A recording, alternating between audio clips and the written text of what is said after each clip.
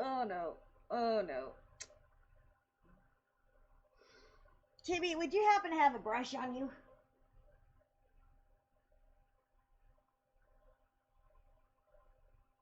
Take that as a no. Okay. You have a brush? You have a brush? I don't have a brush.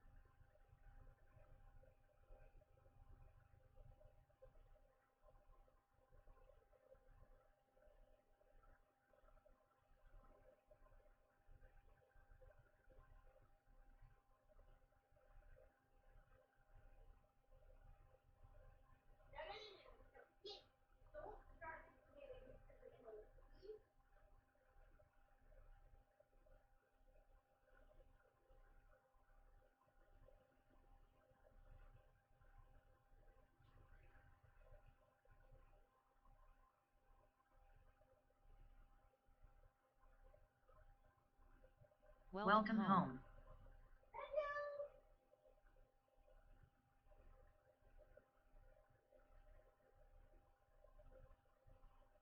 Hi, I'm just looking for a brush. Where'd I pack it? I don't know. I don't know.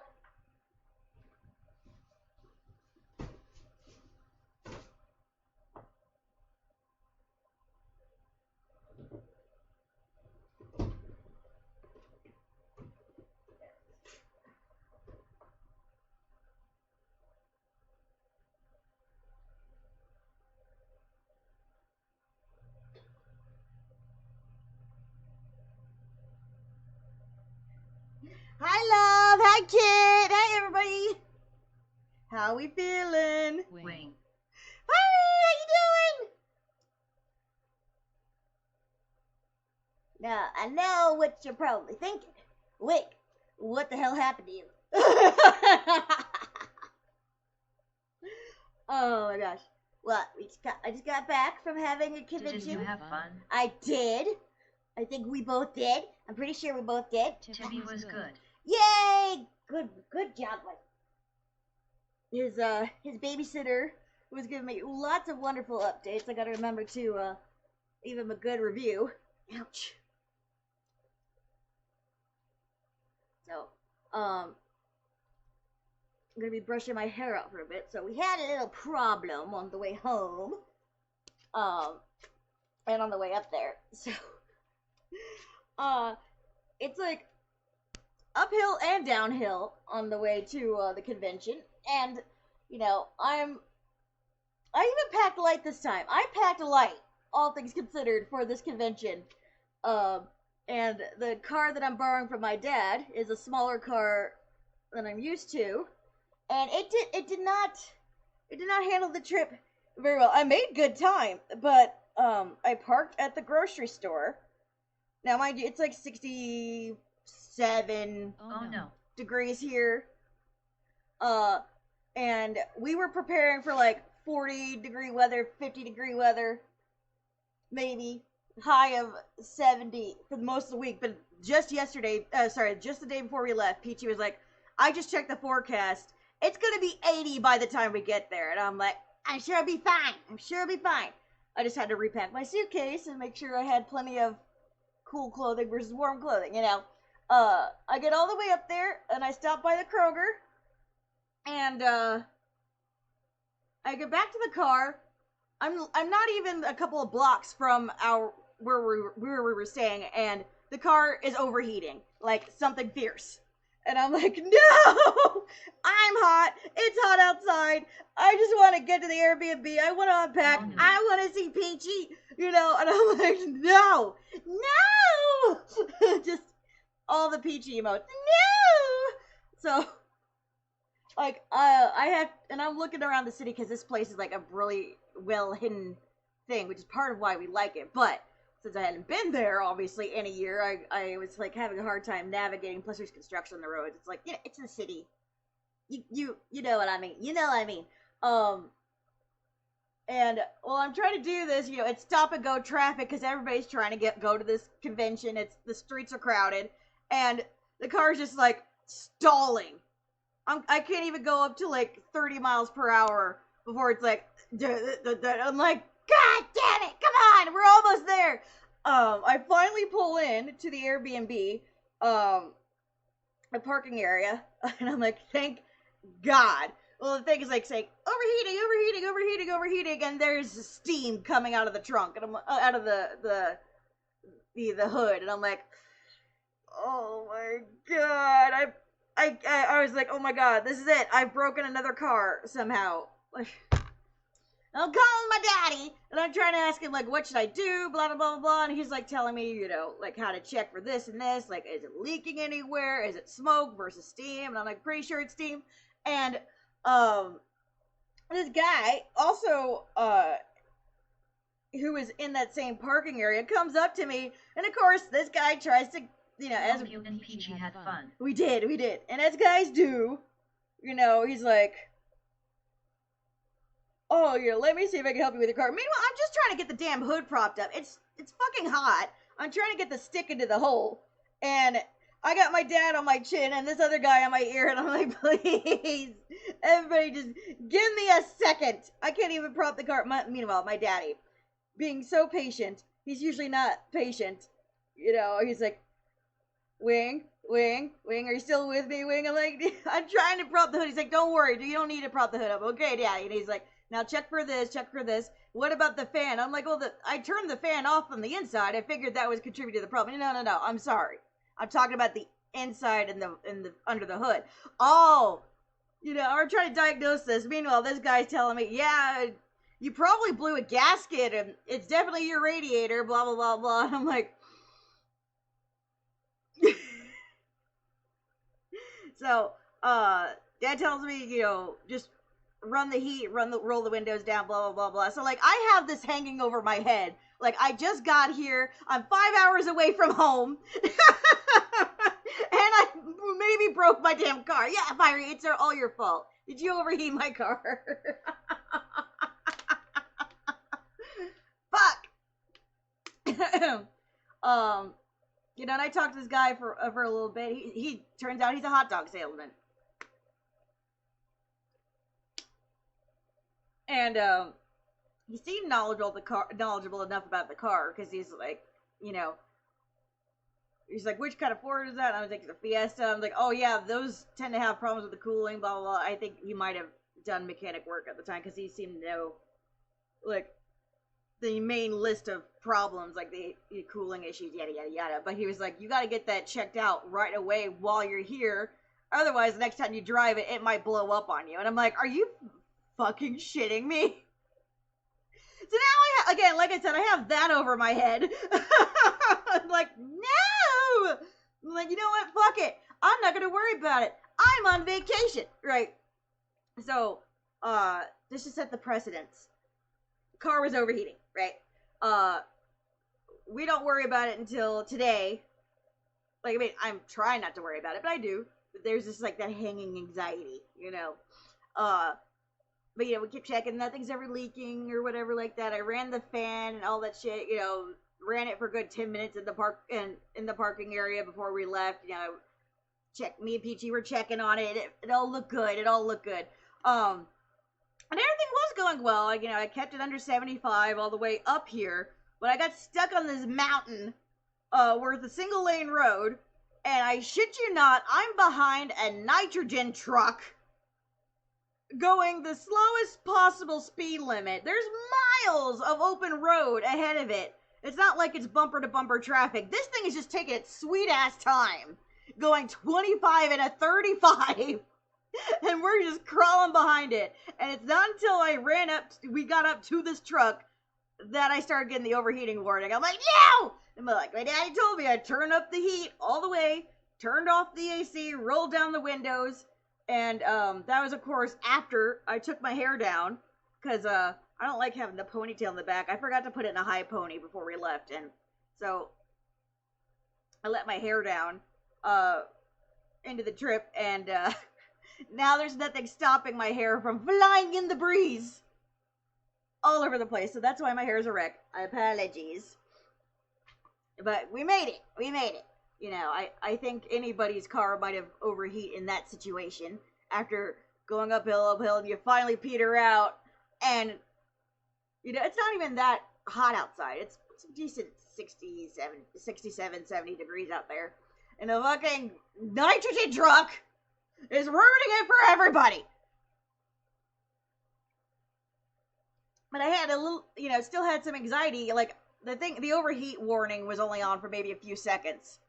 And I saw the gauge and it went back down pretty quickly. So, you know, I wasn't going to push it, but, you know, we were out of the woods, right, Kit? But I was having anxiety because for, you know, single lane road for a while, and then we get to the tunnel, and you know how the tunnel's like, yo, take your sunglasses off, put the headlights on, yada, yada, yada, yada. And, because I was overheating, I kept my flashers on to let people know behind me and everything, you know, just so you know, I'm having trouble, you know, forgive me if I have to, like, you know, I'm letting them, like, don't be on my bumper, please. I don't know what's gonna happen. So, like, the guy behind me was giving me a good amount of space. Not a mile like the fucking other truck did, but you know what I mean. So, like, I'm letting them know. And as we're exiting the tunnel, or, like, we're halfway through the tunnel, suddenly there's, like, 2 or 3 cars behind me beeping. Now, it's just giant truck, one other van, and then me. So, I'm practically the head of the pack, and then I'm wondering, is it me? Am I not allowed to have flashers on in the tunnel? What's going on? Friends close. Right? Yeah. Oh God. Benny.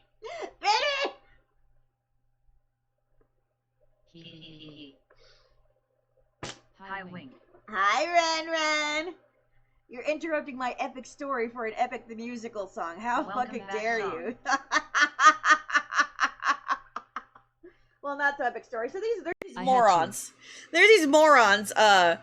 Wait, did we just? Am I still going? Oh, Hydrate that voice. camera. Oh. Camera don't.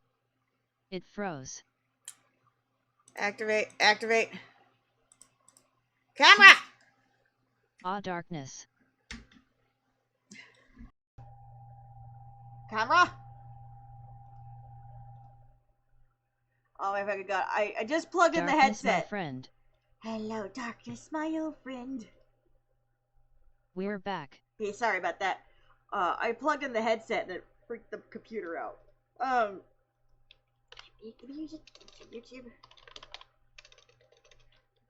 Before I do that, and just open up my other things.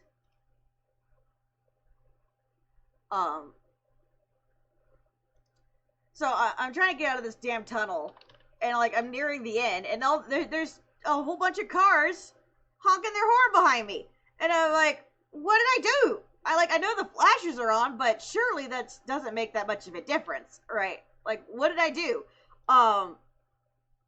So look, now I'm anxious, but you know, we get out of the tunnel. I'm looking around, and all of a sudden, Heartless Pillow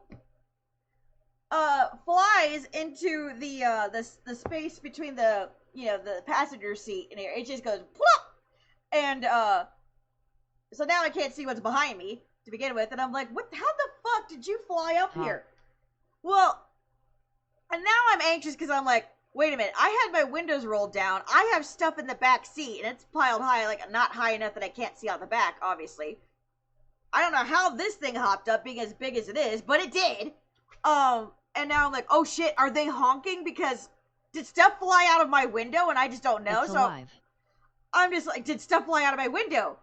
Can stuff fly out of my window? Because, like, you know, and now I'm like, because the Soriku pillow was back there, and I'm like, this was on top of Soriku pillow. That is about the same weight And I would argue that's more aerodynamic. So I'm like, oh my god, are they honking because Soriku pillow flew out the window? I was about to cry. I was like, not the Soriku pillow! No! Oh no. But no, thankfully, No, it the just, Soriku pillow. it flew behind the seats, down in the crack, not out the window. And I double checked, because this is, again, it's a new car to me. I don't know how big the windows are or aren't. Right. Like, I haven't really paid attention. It's a small ass car, whatever. And I don't really roll down windows while driving regardless.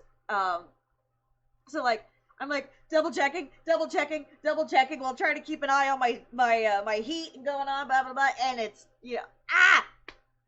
thankfully nothing flew out. But then I'm like, what the fuck are they honking at? Were they honking about? I'm like, are they doing some stupid game where you just honk at each other in the tunnel? I don't know. Right. Whatever. I chose to ignore it. Because it doesn't help that as soon as I turned the blinkers off, they stopped talking. Right. So I'm like, correlation? No correlation? What? And so we go for a few more miles. The blinkers are off, and no worries because the overheating gauge is fine. Keep your hands close. And then we go to another tunnel, and this time, again, I'm still like, what else should I lower the windows this high, or whatever, just to make sure, for my peace of mind. And I'm adjusting, like, where the heat's coming out, because if I make the windows go up, I can't have all the vents going off, because it's going to get hot again. So I'm trying to adjust the top vents, raising the window, and they're honking again as we go into another tunnel. And now I'm like, oh fuck, I forgot to turn on the headlights. Not that would matter to them, it's the shortest tunnel. I'm like, what the fuck did I do? Why are y'all honking? And it's when I figured out there's two families in two vans. They're honking each other for funsies. Like, yay, we're in a tunnel. Honk!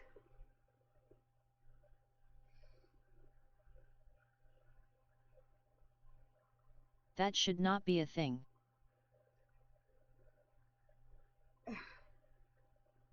Fucking Christ. Wow, that would piss me off, lol. I even pulled into the rest stop, which I should, if I'm at the risk of overheating, stopping is probably a very bad idea. You want to keep going, so at least the wind is coming, I mean, if your car is severely overheating, yes, you should pull over, right? But now that I've got it cooled off, I want to keep it cooled off. I don't know what the temperature really is like outside. That's not what the creation of da honk is made for. Right, so I pull over, and I keep it running. I don't turn it off or anything. I'm just pulling over, like, what if something did fall out and they want to tell me something? What if they saw something on my car that they need to tell me about? Whatever. It doesn't help that as I'm pulling in, these cars that were honking pull in behind me as well. So I'm like, oh shit, maybe they really were trying to get my attention. So I pull up and I wait. No, they just keep on going by, and all their and then that's when I see it's a bunch of families piling out of the cars, and they're all just laughing and smiling, having a good time and going on inside. And I was like, they just have a bunch of little kids that want to honk inside the tunnel. For fuck's sake. For fuck's sake. I hope you step on a Lego. For fuck's sake. Like, I'm over here shaking, like, and I can't get out because, I don't want the car to, like, blah, blah, blah, blah on me. And I'm like, you put me through so much anxiety for the past 10 miles because it's fun to honk in a tunnel. No, you don't honk in a tunnel unless you want to let the other side know that there's incoming traffic or whatever. But there's no incoming traffic on this thing, That's not when you honk. Sure, you can honk if you're at the beginning of a tunnel, but it's a single lane tunnel, and then traffic's going to come in this way, and it's a single lane road. Only then do you honk to be like, hey, I'm about to enter. Am I going to hit anybody? That's the only occasion you would honk before or during a fucking tunnel. Arrgh! Or, if they want to do fun danger. Things, they should hold their breath in a tunnel. Exactly. It's either you put your finger on a screw or you hold your breath. Like, what the fuck? Or some kids, some people just go like to go the whole time through the tunnel. You don't honk. Like if you want to do a chorus in the tunnel, by all means do so. I mean, that might be fun, but don't honk. Don't honk. I don't think that's too much to ask. So, but don't use the damn horn. Yeah. Jeez. So my hair was a mess on the way home. But anyway, let's do a song real quick for women.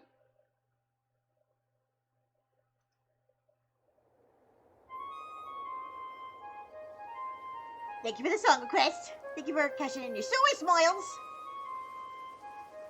Oopsies over here somewhere. Great Wingardiolus, I don't know if you know this, but our path to home is blocked by an impenetrable storm. I ask for your assistance so we at last can go the distance. Can you cast the perfect winds for us and aid our journey home?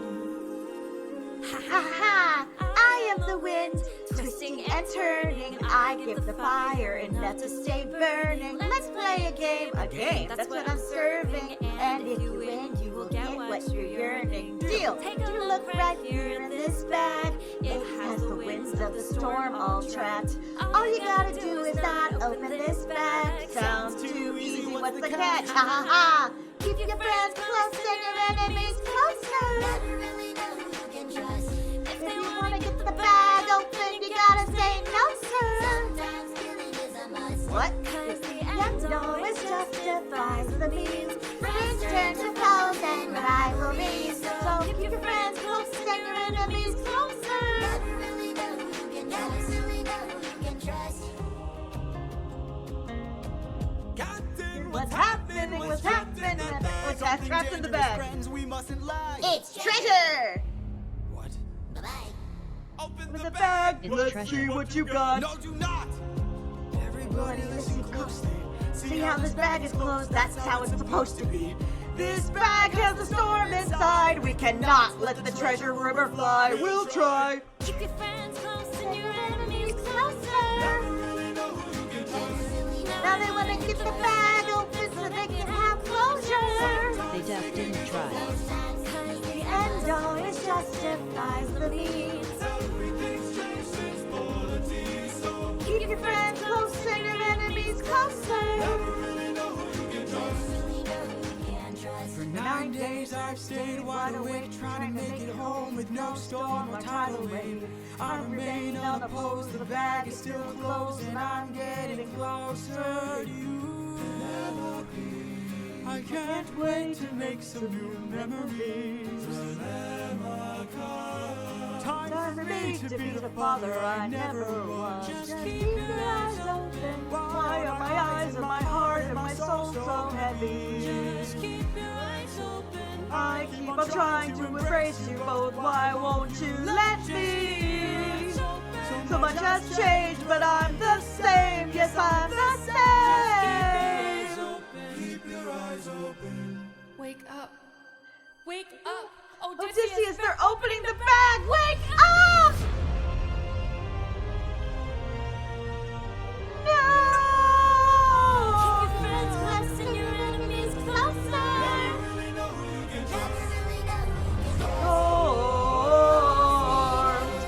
Storm. I said to keep the bag closed, But you were in compliance. If I had to guess, you're headed to the land of the giants.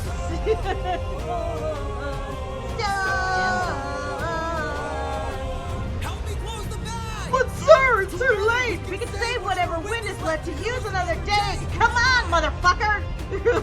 How dare you open the bag? God damn. God damn.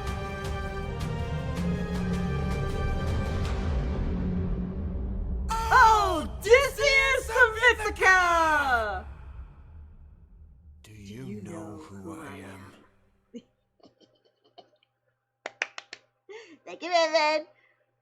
I haven't listened to it in a while. I'm like, I was a little Welcome. slow on some of those. I haven't stopped.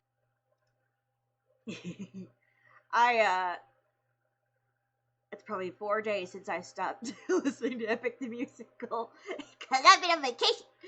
I didn't even listen to it during the car ride. So, here's the other thing that was messed up about the journey to the convention.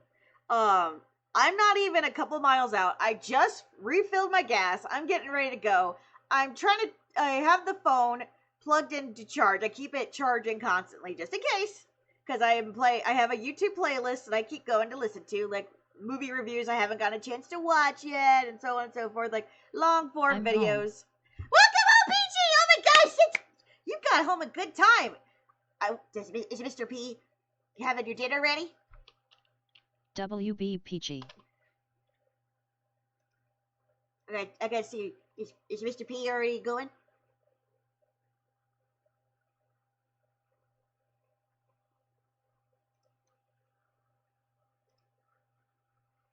Okay, Mr. P's not going yet. Yep, he's got the steak on the grill. Well, I don't see Mr. P streaming. I don't see him streaming. No stream. Oh, no stream. Peachy. Glad y'all are home safe. You will go home, Peachy. I'm so glad you did it. Love. Yay! I think this might be the first time I've gotten home, and Peachy wasn't like 3 hours behind. You made good time, girl. Good job. So, on the way up, what was I saying? Oh yeah, so, okay. I'm so glad you made it safely. You too! We only overheated once, but we didn't have to stop, so there's that. I'm getting out of the gas station. I'm ready to go. So I have the phone plugged in 2 ways. I have the audio jack because the Bluetooth, my phone won't sync or whatever. They never do because older cars, newer phone, whatever. And the USB. Now I want the USB in to charge the phone, but not play from the phone. Okay, that's what the audio jack is for, right? Now, normally, or not normally, well, recently, I've been using an external battery to charge the phone instead, because I found with the way that those things are so close together, sometimes if you have it charging from either the cigarette thing or whatever, it kind of, there's like a, you can hear it in the audio, and I didn't want to deal with that. Today, I was like, well, maybe on this car it's different. I haven't technically tried it yet, so let's do that. Well, right away, it's like, boop, boop, boop, boop, boop, boop, boop, boop. Do you want to access? Do you want to access? Do you want to access? Wouldn't you like a taste of the power? Boop, boop, boop, boop, boop, boop. Like, it won't even stay connected long enough for me to say no or whatever. And once it finally is like, okay, I'm done. I'm settled. Well, only then, I'm like, no, do not use. Well, for some reason, the car decided that must mean I don't want sound at all. Audio jack, direct USB, or otherwise. Like, I even took it out just to put it into my car charger and put it in the cigarette thingy instead, and just kept the audio jack. No, it won't even stay on the input option. It just suddenly starts turning to radio, which I can't use. For some reason, radios just don't work around me. We won't go into that. Radios don't work. Can't listen to radio unless in, emergency situations like during the hurricane. I will tolerate the fuzz and all the. It just, no. Plus, I hate searching for a station with these new setups. Like this is like one of my brother's old cars or whatever, and there's a numeric pad. I don't know why there's a numeric pad when you could just scroll. I don't know. For some reason, it has a numeric pad, and there's no scroll button for the radio station. I don't know. Either way, I'm not fucking with it. It's not gonna work for me anyway. So, I'm like now.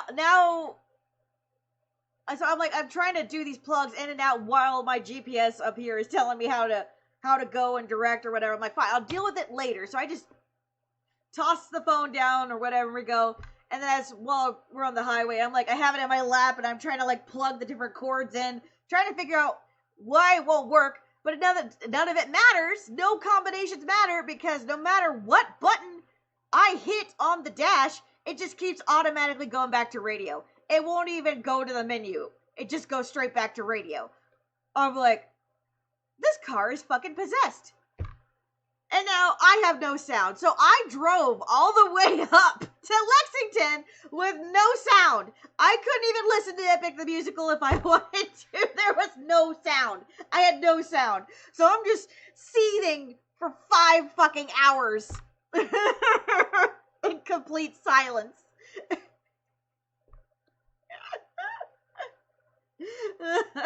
And I can't even daydream and think Soriku thoughts or anything like that. I can't even think about the next fic because, you know, you're in fucking traffic. You don't want to be that distracted.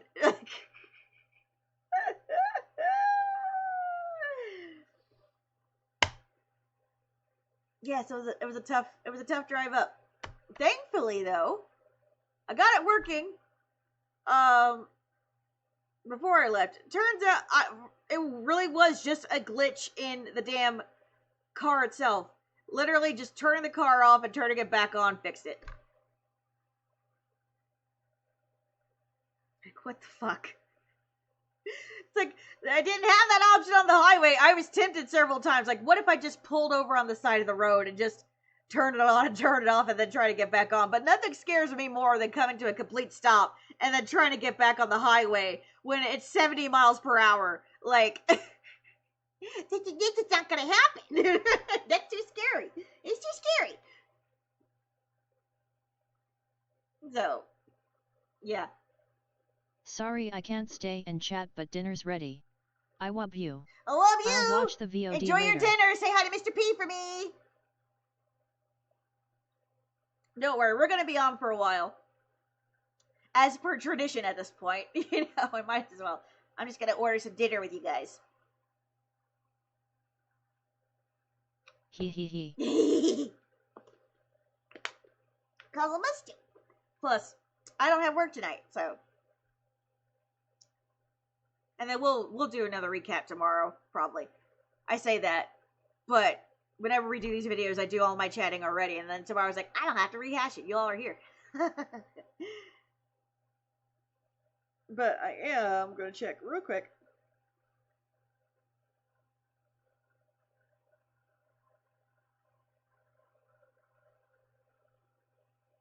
Because I didn't buy food for home.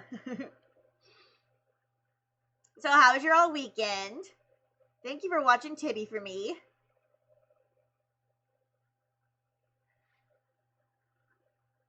Oh, Bubby. Did you not want to hang out with Mama?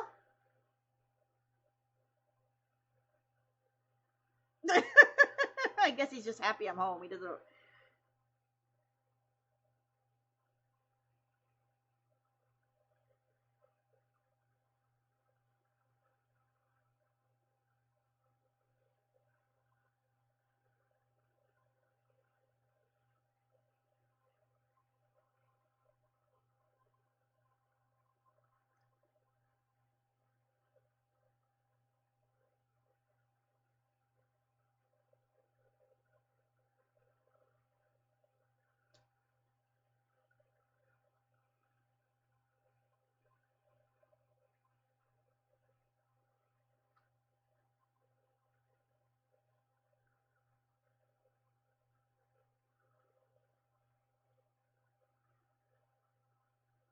Amazon paid us 15 cents for the book. Yay.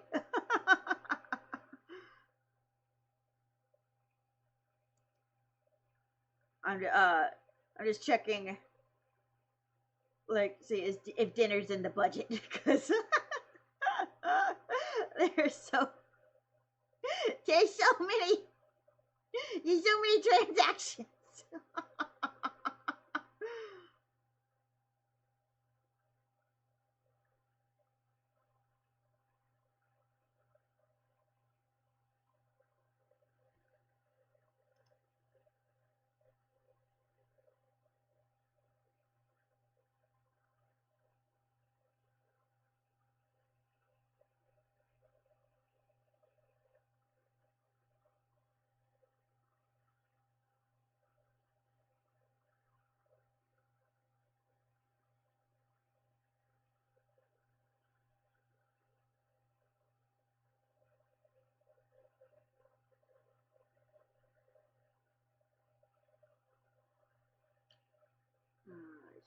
So 600 plus.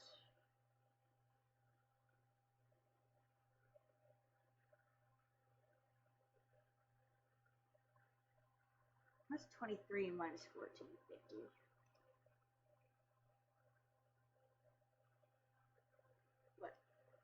What's math?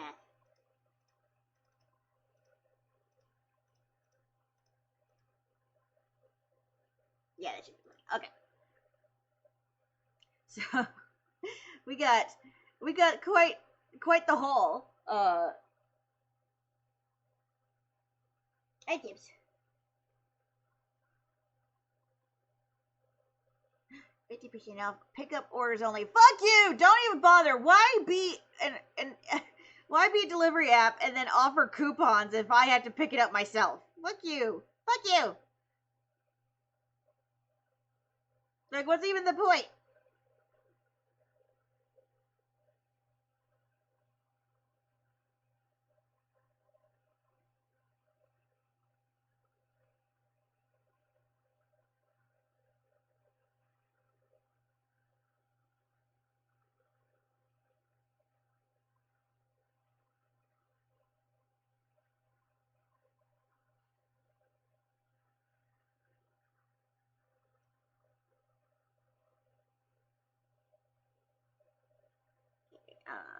No pickles. Wing asks for no pickles. You better give me the bacon. If there's no bacon, I'm going to have words. And they're not nice words.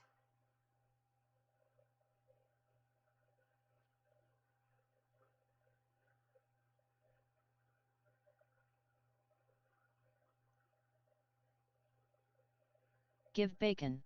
Bacon. Bacon, bacon, bacon, bacon, bacon. Okay.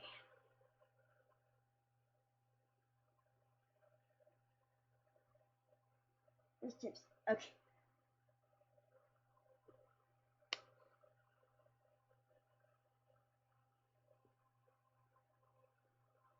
Usually he's all over me. Where the fuck is he?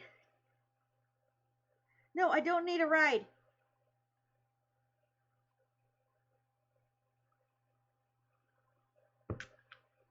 From ordering out, clearly I don't need a ride. Gilbert! Baby, you wanna come give me my love? Yes, you do. Come here, baby. Hi. Did you have fun with the babysitter? Well, I miss you. I did. I missed you. Tibby. Well, come here. Come here. You can give me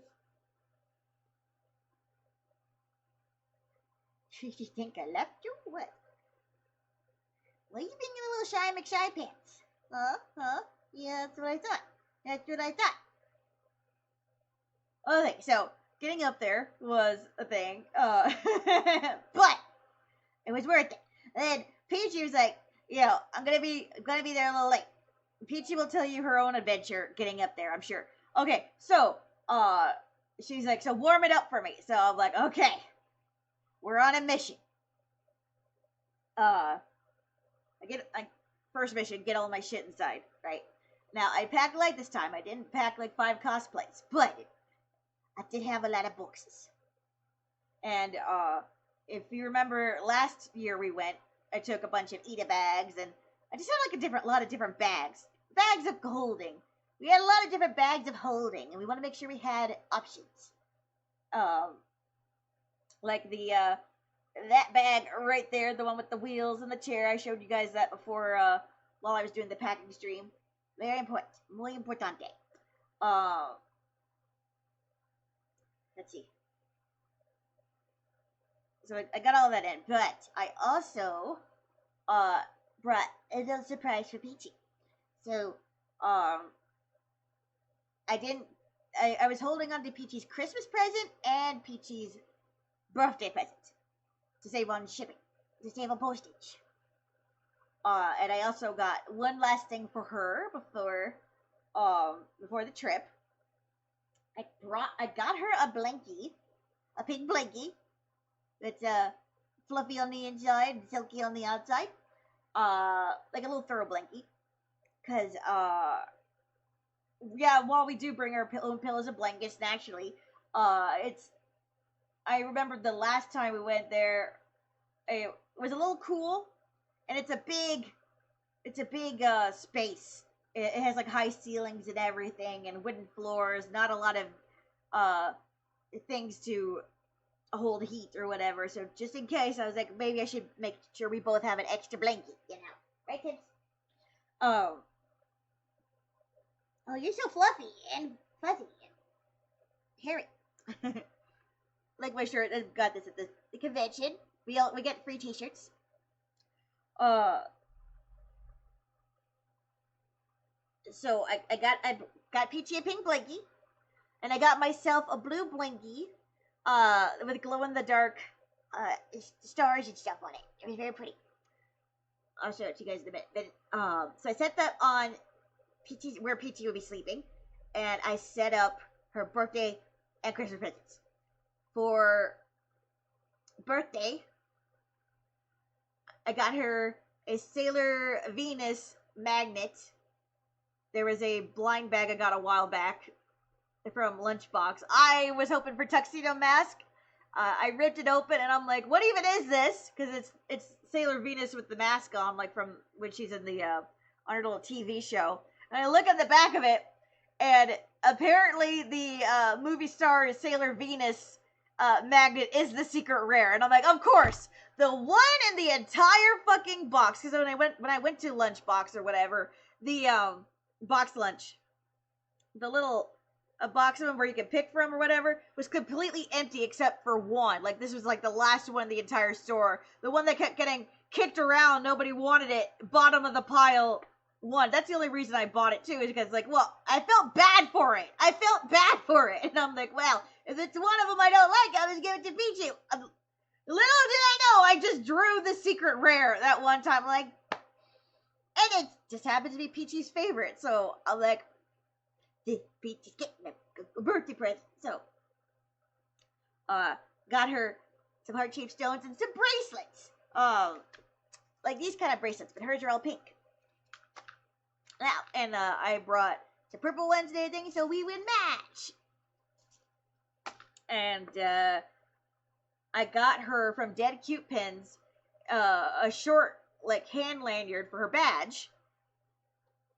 Like, you know, something like this, but it's Sailor Moon themed and a little thicker, and it has like bunnies and moons on it, and a hair clip, a Princess Peach crown hair clip, you know, claw clip, that's like pearly and iridescent.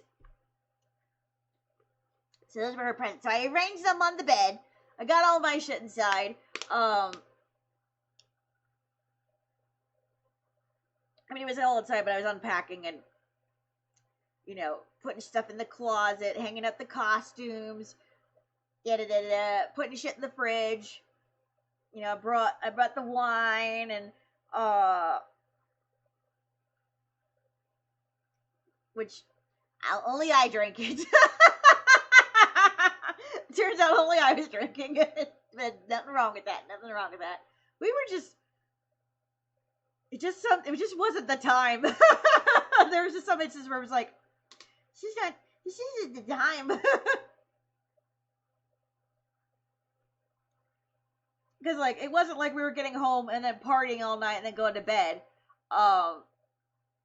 Even if the convention closed at a funny time or whatever, it was just because we were so tired. We were like, okay, we're not gonna stay up much longer. We're just gonna get our asses to bed because we got early days, you know. Anyway, so Peachy came like an hour later, so I was like occupying my time setting up the space. I'm unplugging this. I need more water. Yep, water. What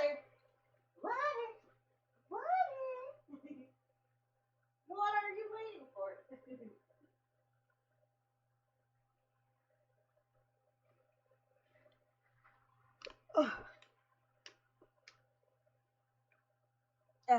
I had the Soriku pillows on the couches. I had the plushies out. took Oopsie and Goober, and I took these miniature McDonald's toys, that look like, Happy Meals, and I had my little tiny McDonald's cash register and doll-sized drink dispenser and everything, and I set that up in the breakfast bar so that it looks like they're serving the plushies were serving McDonald's in the kitchen. It was so cute. Oopsie was manning the cash register, and Goober had his own like little tray with a little Happy Meal box on it, just like our emote. So Goober was partaking in a Happy Meal, a burger Happy Meal, and Oopsie was manning the cash register and the drink dispenser. And I brought 2 Happy Meals, that way Peachy's Goober could also get a meal when he arrived, because we know our Goobers and our Oopsies were going to be hungry. I wanted to make sure they were taken care of. They've had a long journey.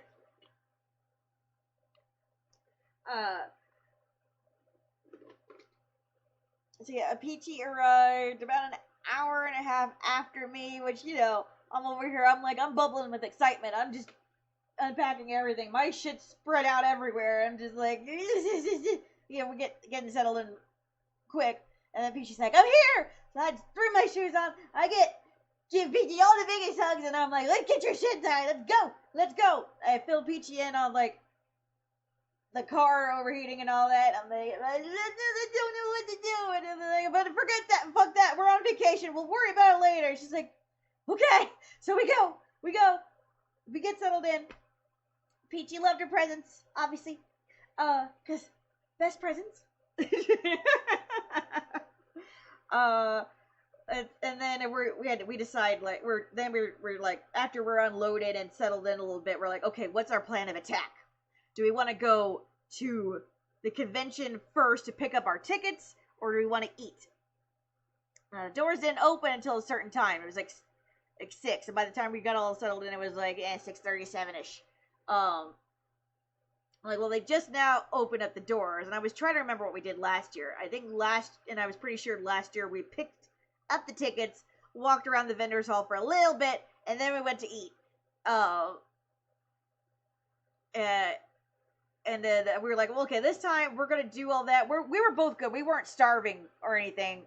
So we went to pick up our tickets, make sure everything was in order. Then we were gonna like get our scope of the land, like where everything was again, making sure it's everything in the same place, and then walk around the vendors, because we also had the argument that since not a lot of people will be there on Thursday on opening day, because it's the middle of the week, this may be the only chance to do shopping unheated.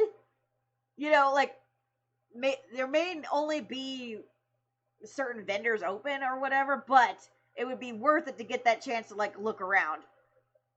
And with it before it gets really crowded once the weekend rolls in, right? So I felt bad because we get there and I'm trying to I should have pulled up my ticket on my phone on my email before we left, right? But sometimes that doesn't even matter. I use the Yahoo app. I refuse to.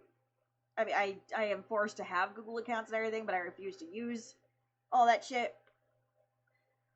Especially since Google keeps using AI to filter shit, whatever. I just hate it. So I stick to Yahoo. It's my oldest account. All my shit goes on there. I have actual folders where I sort important stuff, right? So I had the tickets in my folder labeled important, right? So we get there, and I'm flipping it open, and not only is the signal slow as snail slot, by the way, I lost signal at the grocery store, like 0 bars. And I had to turn my phone off and then reset how the phone searches for signal before I could get anything. It was so weird. And somehow in the convention center, you just kind of lose almost all bars. And I'm like, it's fine, because it should be saved in my thing. Fucking the Yahoo updated once again, so that the AI will give a summary of each email based on content and then put that in the title instead of the actual title of the email. So when all the emails are similar, such as, hey, buy your tickets or your tickets have been bought, every single email is listed as, here are your tickets. Timmy, no! Timmy, just turn on the PlayStation. No! Timmy! No! Why did you do that? Oh no. Oh no. Shit, he turned on the PlayStation. Hold on. Oh no. Oh no. Oh no. Tibbs. I don't know how to turn it off. Without. Oh god. My cat, please. Hold on, guys. Hold on. Hold on. Tibby wants to play games.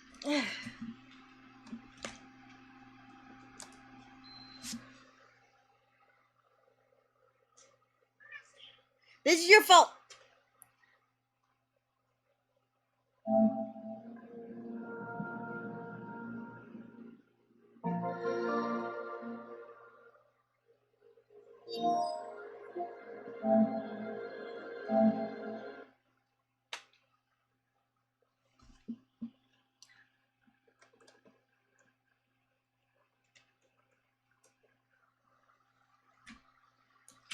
I'm sorry. I'm sorry. I'm gonna get you back in a second.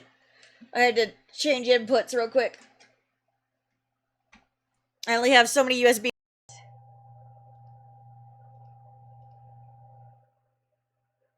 Okay. Last thing I need is the PlayStation overheating because it's on and I didn't notice.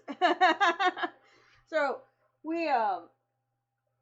so we're standing in the entrance for like 15 minutes. Well, it's hot. We just walked all this way. You know, we walked on the blocks, but I didn't remember the walk being that long and uphill and everything. So I'm like, I'm getting frustrated searching through my email because I know it's in the inbox, but for some reason, because the phone decided, the app decided it's gonna call them all the same. Even the Christopher Lloyd ticket, it's like, here's your ticket, but it's the Christopher Lloyd ticket over and over again. Instead of leaving the title, this is your Christopher Lloyd ticket, it's like, this is your event ticket. I'm like, and I'm even sorting it by date and everything, but it just keeps listing all, and it's not. And then Peachy's like, well, this is a specific title, you know. I'm like, I know, Peachy, I'm trying, but it literally just keeps calling them all the same, even though I'm searching in the important folder where it's not like I would put the here's your event reminder into the important folder, because that's just reminding me to buy the ticket if I haven't already, right? So that should not be in important, right? But because they're all coming from the same person, somehow the AI grouped them together, even though there should only be 3 things in the important folder. Receipt, from PayPal, just to prove I did pay for it in case they're like, oh no, you didn't pay for it. Receipt, actual QR code, and for the event, and the QR code for Christopher Lloyd. It should have been only 3 emails in that important folder. Somehow the AI had gone through and put 6 emails in there and gave them all the same damn title. And every time I try and click on one, it just keeps retranslating. It was a mess. So anyway, I was embarrassed and frustrated for the first 15 minutes of being in the door because I can't get the ticket to come up before we're about to go fucking line. And, the staff are looking at us like, why are they just standing there? And they're like, oh, honey, do you, just a little advice, maybe you should go outside.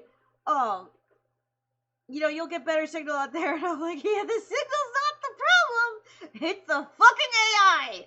But, thank you. Yeah, I might consider that. But I was like, they want me out of the damn way. Like, it's like we're off to anyway, so. Fuck AI. I'm glad Sora AI is dead. May the rest of it crash and burn. Yeah. Timmy's upset because mommy's upset. So we get in there, and we're already going. We got up there so fast, and I pulled up the event ticket, and I pulled up the Christopher Lloyd ticket, and the guy doesn't even look. He's like, "It's all right. You're already listed here." Now I don't know how it's already all in one thing, because like maybe they know by name or whatever, but for some reason, just scanning the event ticket, they didn't need to see the Christopher Lloyd ticket. He's like, "Oh, it's all on here," even though I bought them at different times, like 2 weeks apart. Or like not even 2 weeks apart, like months apart, because I bought the ticket like early last year ahead of time so that, you know, I could budget. Christopher Lloyd wasn't announced for a long time. Either way, so like I'm nervous. They're going through this so fast. I'm like, well, make sure you know that I bought the second tier ticket. He's like, yeah, I know. But then he hands me a coupon, because, you know, you get like a little card that says like what you did, like which kind you bought, but they're all listed the same. I'm like, so how do they know if mine's legit? How do I know I won't go up there and they'll be like, oh, you want a Funko Pop sign? You need to get like another $20. Like, I was trying to make sure, like, you are sure this is correct? Yep, absolutely. I double checked. I'm like, all right, trust in the process. So we got our tickets. We went into the vendor's hall.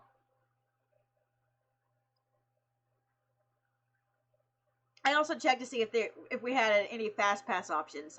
I emailed ahead of time to ask, like, hey, is there a way to get on a waiting list in case any open up, blah, blah, blah. And they said, ask for Karen when you get to this spot.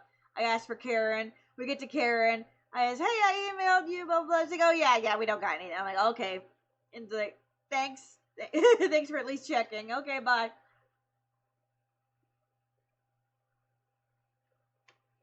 So, me and Peachy were ready to shop. Oh my gosh. So, I'm just gonna lay it out there now. We did a lot of shopping day one. In fact, it was so much shopping we had to stop ourselves because we gotta pace ourselves or we're gonna blow the budget day one or whatever. I mean, or at least I felt like I was gonna blow the budget.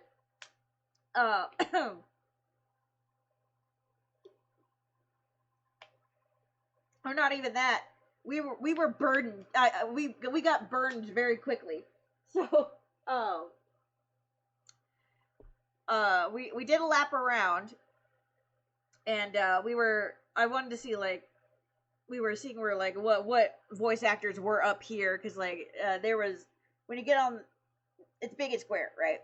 When you start the square, there's the wrestlers and stuff are usually on this side, or some of the cartoon voice acting talent. For instance, last year, that's where the has-been people were, right? And then some wrestlers, or Kel from Good Burger Movie 2, or whatever, and some others sprinkled in there. The comic book artists and stuff are in the right side, far back. So we're going left, and as we kept going left and then going back against that back wall, that's where we saw the Star Wars actors. Now, I would have thought the Star Wars actors, being the big names they are, would be downstairs with all the other big names. But I think because there's a Star Wars theme going on, they kept them up in the vendor's hall next to where they have these photography areas set up. So they had like miniature AT-ATs with Jawas, and then they had like the Rancor from episode what is the technical episode? 5. Episode 5, right? A New Hope to me is the first one, but I know A New Hope is 4. Second one, or whatever movie that Jabba the Hutt is there for. And I'm not talking about the remastered version where we see him talk to Han Solo in the no. I'm talking, that creature that is in Jabba the Hutt's basement that Luke gets dropped into, and then he pulls the gate on it to kill it. That creature, they had a life-size model of in the back, as well as the basilisk from Harry Potter Chamber of Secrets. They had those back there for you to take pictures with.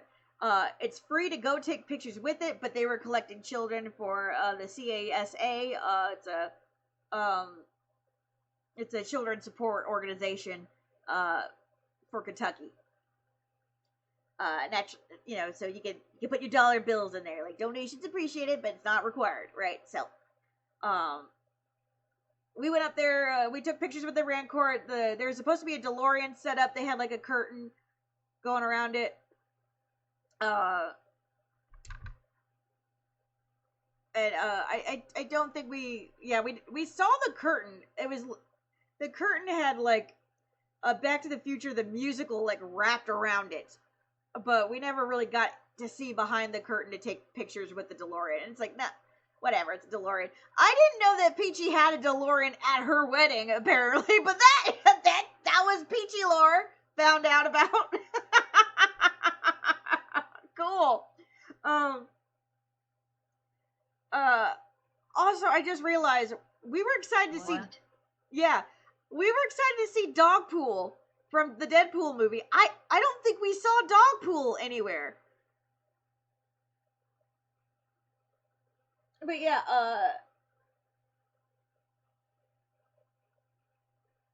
we kind of forgot about it anyway. But we got autographed out at some point. I'll get to that. But yeah, I didn't see Dogpool anywhere. Part of me is wondering if Dogpool got pulled out because a lot of shit happened with the talent, and I'll get to that. So we're shopping, and I'll get some of the things that I shopped.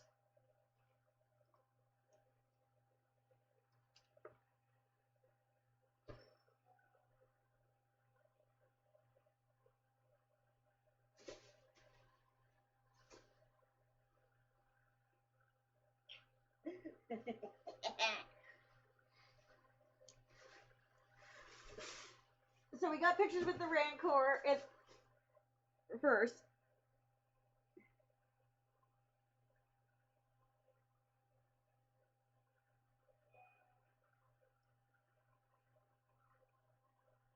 Y'all stop messaging me unless it's food related.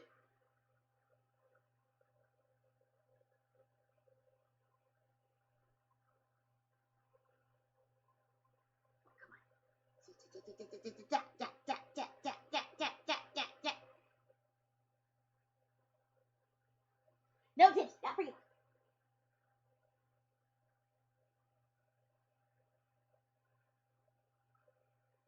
Maybe I took more pictures than I thought I did.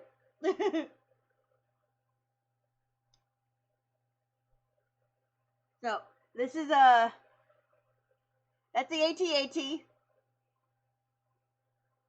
Goober was so shocked.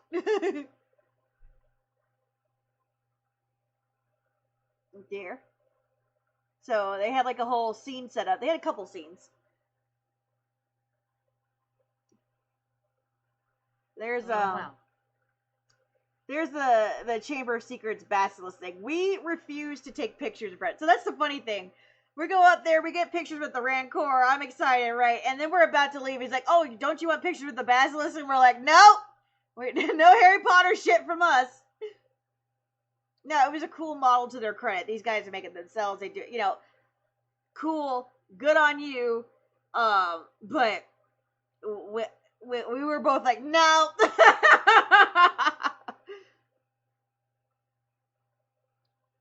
So that's us for the Rancor. Thanks, but no thank you.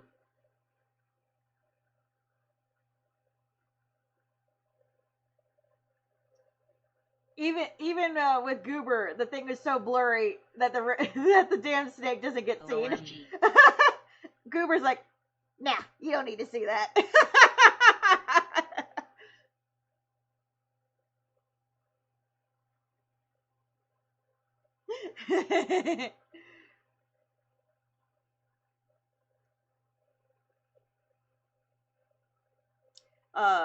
so the Rancor they named it Roxy, and the actor who who's supposed to no wait one of the guys in costume that helps look after the Rancor in the movie, he autographed a picture for it, and it's like, to Roxy.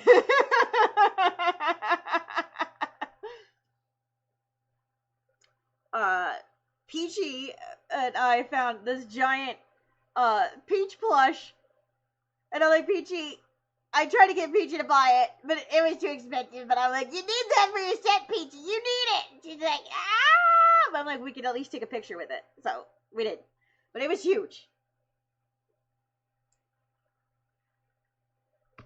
But anyway, so we're walking around, we're checking out the what art is available in there and all that stuff, and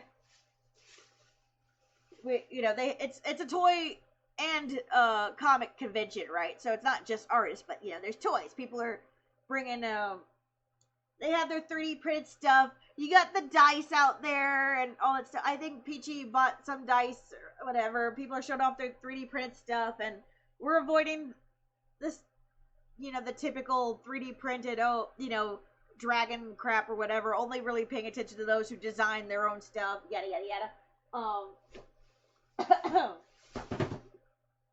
And then we come across this area where they're selling figurines. After we just went by tons of anime plushes that were frankly overpriced. Like, if you're gonna charge that much for plushes, I would prefer they were not covered in dirt. But because that's the thing that gets me. Oh, we're gonna charge all this money for it, but they're unwrapped. None of them are wrapped in plastic, so they're filthy. And kids are obviously going to grab them and be like, oh, can I get this? Or, we were kind of some of those people. We're grabbing them, looking at them and everything. But again, they're not wrapped. They're, so you're paying a premium price for something that's already unwrapped and thus dirty. Skip it. We took a picture. Some of them are cute, but we're like, skip it. Maybe we'll come back later. Maybe we won't. Right. But we came across the figurines, and this giant honkin' thing caught my attention. Nightmare Before Christmas. I wanted to know what was inside of it. Because it's a little hard to tell. Like, what exactly am I getting in this box, right? The lady says, "Hey, would you like to see what's inside? I'll open it for you." I'm like, "Really?" She's like, "Yeah." So she gets it down, slips this off.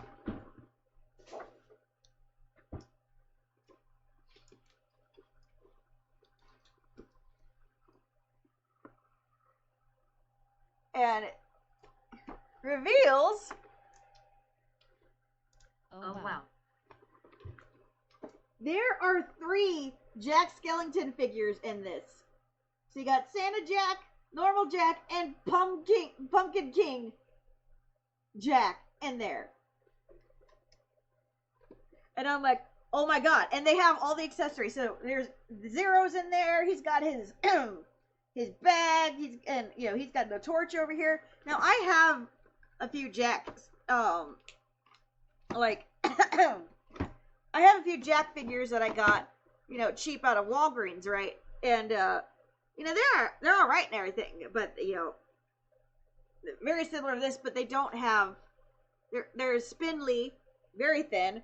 Well, actually these are thin too, but they don't have accessories with them. And I'm like, but I already have a Santa Jack, and I already have a normal Jack, but I definitely don't have Pumpkin King Jack.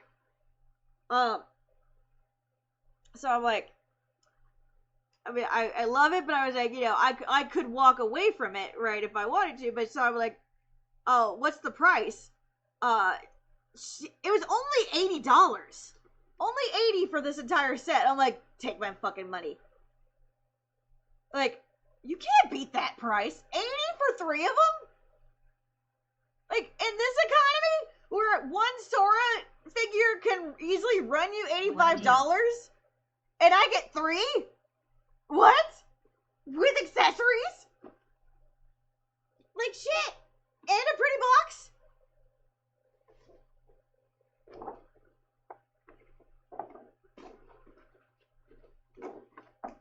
So, like, that was my first big purchase, was this. And I'm like, say less, take my money. So she directs me to the guy who will get it from, who will cash me out. And you know, while we're standing there waiting, because like I'm just so excited about this damn thing. It's like somebody's like, oh, somebody's into Nightmare Before Christmas. Everybody's into Nightmare Before Christmas. I don't care who you are. Like, everybody has a little bit. Everybody knows what Nightmare Before Christmas is, right? You're either in it, you're not, whatever.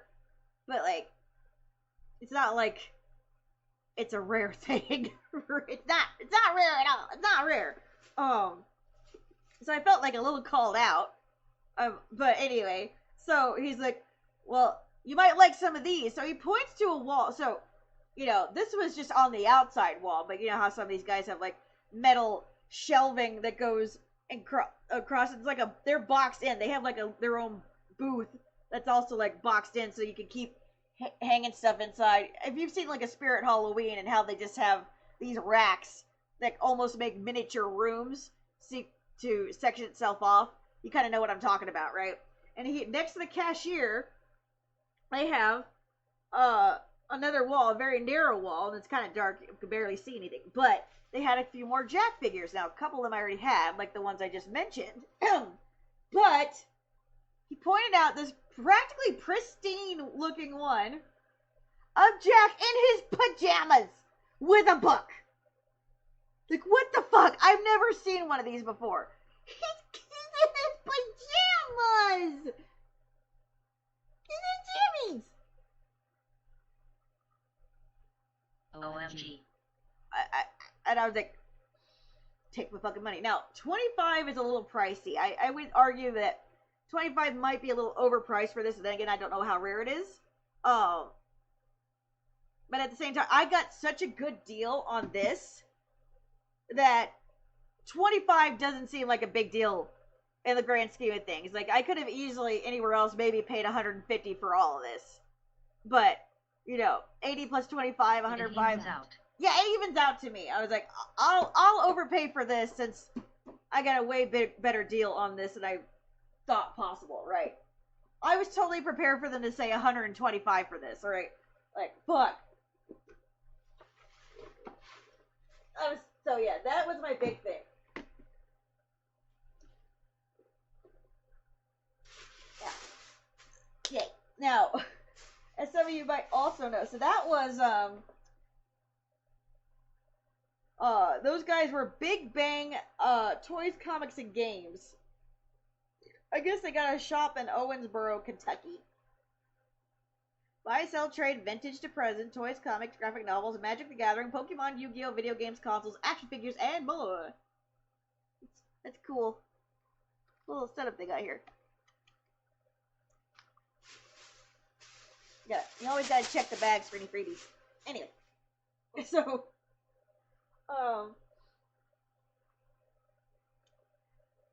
before we even got to that part, while we're going by, we walked by the dice and everything. We're about to go around the corner. We're about to go further to the Star Wars thing. There was this giant booth full of pins, like mostly Disney pins, like from the parks. Now, naturally, because I now know that Disney has been releasing Kingdom Hearts pins, I wanted to know if they had the Crab Claw one, the Oopsie Keyblade, as we call it here. I wanted to see if they had any of the new ones and if I could get it for a different price than online. Because right now on eBay, it's like $120, right?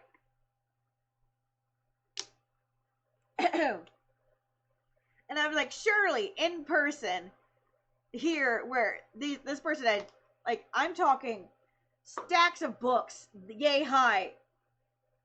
You know, like 16 by 16 pages, just filled with pins, just everywhere on these, 8 by 6 tables, just stacked full of pins. I'm like, surely, with as much inventory as they have, maybe they'll have it at a decent price, or they'll be up for negotiating, right? Surely.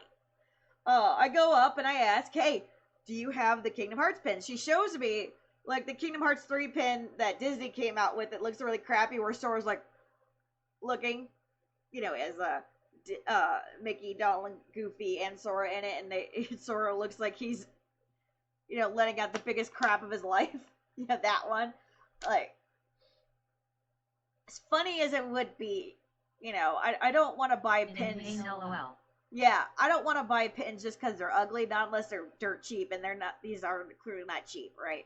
I'll let some other collector do that if that's their thing, right? But I'm not gonna get pins that I wouldn't really display. You know what I mean? It's just I got other things to spend my money on. I'll wait till they're not funny anymore, and then if they're $5 somewhere, maybe I'll pick it up. But and then she had some of the Mickey pins, like the organization Mickey and all that other stuff, and they were like $25, $30, and they were cool.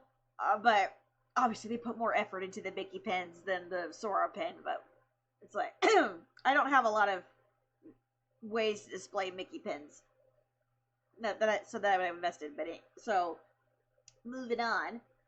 She's like, yes, I do have the latest Heart Keyblade one. Just give me a minute. But other than that, here's these. And I'm like, so I'm looking through these. She's digging. She pulls out Crab Claw. And I'm like, yay! How much? And I'm pulling out my wallet. And she's like, $110. I'm like, oh. Oh. Are you serious? Again, that's only that's $10 less than eBay, but that's still $110. And in the grand scheme of things, as far as pins go, it's not even that creative or intricate. It's the Kingdom Hearts heart. It's purple and it has Crab Claw in front of it. You might as well have taken. Excuse me, I'm sorry, I bumped the mic. You might as well have just taken this. There's Crab Claw right there, and stuck it on any of the Kingdom Hearts hearts that you can get a dime a dozen on any other artist site, and called it a day, right? Because that's literally all it was. You know, there's nothing else fancy about it. Like if there was like filigree or like maybe Ariel's embossed on it, or even Sora, if like there was some gold Sora, like a scene in the heart, you know, that would make it look really cool. Maybe I would consider it, because you know, that'd be fucking awesome if there was like a holographic scene from the game in that heart that showed the memory associated with this Keyblade, right? But no, it was just this stuck on a purple heart.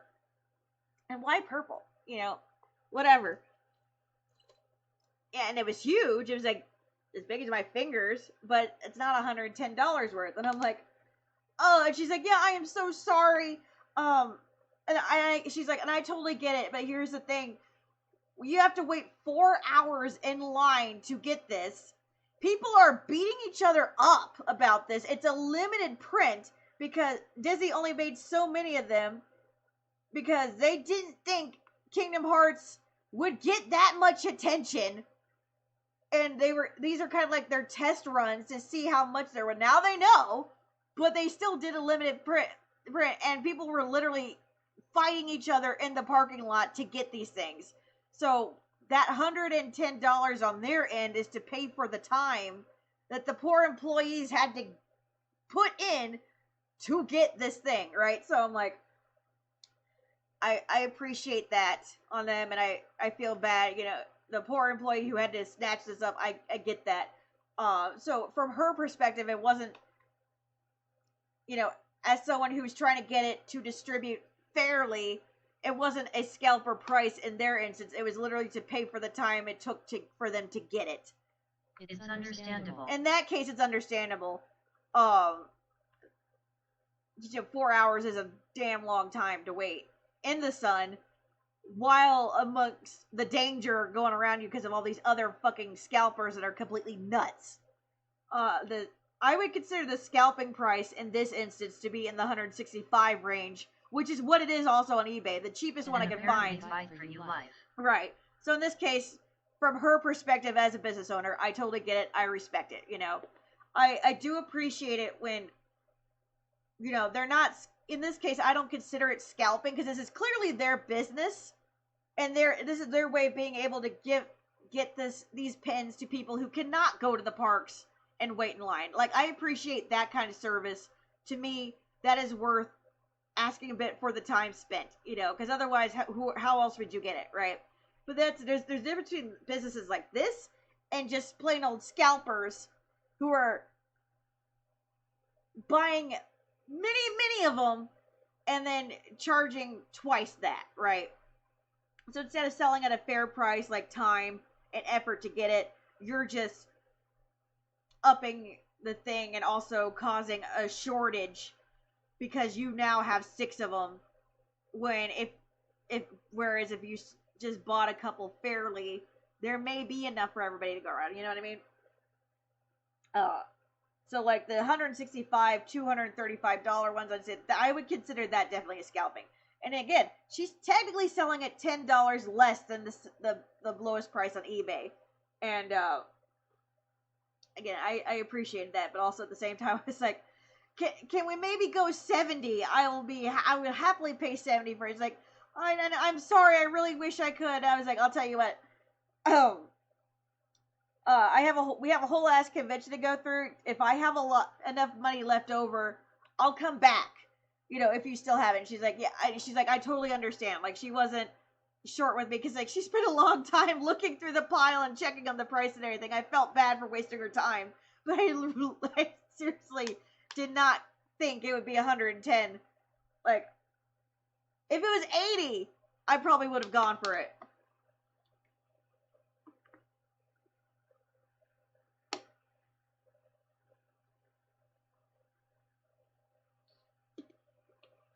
Or at least been a little more conflicted, but for the first purchase of the thing, I just didn't feel right about that. But it's so weird to think that I just got 4 figures over here for less than the price of one fat pin. You know, that's just a keyblade stuck on a heart plate. You know what I mean? Like, it's so strange. It's so strange. And it's so strange to think that all this time that Disney still doesn't think, oh, there's enough Kingdom Hearts, whatever. I'm like, you work with Hot Topic, surely you know. Surely you know. Like, do you want a murder to happen at Disney World? Because I feel like at this point you're just asking for it. Where's my food at?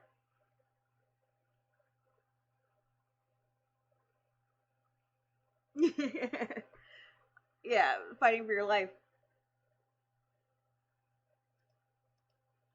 So, okay. I think we bought some art and stuff for the first day. I might save the art for later, after dinner, so I can clean my hands and everything. But, that was when we were like, okay, we got to go. Because I'm carrying these big boxes around. Peachy's helped me out. Peachy got a couple things too. I can't remember what Peachy got on the first day, but we were both like, okay, now we're hungry. We got our lay of the land. Let's go get food. Hold on, food's here.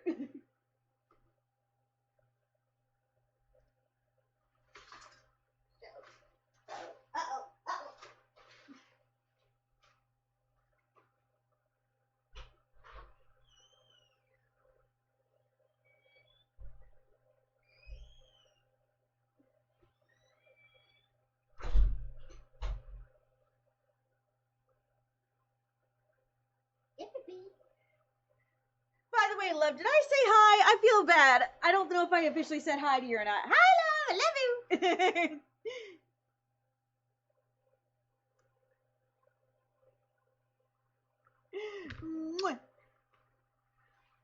Hi. Hi. I'm sorry if I didn't give you a hello. All you us in chat, I see you. If I didn't say hi, hi.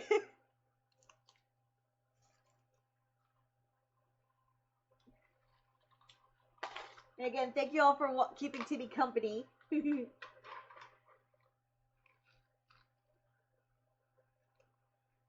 It's okay, you needed to yap. Yeah. That's the pre-yap to the other yap, which sometimes ends up being longer than the actual yap. Food!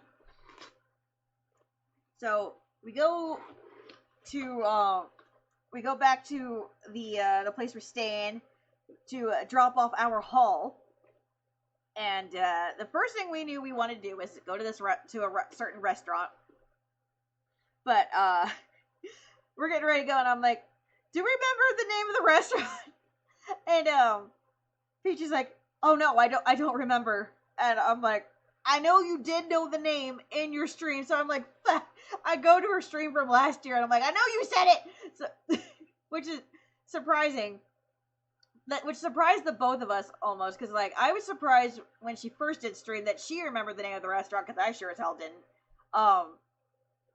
And the fact that she remembered during stream was awesome, and so I distinctly remember, and I also watch her stream whenever I need background noise, because I love this PT, and since I was there, a little VOD that's close to my heart, so you know, it's just one of those I listen to when I need a friend in my ear. I watch some other people's VODs too, but you know, PT. That VOD's one of my favorites, so I knew it's in there, so I'm searching through it and blah blah blah. I eventually found it. And we're like, okay, we're ready, let's go, and it's just around the corner, we go. And we're sitting in, we get our drinks, we're all excited. This was the first restaurant we went to last year. We knew we loved it. We got Philly cheesesteaks there. You know, this whole time we've been waiting for this con to arrive. We just kept hyping up these cheesesteaks. We kept talking about how much we wanted these goddamn cheesesteaks. The day arrives. We're ready for the cheesesteaks. A waitress comes. She tells us they are out of beef steak. They're out of steak for the Philly cheesesteaks.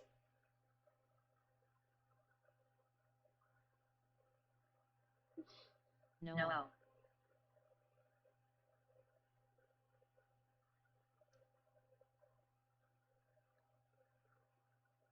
But they have a chicken or a veggie option. How dare you have a Philly cheesesteak with chicken? You can't. That is not the flavor I wanted to remember. I don't want any goddamn chicken. I want the steak. I want the steak. How do you run out of Philly cheesesteaks on a fucking Thursday night? It's not even Saturday. It's Thursday night. Ow. Ow.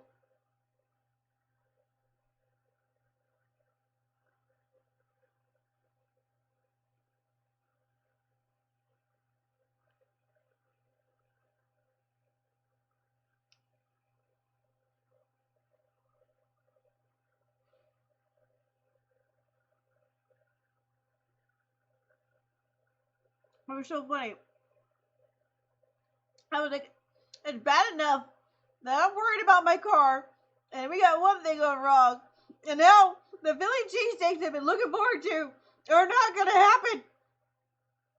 Like, I was like, oh my god, the rest of the trip better not be like this. Like, you know, I was being playfully dramatic, but at the same time, I was like, oh god, we already had one thing go wrong, and now the cheesesteaks aren't here.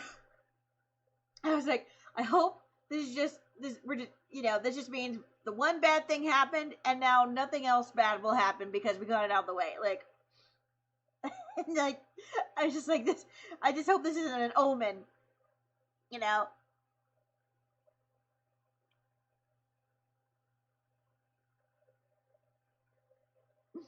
But Peachy got the chicken. She said it was good. Peachy got the chicken one. Yay. But I was looking through the entrees again. They only have 5 choices or something like that. There weren't a lot of choices for this place. It's like a bar food area. And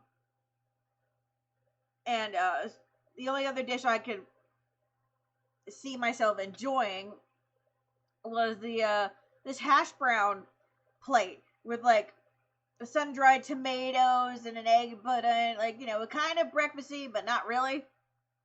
I'm like, sure, let's go with this hash brown meal. They get it out to us, the hash brown meal was like kind of small. And I'm like, you have the nerve to call this an entree?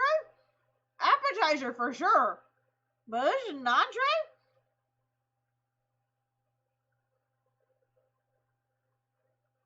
This is dinner?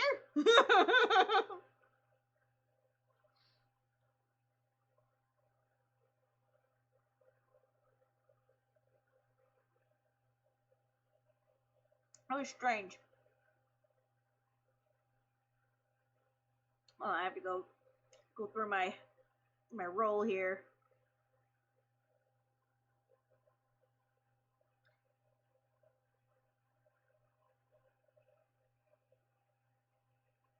Need another dinner to go with dinner, lol. Exactly. So, here are the goobers. We have the goobers with us. They're they're hanging out next to the candle. You're rolling. They're warming their little hands. They were getting ready. So cute. Yeah, that was my entree. Now look at Goober, look at that egg, and look at the bed of hash browns. Like, it was kind of small.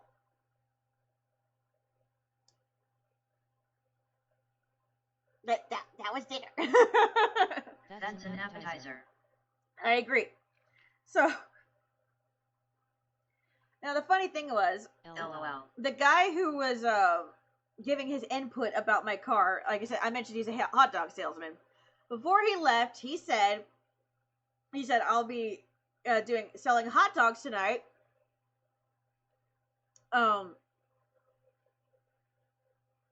one of the street corners or whatever. Stop on by, I'll hook you up, right? So I was telling Peachy about that right away. It was like, if we hang out all night and we get hungry again, apparently my new buddy over here will hook us up with some hot dogs. And we saw the price sign, like, on his little hot dog cart already. It was called like Big Blue Wiener or something like that. And the hot dogs were like $5 or something like that. I was like, that's not a bad price for a city hot dog, I think.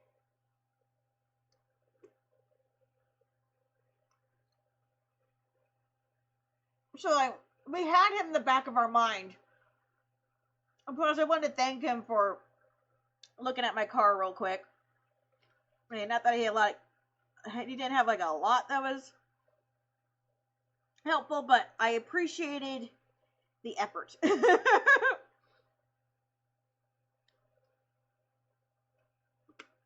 know, if it's a small kindness, but all kindness should be rewarded. That's how I see it. So, so when I got this tiny ass thing, I was like, it's fine. Supposedly my hot dog bro is gonna be around here somewhere. We'll be able to stop by and say hi, and I'll be able to buy a hot dog from him. You know, that'll finish off the night, right? So we're like, well, wait a minute. If he's a wandering hot dog salesman, how do we know where he's gonna be? How? By the way, let me know how my audio is, guys. I don't know if I'm shrieking or not. It looks like I'm peaking. I turned it down a bit, I thought. Let me know if I'm shrieking in your ears, please. It's okay to me. Okay. So, we have our dinner, we have our drinks, we grab our goobers, and we start, I look up, I was like, well, he probably has a website. I look up the website, and it tells me, like, the block that he's gonna be, like, around. I'm like, oh, that's at this park. It's a couple minutes away, a couple blocks away. Let's, and Peachy's like, all right, let's go. It's a little windy, but it's not too cold. We walk off our meal a little bit.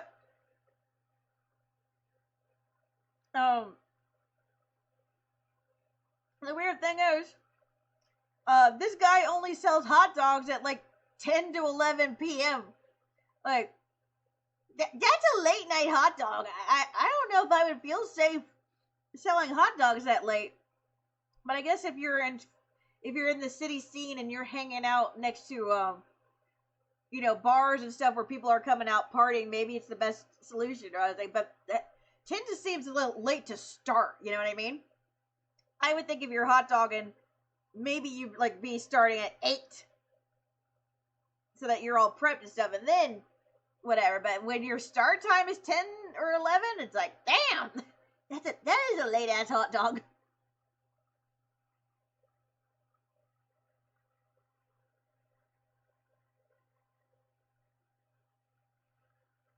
So we were going to be a little early, but but also plenty of time to get to them, and then get our food and leave.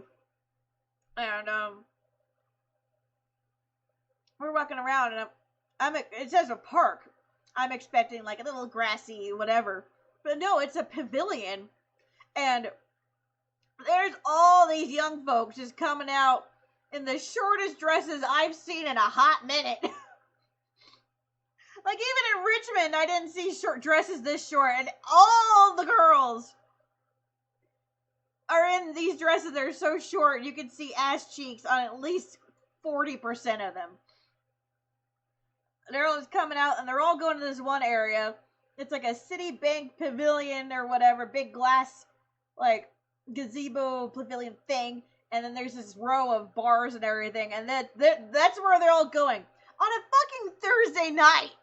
It's a weeknight, and they're all going to this place, and they're partying, and there's cops all along that row. Like and they're not there for the convention. The cops are not there because there's a convention town. They're there for this bar. Like, you can tell it's a thing. On a Thursday night, and Peach is like, clearly nobody's worried about work tomorrow. I'm like, good golly. I can see why Hot Dog Man now only stays around here. Okay, cool. But we're here, and we don't see Hot Dog Man. We're not even setting up. There's no Hot Dog Man. I'm like, oh god, did I just walk us? Now, Peachy and I are dressed in, like, the same clothes we wore to the convention or anything. We didn't really change much for dinner. We're wearing, I'm wearing plaid. Peachy's wearing, her Twitch sweatshirt and everything, like, with some Kingdom Hearts stuff going on. Like, we're not dressed in short-ass dresses, and it's kind of cold. I'm like, you knew all them girls are cold. There's even a photographer camped out there with his big telephoto lens just to capture the nightclub scene that's going on. There's people outside, there's people inside. Like, it's bumping out there, but I'm just like, it's a Thursday night! Don't you all got school? They're like easily mid-20s, early 20s, 21 to 27. I don't think there was a 30-year-old in that house. It was so strange.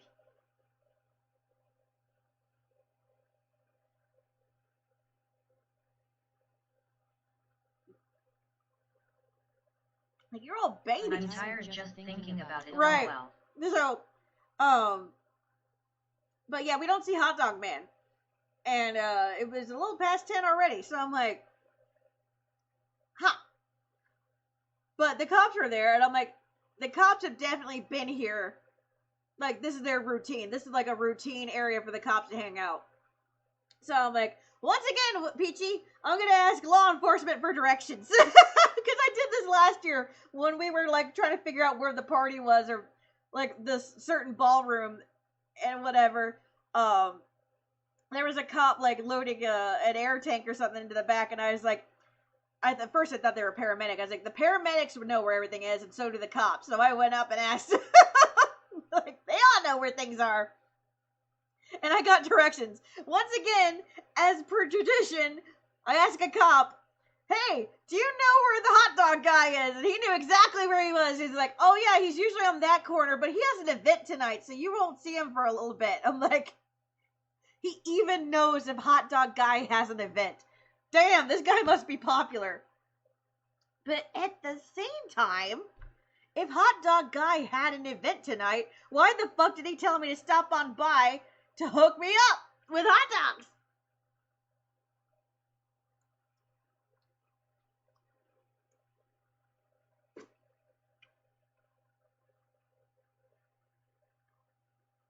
Hold on. Babysitter.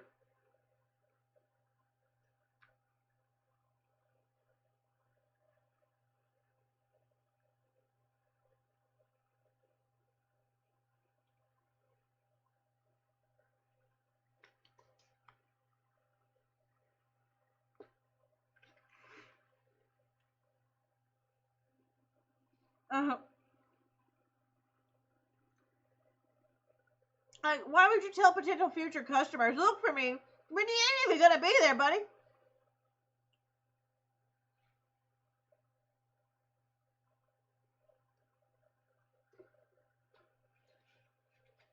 Well, just as we're about to walk back, here he comes walking down the sidewalk. And I'm like, oh, hey! And he's like, oh my god, hey! Yeah, I'm sorry, it was just an event. Yeah, we heard. And he was like, yeah, I'm about to set up over here. In fact, he had like a push cart full of some of his supplies. And he's about to go camp in the corner. He's like, I'm finishing up over there and I'll be right here. I'm going to be back in like 10 minutes. And I'm like, oh yeah, okay. I look at Peachy like, do we want to wait 10 minutes? She's like, yeah, sure. Because, you know, again, I had like the smaller meal of the two of us. And I was like, you know, when a little hot dog before bed would just really hit the spot, right? We wait. And we wait, and we wait. And we wait. The wind's picking up. It's getting cold. Our feet hurt. We're getting tired. I'm like, is he not coming back? Well, he must be coming back because push cart's still here, but where the fuck is he? Where the fuck is he? Tell Sir Tibertons I miss him.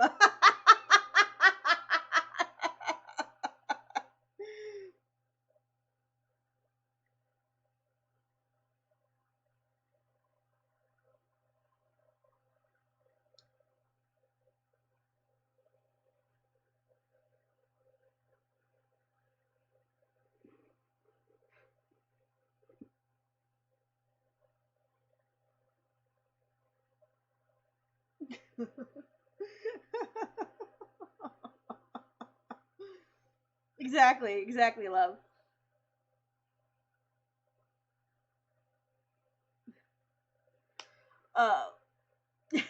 So, and we wait. Finally, he comes back. Again, we got up thinking we were about to leave. Once again, but finally the cart comes over. We line up. And he's like, I still need time to get set up and everything. It's going to be like another 45 minutes. And we're like, we ain't waiting 45 minutes. I'm like, you'll be around tomorrow? Yeah, I'll be around tomorrow. Okay, maybe we'll see you then. Like, buddy, you lied. You said 10 minutes. You said 10 minutes. And now you're saying I got to resupply it for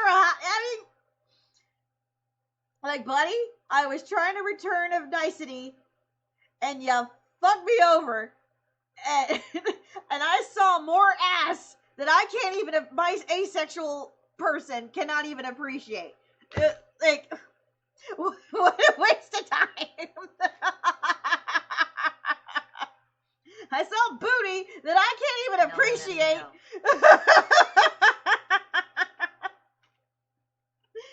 And even if I could, they're all way much younger than I am, so it'd be creepy.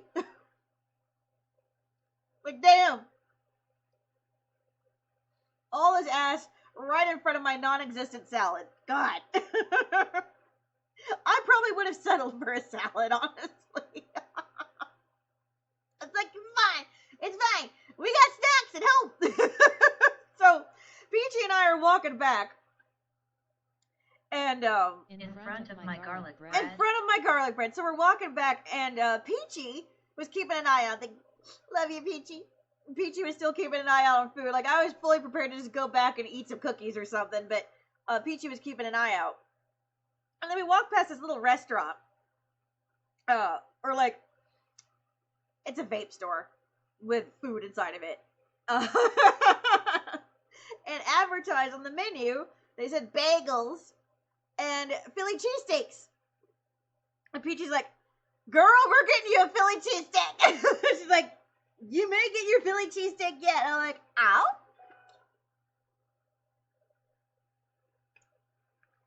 Cozy in a little bed. So cozy.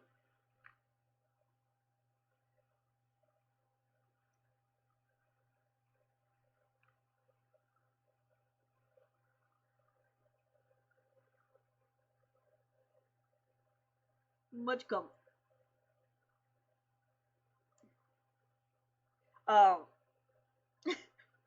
so we go in there, and it's just one dude manning this whole store, and it looks clean. So I'm like, let's get that Philly cheesesteak. So we got a Philly cheesesteak, and we carried it back with us to where we were staying. It was pretty good. I split part of it with Peachy. The fries are really nice and crispy. It was pretty yummy, and I'm like, as far as it's not the same kind of Philly cheesesteak from the other restaurant, but as far as Philly cheesesteaks go, it's pretty damn good. So, I still got my Philly cheesesteak. I still got my Philly It was cheesesteak. good. Ooh.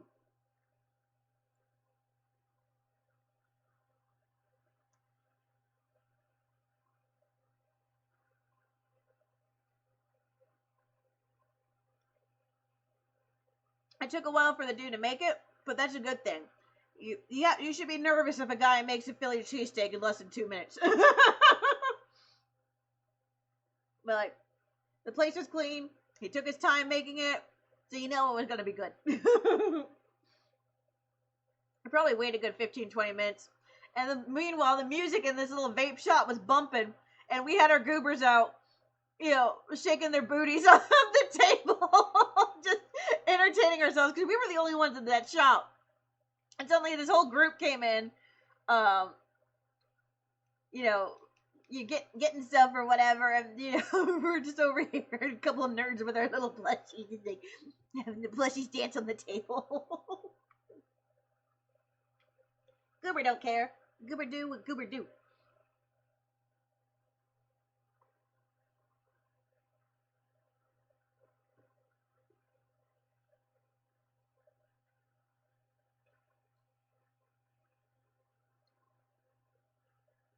And I think that's pretty much how that night went. Like I said, it was late.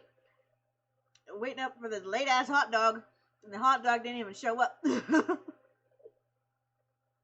I'm dude.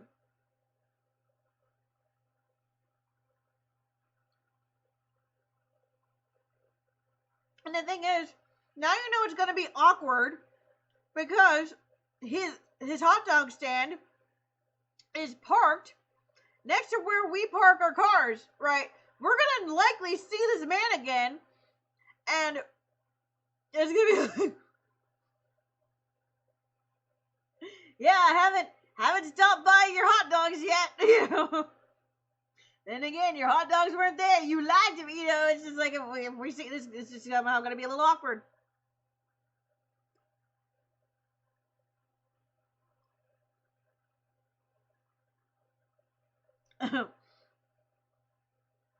But we went, it was all gonna be a wreck, because the next day, sure, the steaks may have been a little bust, but we got there. The next morning, though, we had tea to look forward to. We had the tea house. Tea house. We shopped. We got our tickets. We got cheesesteaks in some form or another. And now we have tea house appointment to look forward to. So we slept. Got up relatively early the next morning. Let's see here. I don't know what we did until 11. We woke up at like 8.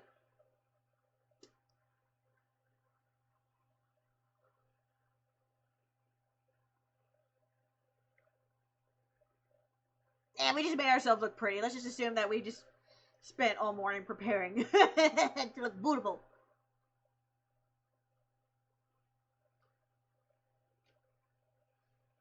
This was my dress. This Airbnb had like giant ass mirrors everywhere to make the space look bigger. So this is my outfit.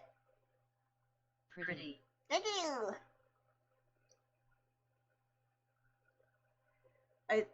You can see my mess on the pull-out bed over here.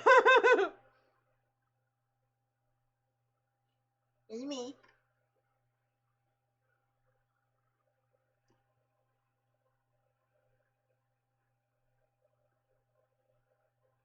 And there's Peachy. Look how pretty. Pretty Peachy. Look how pretty Peachy with all the flowers. So pretty. Pretty.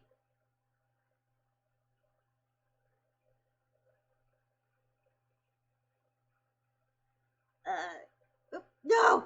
I'm just gonna open up the gallery. Fuck this phone. They go with her hair. It does. It does. It does. It does. That whole place is just Peachy's aesthetic. She probably took better pictures than me. Not probably. She definitely did. Yeah, I went through all the effort of emptying my phone so that there'd be room for all these pictures, and I didn't do a lot of pictures. I feel bad.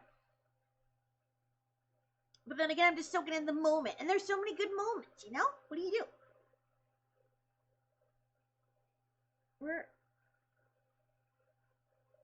Where's my gallery? Just can I just gallery, please? Can I gallery? There we go. That means you had fun and made memories. Exactly.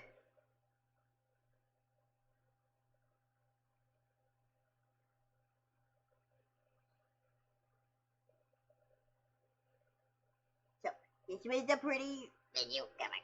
There. Menu. Pretty menu. So, for those of you who haven't had, if you haven't had, English tea or whatever, high tea, they bring everything out on a tier, right? So you have to choose, a tea, you know, your own individual tea. So you get your own individual teapot. You get, wait, here's the setting. Come on. So this is the fancy setting. Look at that pretty. So pretty. You get, your choice of 3 sandwiches. Come on, camera. 3 sandwiches, a scone, and they give you an assortment of little desserts. Which they choose. You know, you don't get to choose those. It's just based on what they have available, right? And, you know, like I said, your tea. And they'll give you options as far as like what kind of spread you want on it. Now the sandwiches, they've added a couple sandwiches since last time, and you get 3 of them, and they're these little finger sandwiches. And what they do is they set each of these on a tier, on this little tray and everything, and then you know, one side for each of you, and that's how you pick your sandwich. So this time they had cucumber Benedictine, egg salad, chicken salad, strawberry with strawberry cream cheese, pimento cheese, olive nut, red pepper and pesto, smoked salmon, and prosciutto and brie. Those are your sandwiches to choose from. I went with smoked salmon, prosciutto and brie, and red pepper and pesto. Basically the same ones I got last year. Now the scones. Ooh, those sound good. The scones. So once again, they only had blueberry scones. And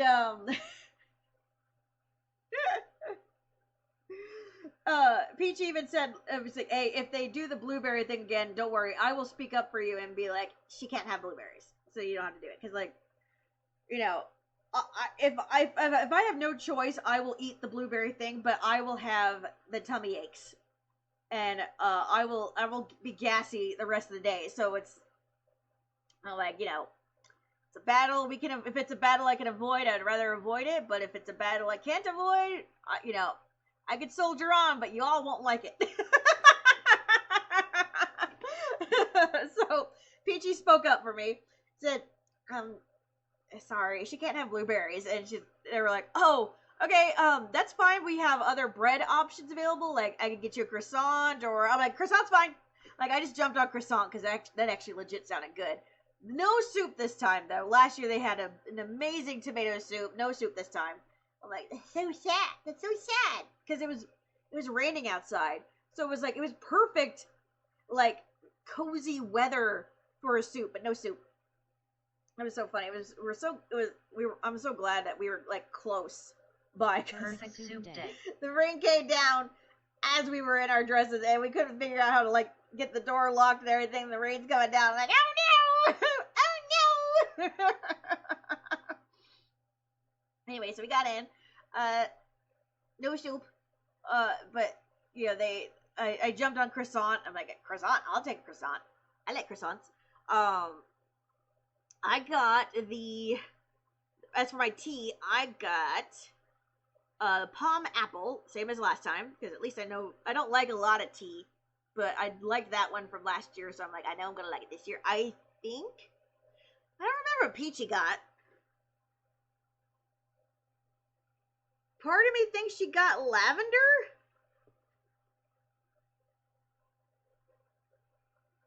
I'm not. Oh, or did she get peach? I don't know what she got. Anyway, the tea is available. Caffeinated options: Abigail's Blend, Kentucky Blend, English Breakfast, Earl Grey Lavender, French Vanilla, Southern Pecan, Bourbon Black, Peach, Indian Chai, Mango White, Rose White, Jasmine Green, Wild Strawberry Green, and Black Dragon Oolong. Non-caffeinated options: Blueberry, Palm Apple, Hibiscus, Cup of Serenity, Chamomile, and Peppermint.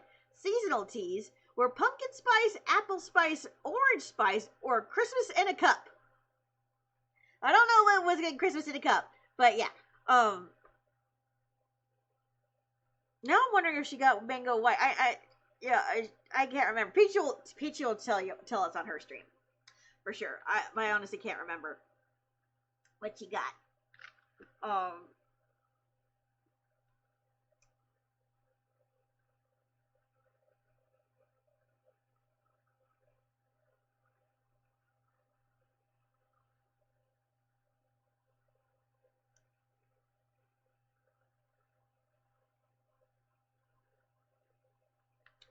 They had another tea menu. They had like a green tea menu, an oolong tea, white tea.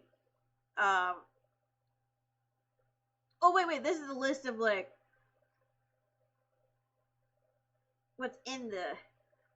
Oh no, come on, phone! Please, phone, phone, behave, phone.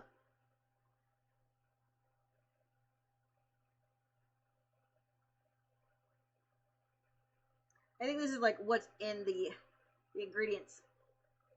So, Cup of Serenity is lemon verbena, rooibos chamomile, lemon balm, linden, and passion flowers, anise. The fuck is your problem, phone? Anise, cinnamon, and orange peel.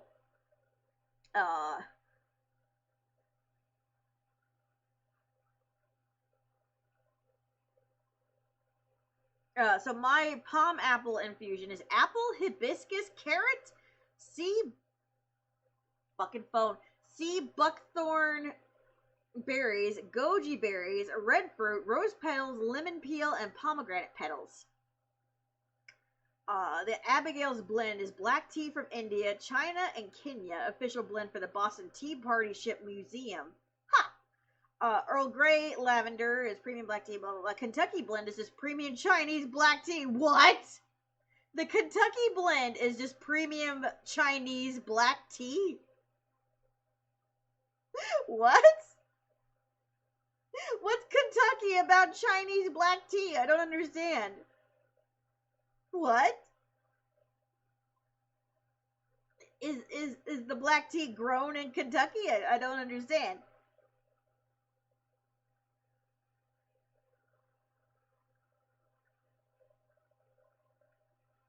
Whatever. Okay.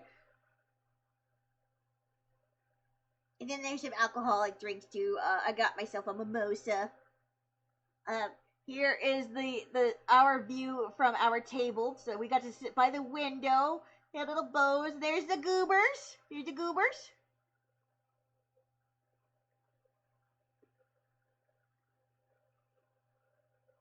There's a goober with. That's so pretty. There's a goober with the teacup.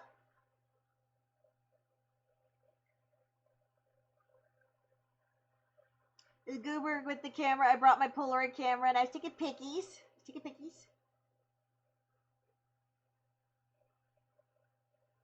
You Peachy again? You pretty Peachy. This is the color my tea was. It was a beautiful pink. Pinkish red. Really cute. There's Goober enjoying the tea. Very pretty.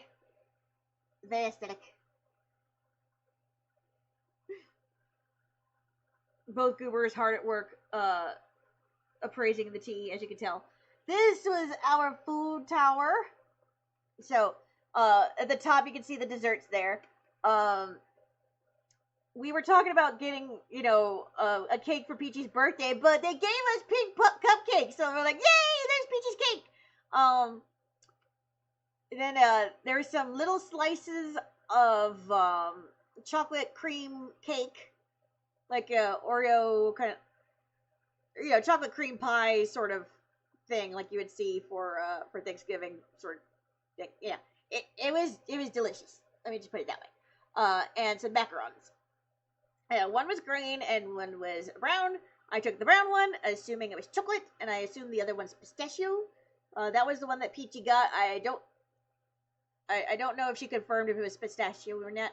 There's a little scone. So, okay, I mentioned I was happy with the croissant, but the waitress came back, and she's like, okay, so they told me they can make you a different kind of scone if you don't mind the weight. I'm like, oh, and they're like, we have an orange cranberry scone that you can have. And I'm like, okay, sure, we'll go with that, because, like, I was perfectly happy with the croissant, but if they're going to give me another scone, sure, why not? So, I got a cranberry, orange citrus, scone, and, the spread that we chose, because there was like a marmalade or a butter thing or whatever. I gave us, we both chose butter, and what they did is they that little cup in the back, they give us butter balls, little butter marbles right there. That's the butter spread. So we had to pick up our little butter balls, and that's how you spread it on your scone. And that's fancy. Little literal butter balls. And yeah, those are our sandwiches. So that's the salmon. That's my pesto, and in the back are the other one. So yeah, so you get to pick your sandwiches out, and you just work your way up. And you put them on your own plate. And you get... Oh, okay, so Peachy did get peach. Okay. They helpfully write what tea you got on the teapot. And I was like, we should steal a Sharpie and put a Y on it, just to, that's Peachy's tea. But yeah, we each get our own teapot, and that's, and everything like that. And you can pick how you steep it or whatever. If you don't want it to steep too much, they give you a little plate so you can take the steeper out and set it aside. I like mine with all the flavor.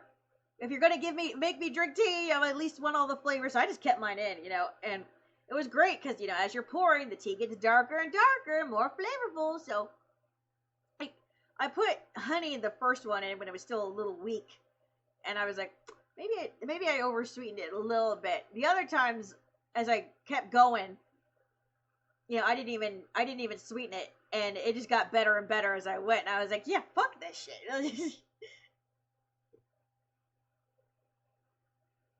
I didn't even think you could oversteep, but some people don't like oversteep, I guess. But I was so excited to eat. Peachy over here had beautifully arranged her plate with her sandwiches for Goober on them. I was already eating my scone, spreading the butter on it, getting the sandwiches out, and it is nomming before I realized, oh, I didn't take any pickies. So the scone was mostly gone and smothered in butter before I remembered to put the sandwiches on and get Goober in there. But so that's not mashed potato, that's just the scone. It was very crumbly and everything. So like I had to eat with a fork pretty much because of how crumbly the scone is. But there's the sandwiches, and there's Goober next to my scone, which was delicious, thankfully.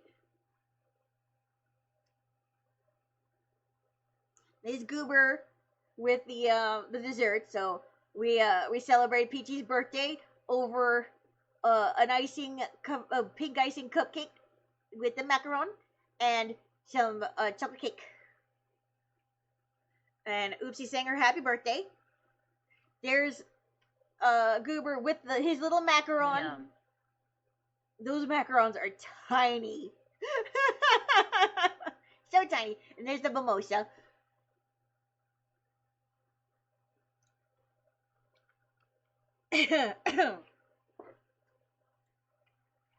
'Twas lovely.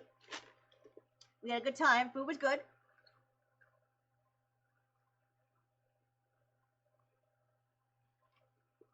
Peachy got full, so she packed up her little sweets. They gave us a little box for the sweets to take home.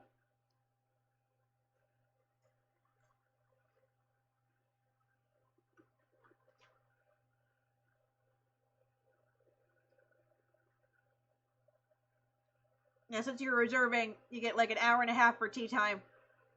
And then you got to go. And we had a long day of autograph getting ahead of us. So Friday is autograph day. Ha ha ha. So we had to get out of the dresses and get the con clothes and prepare our bags for battle.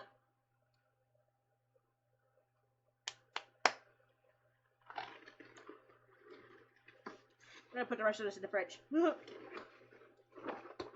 then we're gonna show and tell.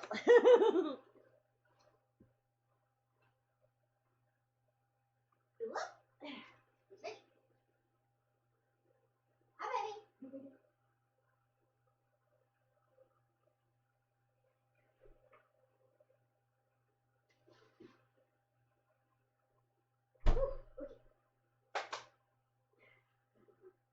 Hi, baby. Oh, hello. Oh, hello. Oh, hello. Oh, you're looking awfully fluffy. Yes, you were. Ow, don't swipe me. What are you swiping me for?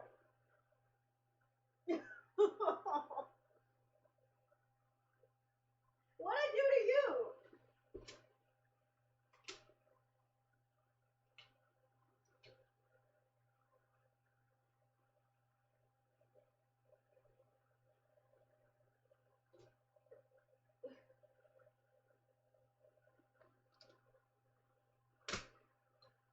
You left LOL. I guess. Shame on me. Are you sorry? Are you sorry for swiping at Mama?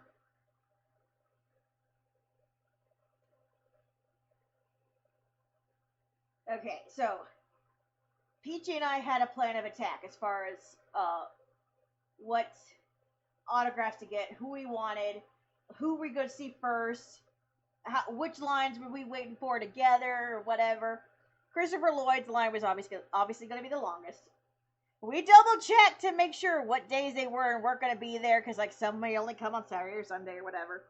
And we checked the panels, like which ones we wanted to go to.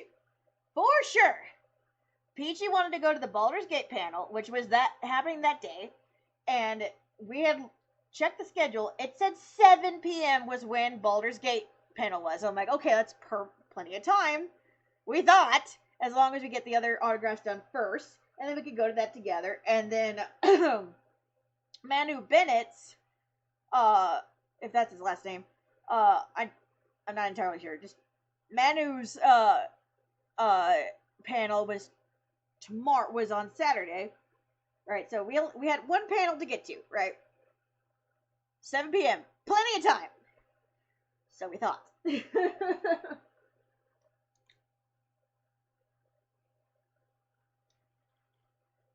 Now, I knew right away, first one I wanted to get was Maleficent's voice actress. She should have all the peeps, of course, but I had a feeling, she would probably have the shortest line, right? So the way this, you're not allowed to take pictures in this thing. PG will have pictures, but you're not supposed to really take pictures unless you paid for the pictures. No exceptions. Because they don't want you taking pictures of the talent without their permission. Fair enough. I know, Tibbs. So they have this thing in a circuit. Lots of tables in the middle, lots of tables on the outside, right? You go in one way and you have to go all the way around if you're looking for an autograph. Even if your autograph person is like right there behind this one point and you're right here, you're not allowed to go backwards. You have to go all the way around to do it. Fair enough. They want the traffic to go this way because there's exit here, entrance there. For the sake of all there being crowds and a fire, if there's a fire escape or fire or emergency or whatever, you don't want everybody falling over each other to get out, right? You just want everybody to go to circuit. Plus, if everybody just wandered the way that you wanted to, you would get collisions. You wouldn't be able to keep the line straight if there's overflow. Like, I understand, but Maleficent's voice actress was unfortunately in that spot where it's like, it's right there, but we have to go all the way around to reach her. So, we took a lap, and, and we checked how, like, it gave us a good chance to see, like, who's where, right? And as we're going along, I see Manu Bennett doesn't have anybody in his line. And I'm like, Peachy, we could stop for Manu first. And Peachy's like, no, I'm not ready. And I'm like, Peachy, it may never be this short again. No, I'm not ready. We're doing yours first. I'm just looking out for you, Peachy. Okay, we'll do mine first. Whoosh. So, only had to wait a short time to see her. I brought my manga, so she's the voice actress of Maleficent. Very excited.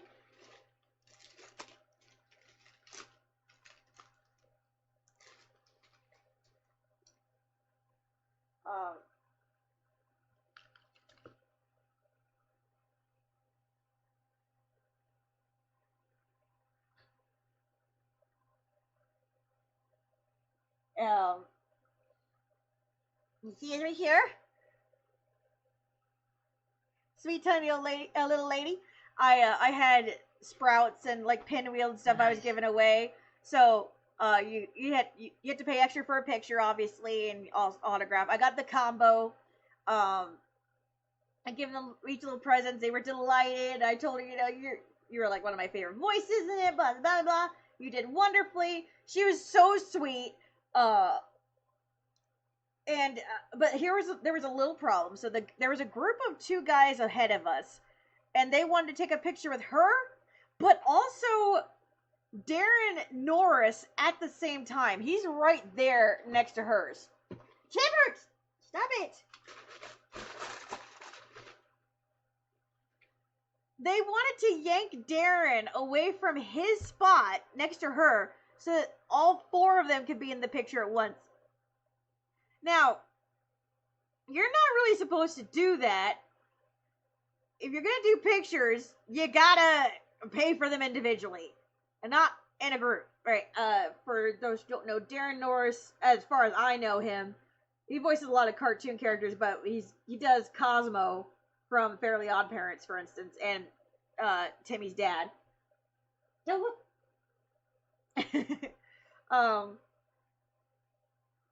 And he's over here, and they're like, can we ask a picture with the both of you? Now, to me, that's felt strange, but I also think they were trying to find a way to get a quick picture with him so that they wouldn't have to wait in line, because he had a naturally very big line. Even this guy has like rows of Funko Pops in front of him that he's trying to get signed, and he even said like, well, we kind of have a way of doing things, I can't do it right now. I mean, can you wait 10 minutes? Right, like if I'm going to do this, like he wasn't outright saying no, but you could clearly see on his face that this is not how it's supposed to go. He's like, I could do it in like 10 minutes, because he's got people in front of him. He's got a lot of Funkos to sign. Right, he's got his own line to worry about. He's not going to pull aside for these people who haven't even paid up front for all he knows, right? So that was awkward. We're the only few. It's just me and Peachy and these 2 in line, and they're holding everybody up, right?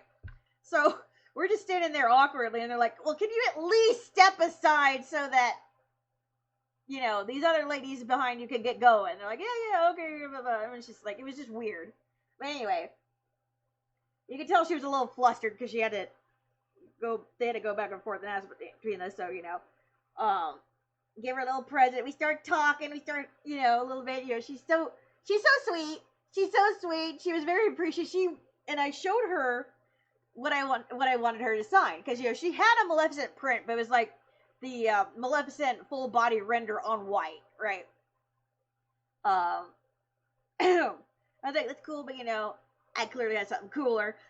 The way her face lit up when she saw the manga, because she's like, oh my god, I had such a fun time with that one. I was like, I honestly can't remember much of what she told me about, but she just told me it was a lot of fun voicing this character for her, and I was like, and I was just telling her, you were amazing. I loved your performance. It's like it's one of my favorites in the whole game. She's like, I appreciate that so much. You're so sweet. I was just so excited. And she gave, we took we got ready for the picture. She gave me a big hug. I was just trying to be so careful because she said the way that she gave me a hug because she was just so excited, and just clearly delighted that I got something especially for this, for her to sign. Yeah, your signature. Magnificent! That's so cool.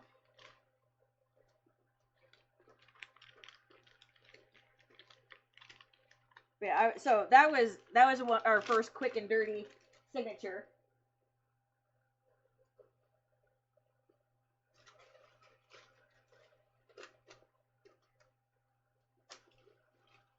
Is that a manga?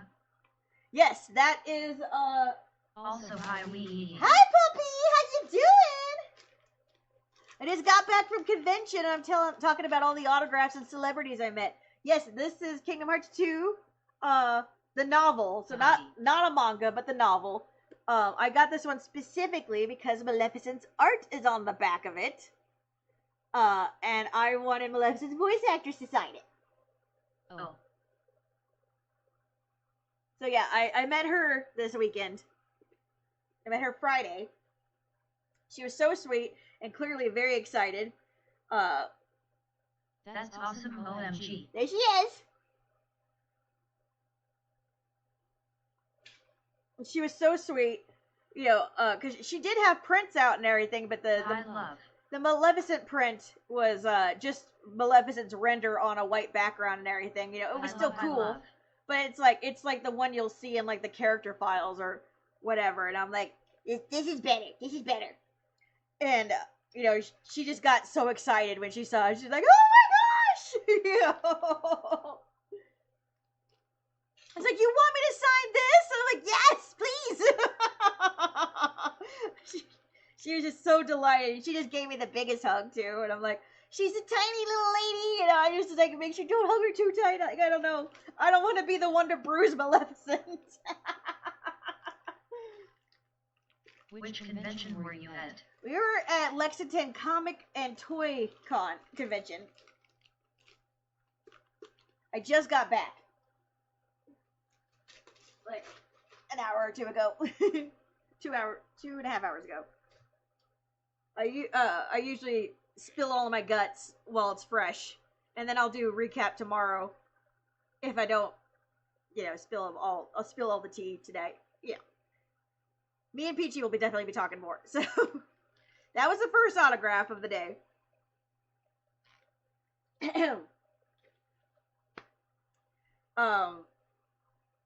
And so okay, we got one for me. And now we're going to go get an autograph for Peachy. So she wants to see Matthew Bennett from Spartacus.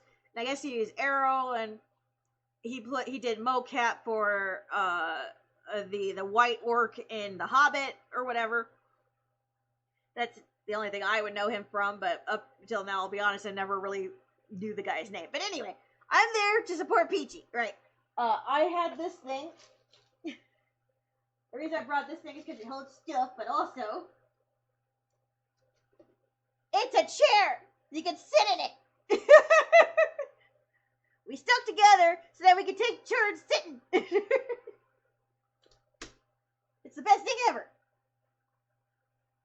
No way, aye. It's a chair. OMG, nice. And first of all, I have to preface. That's brilliant. Timmy, please stop. So this is an artist's chair. So like this whole thing is like for holding your easel and your supplies, and there's like a round thing for like pallets or whatever. But like they sell grocery carts similar to this, but they were much more higher priced because people are seeing it on TikTok or whatever. But because this one has a wider bag, wider seat, and wings big tushy could sit more comfortably and also cheaper. This one's like 60, but all the other ones that are like grocery bag that's like square goes out all the way here were like $120 to $250 on Amazon. Like I couldn't even find like the cheapo version, right, with these kind of wheels that could go upstairs. That's another reason I wanted this specifically. It could go upstairs. So I got this for like $60, not including the shipping. So awesome.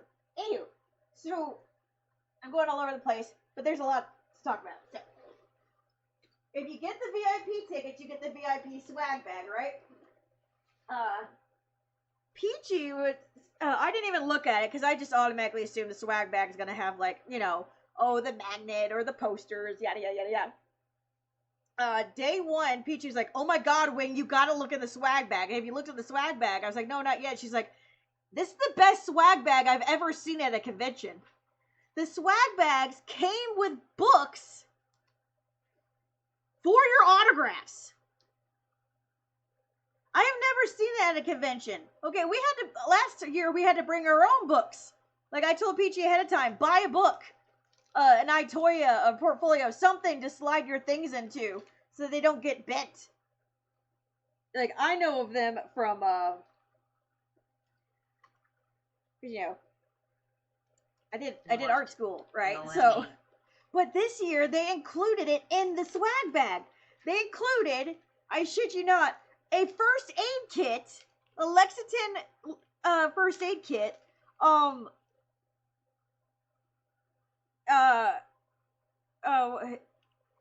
sanitizer, giant posters, a pretty decent bag, magnets, and you know the lanyard comes with the VIP badge, and like some of the other promotional coupons, and so on and so forth. It was all so cool, like amazing.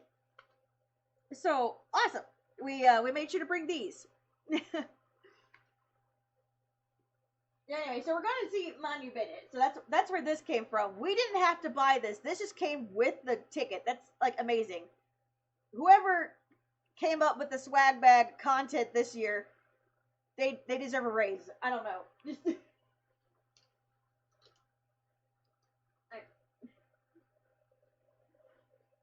Hold on one second. I have want to put these together before.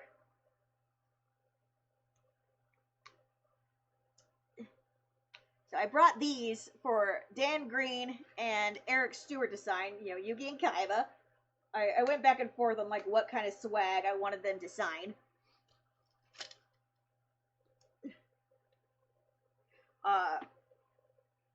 But yeah, this is the one I bought for this because like I didn't know what size stuff. And in case we buy prints from other artists, you want something like this to like have your purchases in, right? So this size bag was perfect for sticking this giant ass thing in it, right?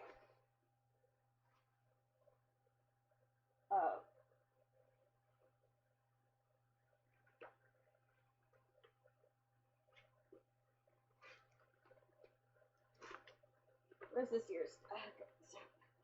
Where'd it go? I just had it. So this year, the VIPs get 2 posters that you could get signed. So they had all the Powerpuff Girls there, and they had the majority of, you know, they had all 3 of these actors as well. And also the artist himself. Turns out the artist is a freaking art thief and also uses AI and to try and make a profit off of commissions and shit. So we don't support the actual artist of Fairly Odd Parents anymore, but he was there.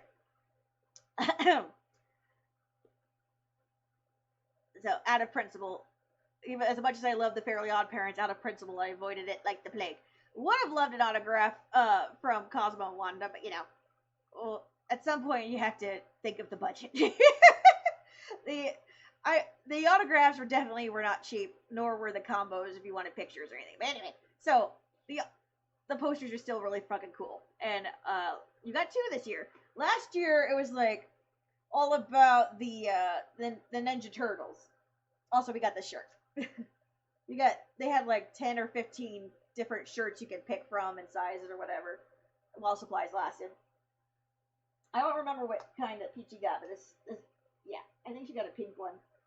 For instance, this was the art from last year, so you could get them signed by all the turtles and April.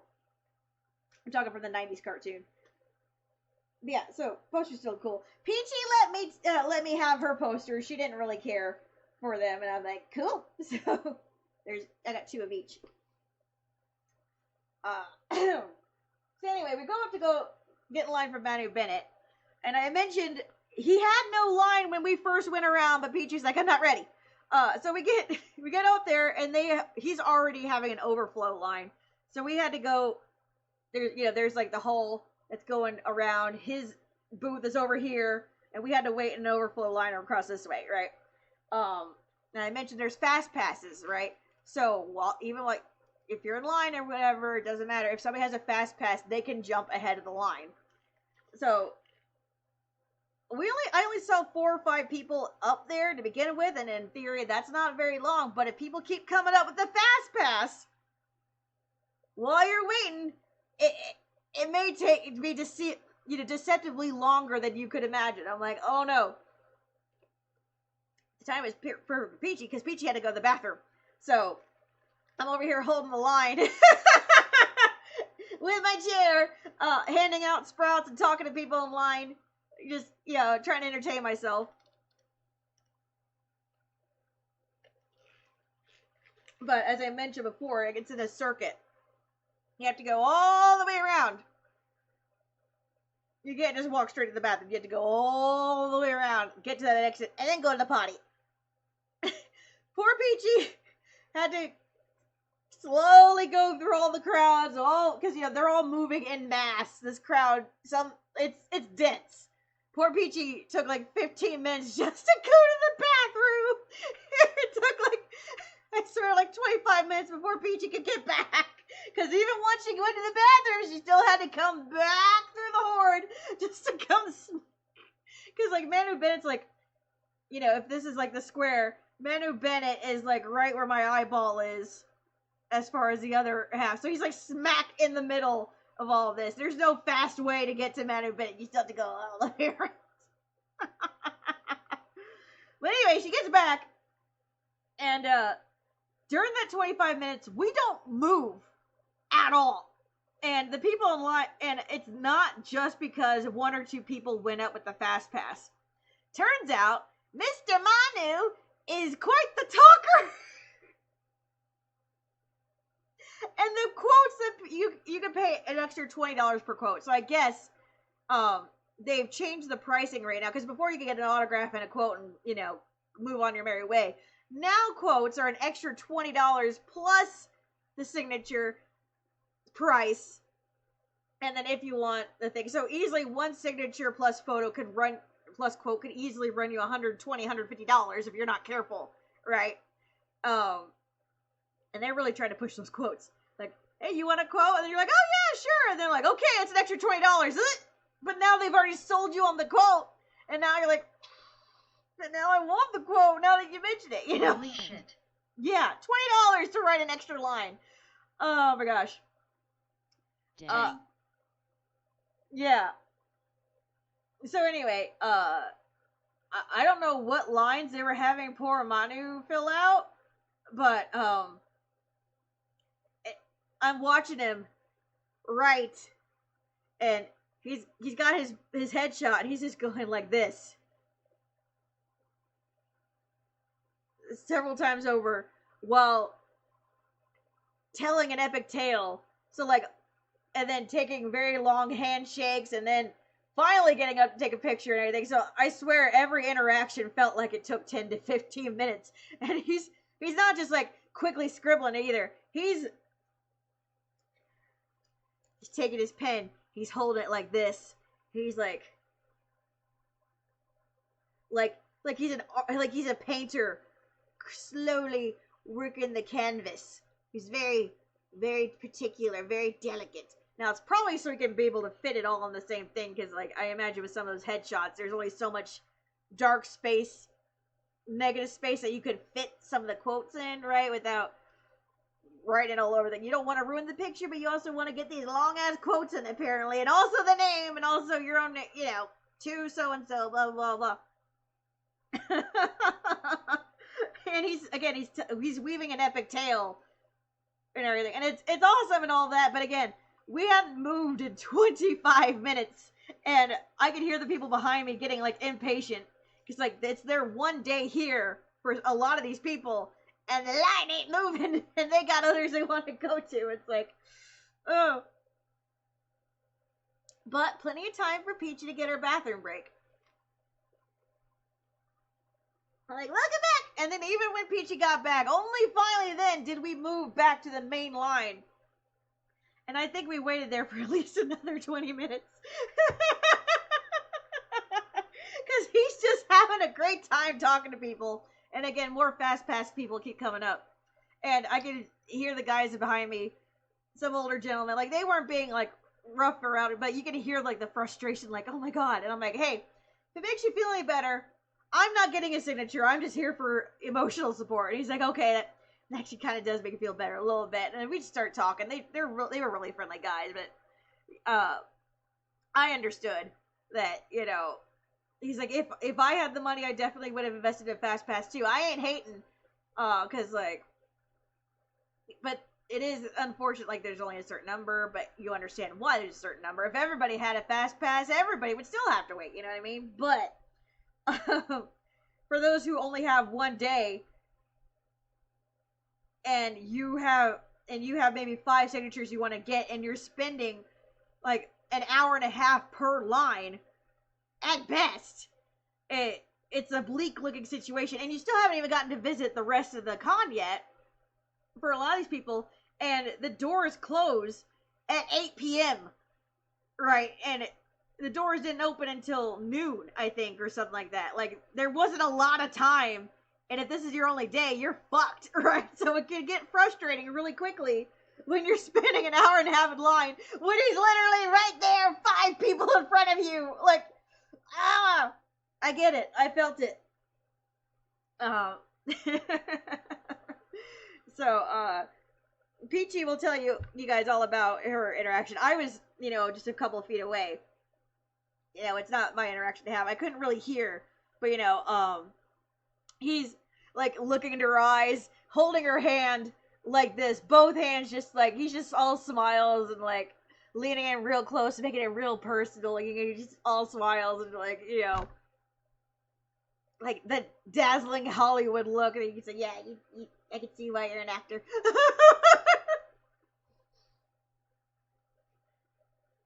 Again, I couldn't really hear what was going on. And he's got, he's a strong voice, but it was also very quiet, like I said, a very intimate sort of thing, like, you're like the center of the world right now while he's holding your hand and talking to you sort of thing, and I'm like...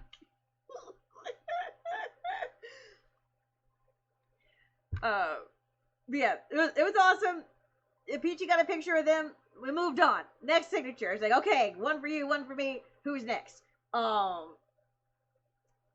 Christopher Lloyd wasn't going to get there till 4. Now, I was hearing buzzing around the convention that Christopher Lloyd might be late. Or he was going to be there earlier, but he was going to show up at 4, and the convention closed at 8. And we're like, it's Saturday, or it's Friday, and everybody's like, well, what about photo ops and everything? It turns out his flight got canceled, and instead of being like, oh, I'll only come for 2 days, and disappointing people, he drove himself to the convention so that nobody would miss out on it. He just had a couple hours delay, but he drove himself when his flight got canceled just to make it to the convention. OMG. An 87-year-old man drove himself to this convention when his flight got canceled just so he wouldn't disappoint everybody on Friday. Like, wow. My heart. Like, damn. But anyway, with the lines like that, there were some people allowed to line up ahead of time or whatever, but for the most part, for fire safety and stuff, obviously they can't have you loitering around there, right? So, I wasn't too worried about that at the moment. We're going around getting all our other signatures. I wanted to meet Dan Green and Eric Stewart. Now, by the time we looped around, Dan Green was about. They have like little time clocks. Like, oh, I'll be right back at this point. Dan Green was like two seconds away. The line was short. I got my ass in there. And as I'm getting in line, here comes Dan Green through the thing. He's like, wow, the nerve of some actors making you wait. Because he had like a medical mask on. He had a COVID mask on. He's like, the nerve of actors making you all wait. Am I right? And then he revealed that it's him. And everybody's like, woo, he's here. Like, it was just so funny. Just saying, like, God, some actors are just obnoxious. Am I right?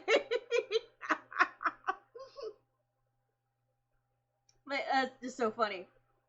Now, while we're in line waiting and he's doing these signatures, there's this lovely young lady next to us. She's excited.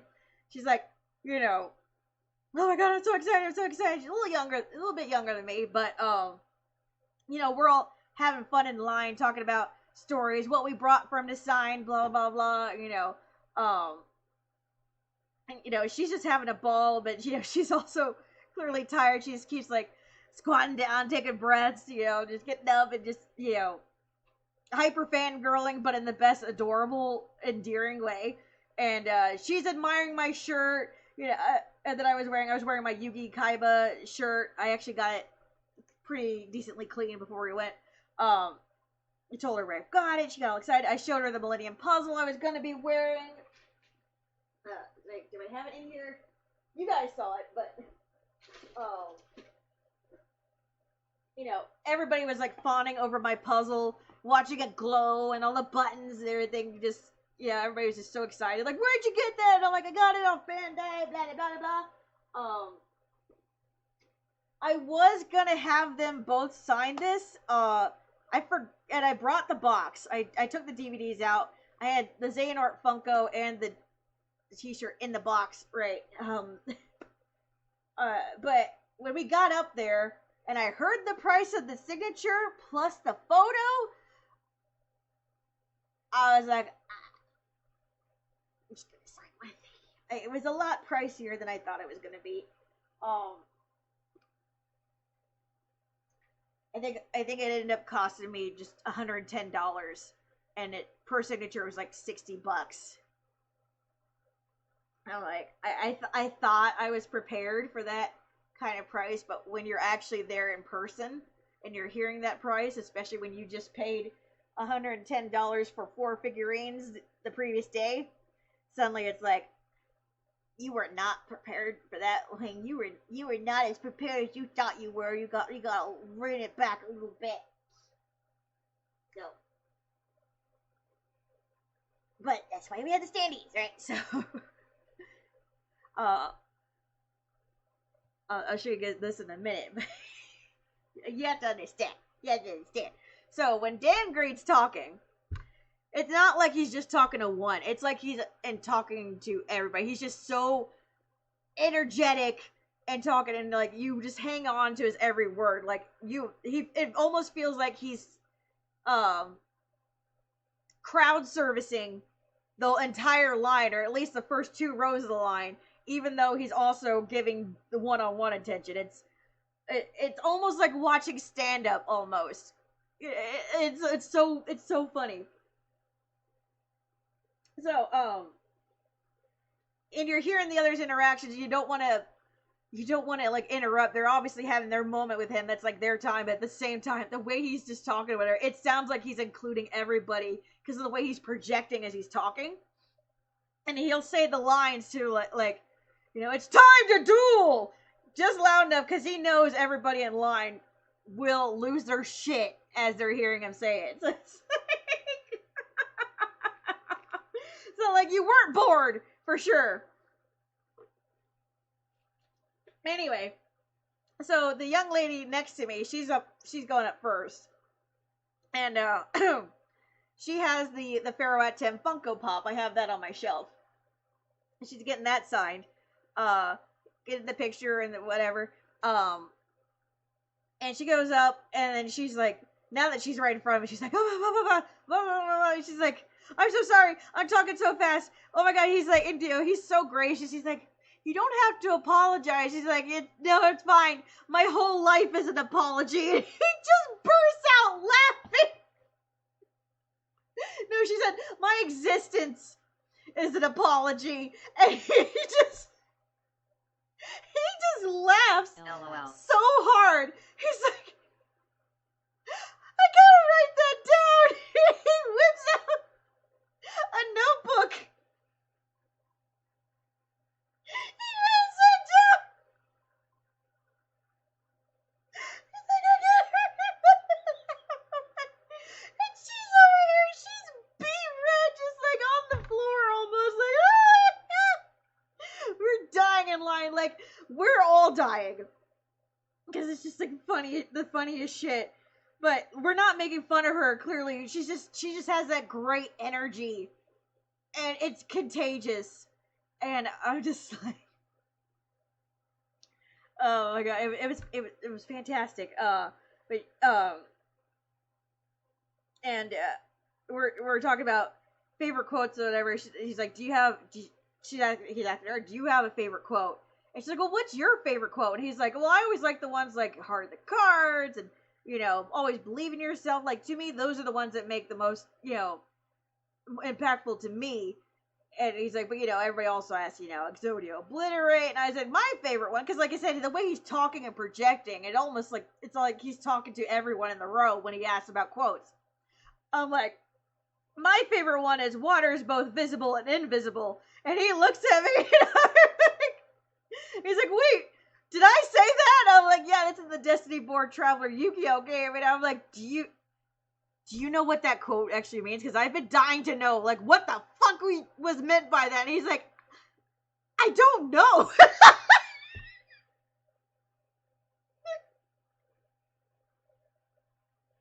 And the one of he's like, maybe it means that life is there always or something. And I'm like, I don't know. I really don't know. But like, why would you make that quote in a video game where you're just walking across the board? Like, I don't know.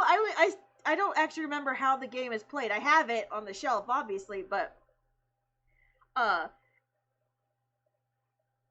it was a used game that a friend from college gave to me because, she knows I collect them. I don't have it out of the box. I didn't have, like, the instruction manual to go with it, so, like, it was one of those, like, click the buttons until you figure out how it's done sort of games, right?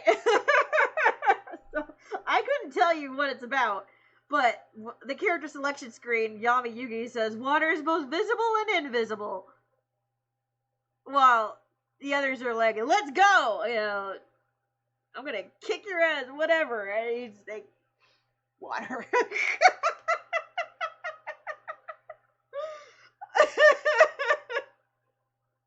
Yeah, Dagger was like, that's a one.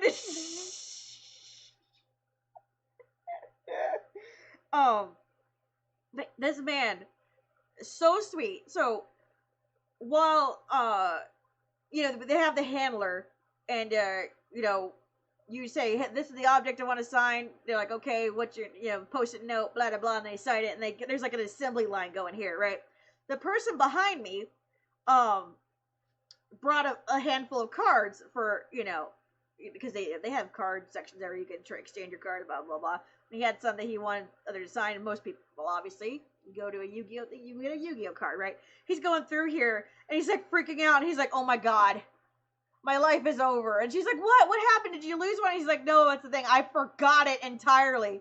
My Exodia card, I was gonna have him sign it. And Dan Green stops what he's doing, pulls out this black thing, and he's just going through it like, Exodia, huh? He's going through, he has a collection of Exodias, probably gifts that people have given him, right? And he's looking for it, and he's like, which kind of Exodia? And the guy's like, he's not even looking. I don't think this kid noticed that Dan Green was about to give him a card.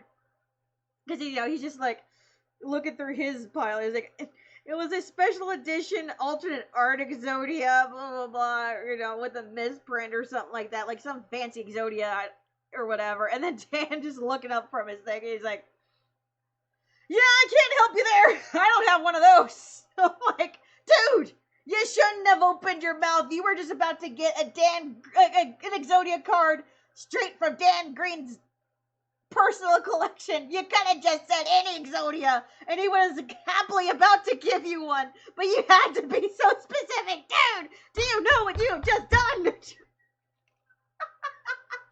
I was like, but bless Dan Green's heart. He was like, oh, he really must have just wanted the specific one. I guess none of my Right. Exodias are good enough. He just zips up his bag and puts it away. I'm like, no! No!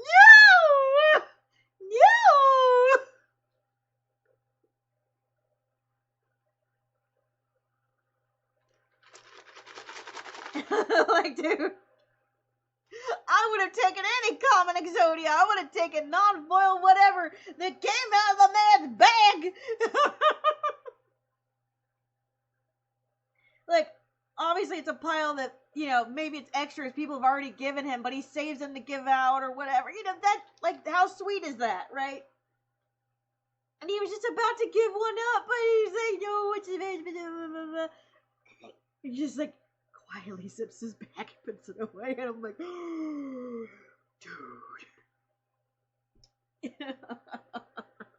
Anyway, so he's you know, the lady, they're having a good laugh about everything, blah blah blah. And he's like, oh my gosh, you're so sweet, blah blah blah.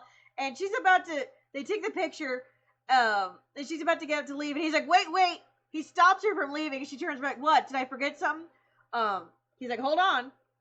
He grabs a Dark Magician Girl print, and he writes on it really quickly. She's like, what's going on? Because he's writing it. She thinks he's writing for me. He's like, no, wait here. He's clearly making something for you. And he wrote, my entire existence is an apology, and initialed it DG, and handed it to her. He's like, now because it's a freebie, I can only put my initials and not my whole name. Wink, wink. But I want you to have this. And she's like, ah!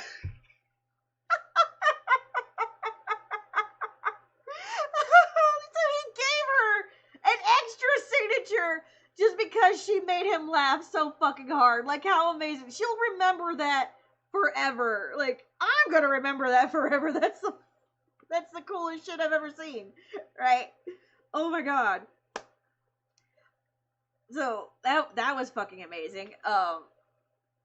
So, now I went up there, and I had a gift for him.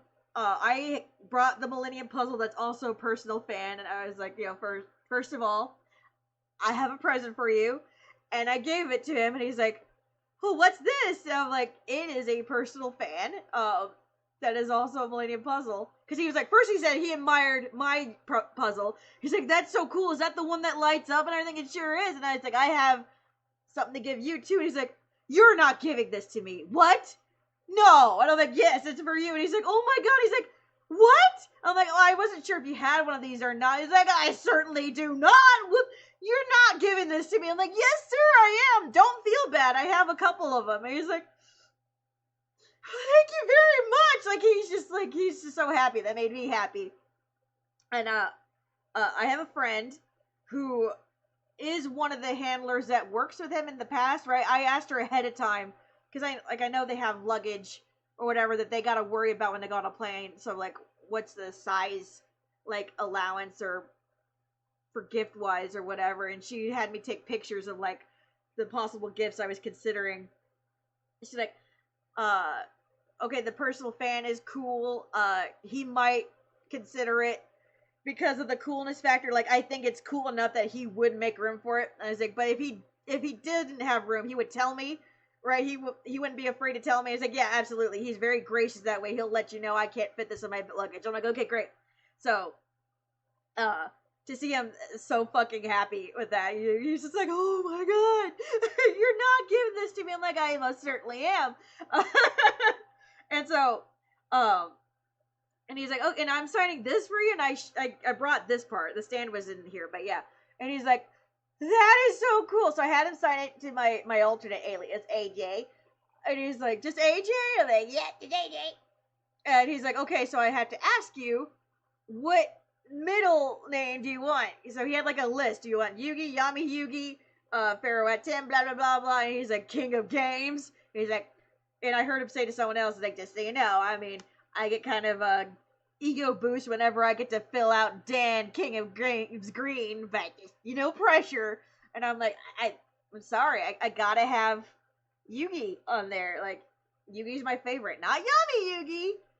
I mean, I love them all, obviously, but Yugi I resonate the most with, right? So I was like, I gotta have Yugi, and he's like, amazing. But yeah, he thought this was so cool. He was so stoked to sign it, and obviously stoked about the puzzle. And while he was signing it, I just wanted to thank you. And I told him about my story, about how I wanted to hate Yu-Gi-Oh. I thought I was like a Pokemon ripoff, but my brother was begging me to watch it, and it's like the first episode I ever saw was of you and Eric Stewart's performance on top of Pegasus Tower, and the way you guys performed it. Movie's like, yeah, well, and he kind of interrupted me. He's like, yeah, I can't take credit for the show, how the show is written or whatever. I'm over here, I'm coming in. I said, well, I can't take credit for the show. I didn't write it. I was like, no, you don't understand. I know you don't write the show. I'm not a 5-year-old.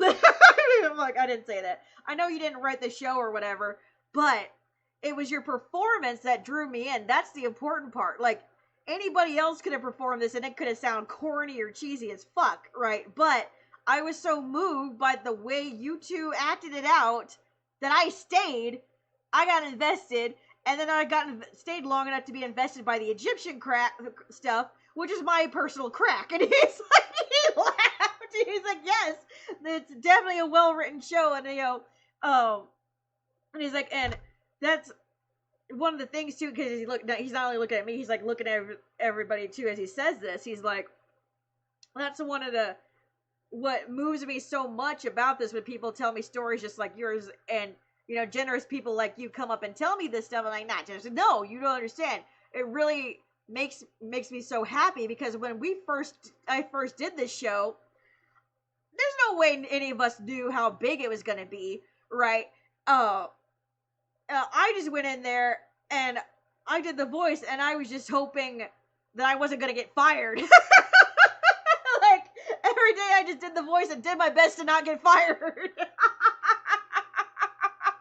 Like, let alone, like, there was no way I could have known how much of an impact it would have had on all this. And so hearing everybody's stories about how it affected them, it makes me so happy. And I'm like, yeah, and it made me very happy too. You bought me more years of hanging out with my siblings. So, like, I have 3 younger siblings. We're all in our teenage years. We were already going to that part where we're drifting off, being our own people, hanging out with different friends. We didn't have much to bond over.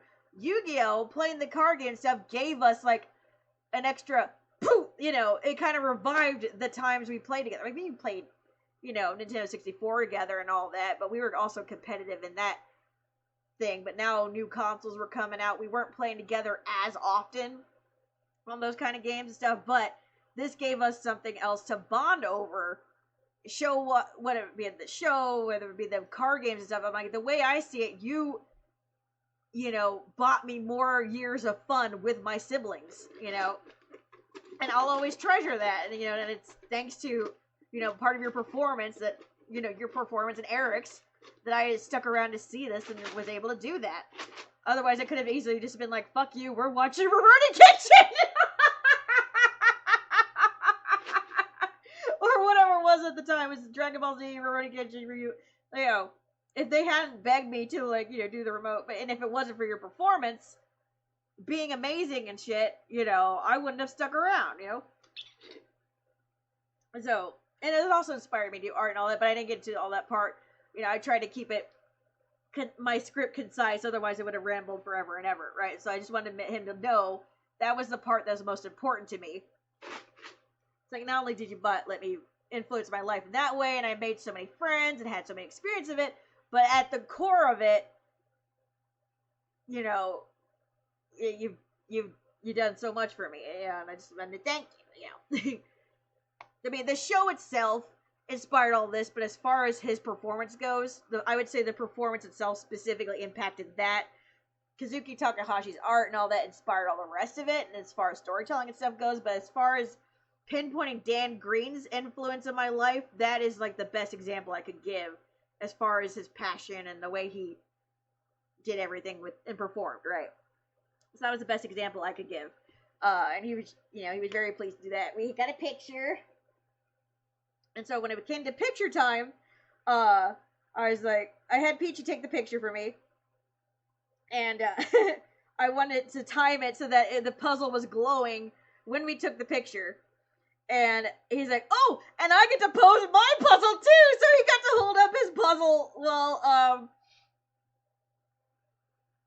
while we did it. I was just trying not to get fired. I was just trying not to get fired. So mine was OMG cool. So he held up his puzzle and I held up my That puzzle. turned out great. Yes.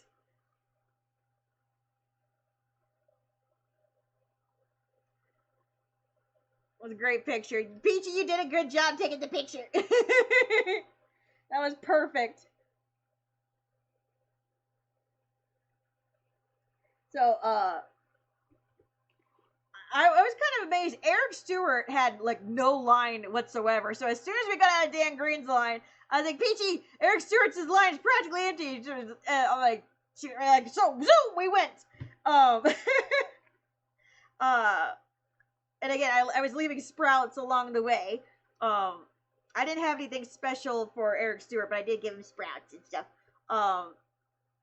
Line practically empty. We went straight up there. Sorry, I have to get ready for sleep. I love you, I'm love! so happy you had a fun time and made it back safely. Thank you, love. See you later.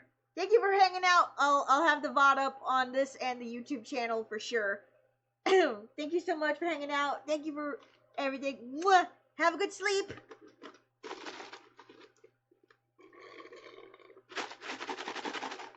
Welcome back, Peachy, by the way. I hope you had a good dinner.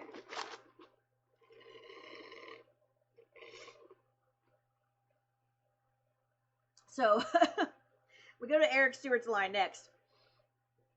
And I have the corresponding one that goes with this.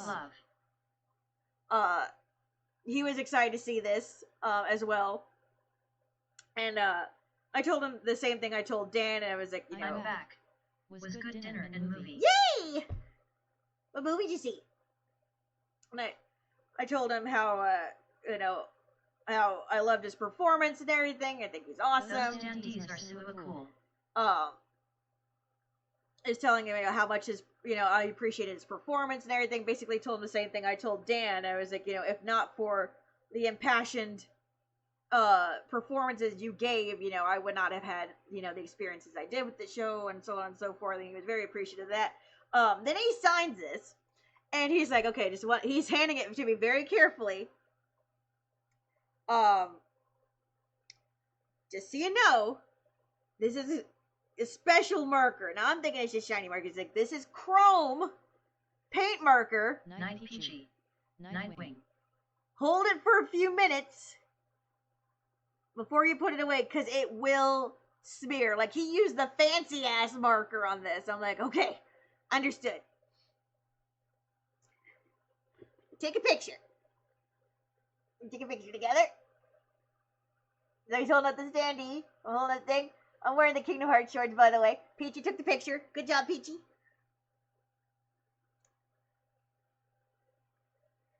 So I'm fanning. I'm blowing this off. I'm like, and there's like this little tail right here. I carefully squish it. It smears. I'm like, oh shit. I'm gonna be holding on to this for a while. Okay. So we even stood to the side for a little bit as we plan our next signature heist. And they're like, I'm freaking out. I'm like, it's still not drying, Peachy. And we're like, okay, we're just gonna keep going. We're gonna go around and make another lap. And check out what we want to do next, because Peachy wanted to get another Baldur's Gate signature from what's her name?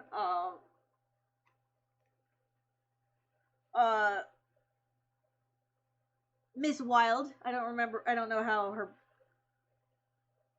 Devin a Wild. Yeah, Devin Wild. She went to get her signature, and her line wasn't that long. So I'm like, yay, perfect. We're going up there, we're waiting in line, and I'm still fanning this damn thing.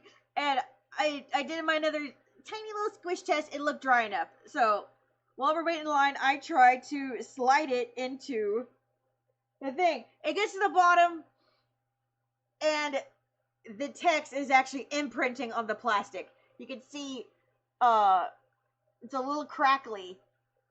In the perfect light, you don't even notice it. But then at face value, it was starting to look pretty bad. I'm panicking. I'm like, Peachy! It's smearing! So we're like doing delicate surgery, holding this book, carefully opening it and trying to extract it from the thing. You can see right in here where some spots. She's like, was it dirty on the inside? I'm like, no, it's just smearing. She's like, it's still not dry. And I'm like, it's not dry, Peachy. So I'm like, holding this up, trying to blow it. I take my personal fan out and I'm blowing it, trying to get this damn chrome ink to dry while we're in line. Oh my gosh.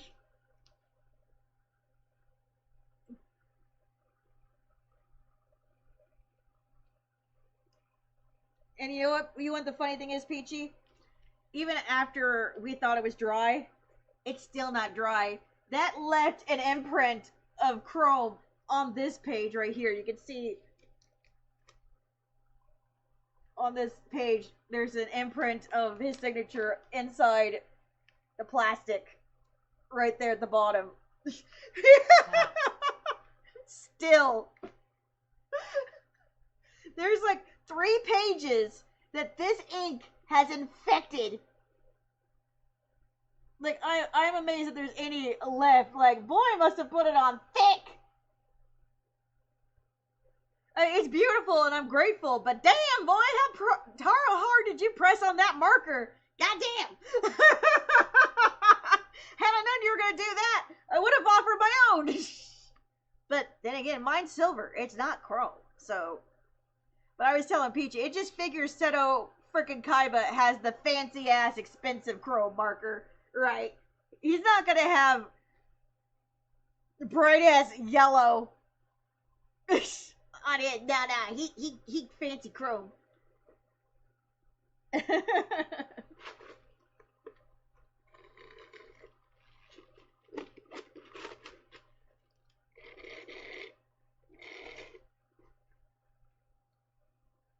Anyway, so we get in the line for Devona Wild, and only as we're eating up to be finally, I feel brave to finally put it in the damn plastic and put it away.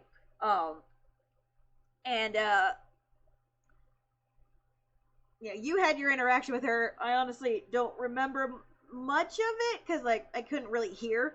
But I was also thinking, I saw that she had an Expedition 33 print. I'm like, oh wait, she was in that game, which we're now playing. So I'm like, give me one too. I want a signature. I got a signature. So we both got a little extra time to talk to her and hang out for a bit. I was like, oh my gosh, you know, I don't think I talked to her for very long, but we talked about being in town or whatever. I was like, I just started playing Expedition 33. Your performance is wonderful. You know, great, thank you so much. Blah, blah, blah. I'm trying to think.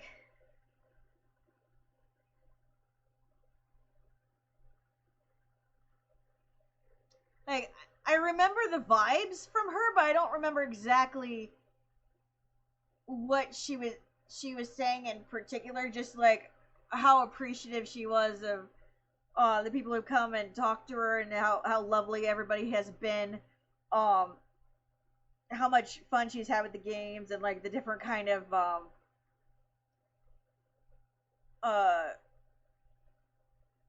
acting she gets to do with these sorts of roles and stuff like that. Like she was just so sweet, you know. And she was very elegant in her way of speaking and everything. She was lovely. was a short time with her, but she was very lovely. And so we got moving after that. I feel bad. Like, I feel like a lot of the... She was fun but classy. Exactly. Very sweet. So after her,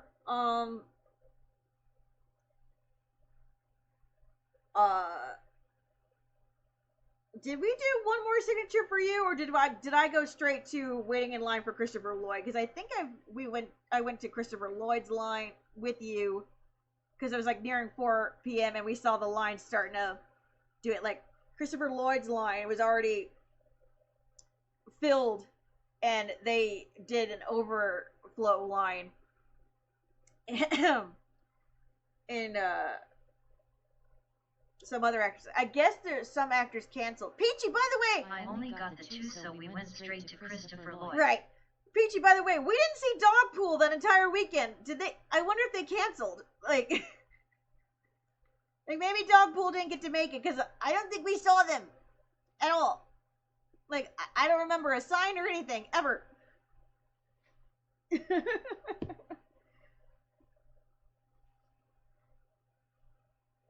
Maybe Doggy couldn't make it. Oh. No, we didn't even see a sign for them. So we get ready in Christopher Lloyd's line. Chair comes in handy. We're waiting. We're hearing the speak about, like I mentioned earlier, supposedly his flight got canceled, and the man took it upon himself to drive himself to the convention so that he wouldn't disappoint everybody. Like, how fucking sweet is that?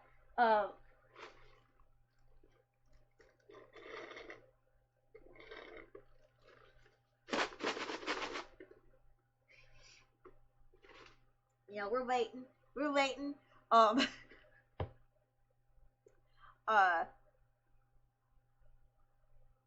say it was about 20 or 30 minutes we were waiting before everybody in line was getting bored enough to like talk with each other about this or that. And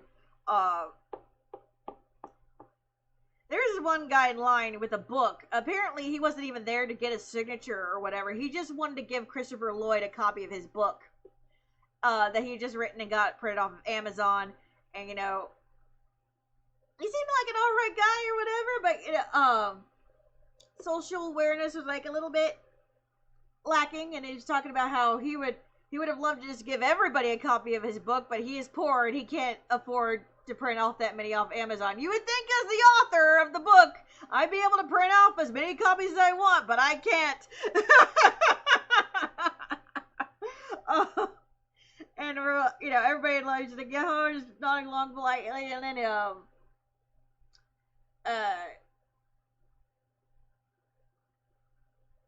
was like, can't relate, blah blah blah.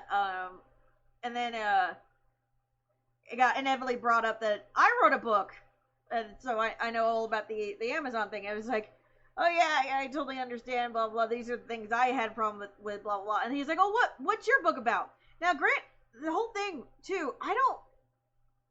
It was like his title was like The Voice of Valor or something like that. But I don't think once did he talk about, or if he did, I didn't hear it, what his book is actually about. Just that he really wanted to give it to Christopher Lloyd and like thank him for some inspiration or whatever. But he was asking, what's my book about? And I'm like, oh god, I don't know if this is the crowd to talk about. It's about a couple of gay boys and a trans man trying to run away from a witch burning. So I was like, it's inspired by the Puritan era. A young man runs away from home to escape persecution, religious persecution, ends up finding another town to live in. It's about finding community, where you go, and accepting of differences, and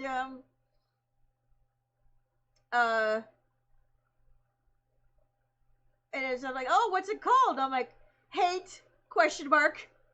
And they're like, huh? I was like, well, again, the whole thing is about finding oneself and finding community where you go, and finding acceptance and blah blah blah blah. But also, the whole thing with the question mark is that the irony in the entire book, hate is only used. The word hate is only used once, and it's by the main character to describe themselves, right? And everybody's like, oh, like, everybody's like, oh, okay, I see. That's one of them was like, that's kind of powerful. I heard the other young man behind me is like, it's deep, man. I'm like, thank you. And he was like, the Puritan era, right? So that's like Salem witch trial stuff, blah, blah, blah, blah. I'm like, yeah, actually, that's kind of brought up a little bit, but I kept quiet. But there's another guy in a line across from here. They start talking about politics stuff and like falls of civilizations, and isn't it interesting that only like most civilizations that we know of have only last 200 to 250 years before the collapse. So they're like, and when you think about our history, we're due for a collapse every now and then. Now this other kid, to his credit, very politely, there's no arguing between them, but it was more like polite debate, but also good exchanging of information. And like, there was very like, it felt like it was a little awkward. Like we felt like we could toe the line into territory at any minute, but it was still very civil, polite conversation sort of thing. And you could tell that they were vibing even if they didn't totally agree with some things. But it was also like, for me and Peachy, who were sandwiched in between these gentlemen talking, it was like, oh my god, oh my god, oh my god, oh my god, oh my god, this could explode at any minute, oh my fucking god, I'm uncomfortable. Like, this could go bad any minute. Like, they're talking about Polish history over there, and he's talking about, and downfalls of civilization. This guy was like, well, to be fair, the Civil War was sort of recent for us, so we might have a few more years. Like, we've already had one almost collapse, so we might get to hang on for a little longer, if you consider that like an interlude or whatever. And they're like, yeah, maybe. And I'm like, oh my god, oh my god, oh my god, oh my god, oh my god, oh my god, oh my god. Please, let us not have MAGA conversation. Please, nobody mention MAGA. Please, please, please, please, please, please. Right. But, there was strained conversation in some places, but polite nonetheless, and an exchange of riveting conversation. Like, we found out that these were related to a woman who survived the Nazi era in Poland and was like part of a resistance movement when she was a young kid. Like, they had like a gang of kids that would take out Nazis as well, and she wrote a book about her experiences. And he was like saying, "Oh my gosh, that's so amazing!" And, like, talking about his historical facts that he knew about, and blah blah blah blah. And I'm just like, you got one side that's a family of legends, and you got this guy who's a knowledgeable nerd and also very polite, but also still a little socially awkward. And then you got this one guy who's just here for the autographs, man. And you got me and Peachy sitting on the floor because our legs hurt. in the zigzaggy line. LOL. And it was like that for 2 hours. And meanwhile, as the clock is ticking away, Peachy was mentioned that, hey, that our the panel will be happening soon. I'm looking at the time. I can't believe. Hey, baby. I almost called Titty Peachy. I can't believe like how close it is to panel time. Now I mentioned before, guys. We screen capped that panel. It said 7 p.m. was when the Baldur's Gate panel was gonna be. It's like 5-ish, 5:30. Peachy wants to walk around and like check other things out before the panel time, and then make her way over there. I'm like, and I'm over here like bummed. I'm like, I'm so sorry. I wish I could have gone to the panel with you. Like, I mean, I'll be honest. I didn't have that much invested in it, but I wanted to be there with Peachy, to experience it with her, sort of thing. But it was just like, and Peachy's like, don't feel bad. You paid money for this ticket. You are staying here. And I'm like, you're the best. And so she was gonna go scout around and do some shopping and everything good. Because I did want her to make the most of her time. I mean, she paid to be here too. It's not fair to her to be shackled to me. Good. Good. Do it. Go, Peachy, explore. I'll be waiting here. She's like, but let me know if you need a potty break. I'll tag in for you. I'm like, okay, great. So she got to wiggle out and be free and do some stuff before supposedly the panel, right? It was almost as soon as Peachy Lee left, all of a sudden the line started getting really short. Like we all started moving around. They started actually scooching us closer together and stuff. As it turned out, Christopher Lloyd had appeared. So Christopher Lloyd showed up about, I want to say maybe 10 to 15 minutes after Peachy left. In fact, we had shifted a whole entire line. There were cheers and screams of, "Oh my God, he's here! Yay!" And it was great. And then the line started moving really fast, and this is why. No quotes were allowed, and there was no talking. Like, I mean, he won't be able to say much to you, but you can say hi to him while he's signing. You can pay. I don't think you were allowed to take pictures with. You could take pictures with him, but obviously it was a lot extra. You can take a picture of him signing your item, but you can't be in the picture too, right? And they were explaining these rules. They had like 3 lines, and across all these tables there was like tons of like, you know, you had to pay a friend, blah blah. I misunderstood that so hard. It's all right. It's all right.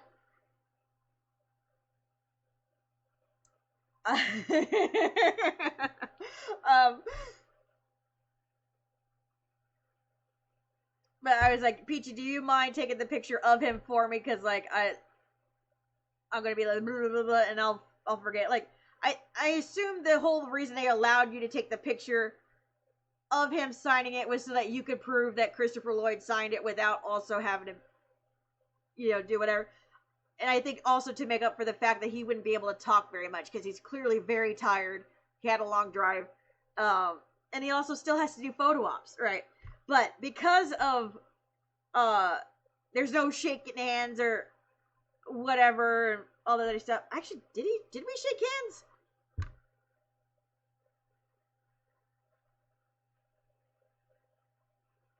No, we didn't shake hands. You could if you took pictures with him or whatever, but like, he was definitely very quiet the whole time. I don't think so, but I could be wrong. Yeah, we didn't shake hands unless he did pictures. Like, I know some people took pictures with him or whatever, but I don't know how much they paid to do that. But the man had a bodyguard, as he should. As he should. Like, I'm very glad that he had a bodyguard, but that bodyguard was keeping a close eye on him. If you brought an extra marker or whatever, they even said, keep your marker. You're not allowed to get the marker. And, I don't think they wanted you giving him presents either. Just because they have to inspect it and everything. So as we're, so the line got really short really fast. Because it's like, do, done, you know. You can talk to him while he's signing and everything. Because he's still being very careful about it. But obviously there's not that much interaction. You can talk to him and everything and say, okay, thank you. But they're going. They're zooming out. And I think everybody's been waiting there for so long that they were appreciative. Like, they understood that everybody's been waiting here. Let's not dawdle too long. Right. Say your thank you and bye and go. So, you know, everybody was understanding of that and trying to be as less of a menace as possible. Awesome. Great. Plus, the con was going to be ending very soon. That 7 o'clock got there fast. And then, as fast as the line was moving, suddenly it came to a grinding halt because he still had to do photo ops. But they were saying, if you have a photo op with him, you can leave the line and go now. We will remember your place in line so that you can come back. So that was really sweet. They allowed for you to keep your place in line so you could still get your photo op. Because even if you paid for a photo with him, and a photo op, and that's where the professional booth is, so you get a printout or whatever, it's not an autograph. You're not allowed to get an autograph at the booth. So even if you get the photo, you have to still get your autograph in the actual line, right? So, so even though a lot of people suddenly left, everybody was politely keeping their spaces open in the line so that they could come back, right? So there were gaps in the line, even though, whatever. So, yeah, I thought that was really cool of everybody.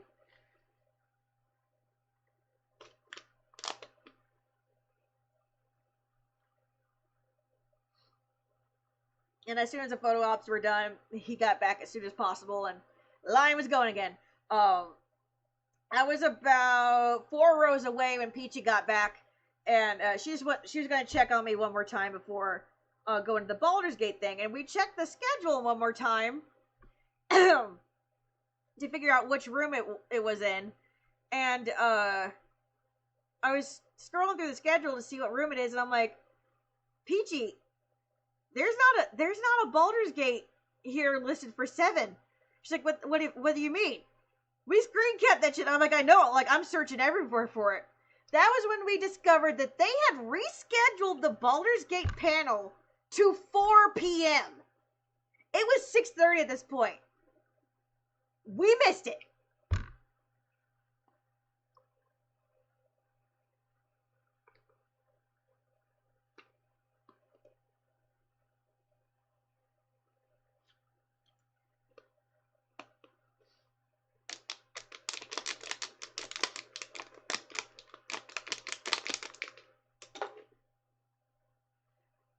I felt terrible. I felt terrible. But there was no way we could have known. There was no way. Like, do you think they're going to announce it over the loudspeaker? Hey, bitches, by the way, we moved Baldur's Gate to 4. Like, but I don't know how anybody else knew. My only theory is that whatever affected Christopher Lloyd's flight might have affected others. But then again, all the actors for Baldur's Gate were clearly there. Otherwise, they wouldn't have moved it up. Maybe postponed it if somebody was late, but definitely not move it up. So, my only other guess was that because Christopher Lloyd was late, and maybe some of the same people who would wait for him also wanted to go to the Baldur's Gate thing, maybe they moved it up. Because again, Christopher Lloyd's line started at 4, but he still hadn't shown up at 4. So maybe they moved it up so that the people who wanted to wait for Lloyd could still go to the panel and then come back instead of missing it at 7 while they're in line. Maybe. But that's no reason to not list it anywhere. Like I said, and I even looked in our Discord messages where Peachy screen capped 7 p.m. It definitely said 7 p.m. There was no misreading on our part. But it's like, how? How did this? I felt so bad. Like, how were we to know? How were we to know? Oh, man. And we knew that there was, like, VIP parties because there was a VIP party last year, but we didn't see any listing this year on the schedule either, right? It wasn't until we had Manu's panel the next morning, and the crowd warmer was saying, by the way, there's a VIP party tonight. Are any of y'all going? Like, we didn't even know there was one, right? It's, once again, it was written on the back of the badge. Not even the front this time or anything. Like, it was written in the back of the badge. Right at the very bottom. It's like, you order these things in advance. You order these badges in advance. You print in advance that there's a party. You arrange the QR code to link to a website in advance. Why the fuck is it not listed on the website until the day fucking of? I don't understand that. Like, literally, we watched for months. No schedules were going up until practically the week of, if not the weekend of, and they're literally changing it on the spot. We didn't go to the party anyway, but I'm just saying, if it fucks your planning up so much when they do this, and again, I don't understand how they could just not list party anywhere when you clearly have the badges set up for it. Like, like, we're just always supposed to assume their party somewhere. Now, when you buy the badge, it does say you will have access, the VIP access to party, blah, blah, blah, blah, blah, blah. But even if it says there will be a party, it doesn't say where it is, when it is. Just gonna assume there's gonna be something. I don't know. It just irks me. It irks me. Like, if I were to have one complaint, it's the bad There's communication. always a peachy party somewhere. Always a peachy party. But yeah, so I'll get to that part in a minute. So anyway, we're in line for Christopher Lloyd, right? Line's winding down, blah, blah, blah, blah. Peachy's with me. We're taking chair and sitting down. Every now and then he'll get up and do photo op, come back. But all things considered, line's going pretty fast. You know, for as long as it was, how long we waited, as you know, from when he started to where I began, when he actually officially got there. But I don't think it took any more than an hour and a half, if you don't include the photo ops, for me to actually get up there. And there was a lot of people. So that's pretty speedy. That's pretty speedy. So I get up there. Thankfully, my little ticket said, yes, you get your Funko Pop. My Xehanort Funko Pop's over here. I'll get it. I'll show you. Hi, Barry. Welcome back.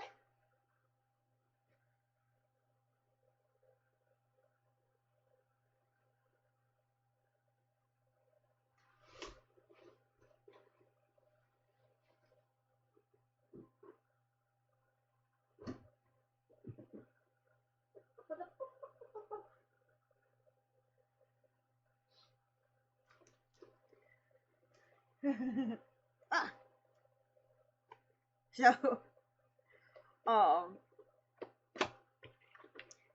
we're moving along. The lady's telling us the rules about the pictures, and you can take a picture of him signing the object, but you cannot take a picture with you in the picture. I handed Peachy the phone because, again, even if I want to take a picture of him signing it, I felt nervous, and I knew my hands would shake. Plus, it wasn't even a consideration on my part to even do so. Cause I thought of, I was just like, I would love the interaction, but as we went along, it was very clear the man was not doing any talking because he's exhausted, and I don't blame him. So I'm like, well, if I'm not gonna have that interaction, I guess the picture is, cool. And plus, it would be kind of cool to have a picture of him signing Xehanort's little bald head, right? So I handed it to Peachy because, again, I also was too nervous to be in front of him with the camera like this. I don't know. So I had Peachy do it. I gave Peachy my phone, and we're going along. And so we're going out there. She hands it off. And it's so nice to meet you. I'm such a big fan of all of your work and everything, but most of all, I just want to thank you for voicing this villain in one of my favorite games. You did you gave a wonderful performance, so thank you so much for that. Blah blah blah. There were so many choices of things, and I kind of doubted that he would have remembered Xehanort specifically because of how many things he's done. So I was kind of vague about who or what Xehanort is. I just basically said, this villain, you gave a wonderful performance. Thank you for doing so, basically. But also I am a big fan of all your other work, but specifically thank you for this. Hence why I wanted, him to sign it. And meanwhile, Peachy's taking the picture. And like Peachy was saying, I misheard the picture part. Peachy was accidentally taking a picture of both me and him in the frame. And the lady over at the other end of the table freaked out and said, don't take a picture with her in the frame. And Peachy's like, huh? It's like, she thought she wasn't allowed to take pictures. I'm sorry, I'm just doing it for her. She's like, doing it on my behalf. Yeah. She's not allowed in the picture. And Peachy's like, oh, shit. but I think the way Peachy recovered fast enough, nobody noticed that an actual picture was taken. But because of that confusion, it was it was a little awkward for a second. That's not Peachy's fault though. It was a little hard to hear what was going on in there. But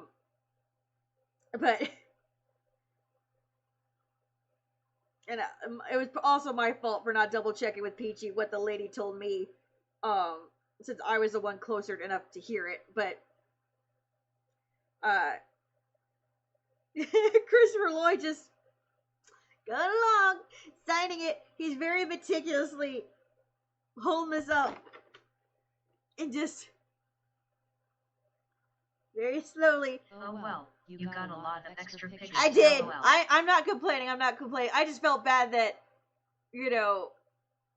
that they had to call you out or whatever. You're like, I'm sorry about that, Peachy. That was my fault. But you gotta get pictures.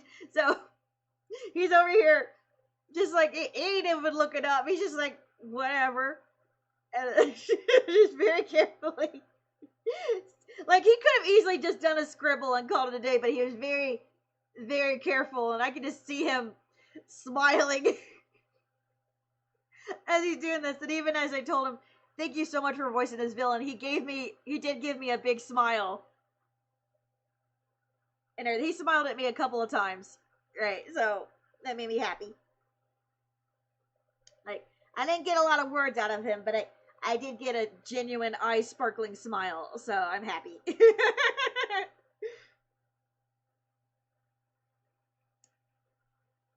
But he did look amused when he saw the Xehanorts. Look at him. I wonder if he thought to himself, I kind of see a resemblance. Like I said, I don't know if he remembered that role at all, but just the way his face lit up, I think he was also amused that I just didn't come in here and shove a box under his face like, I want it on his head. I want it on his head. Specifically.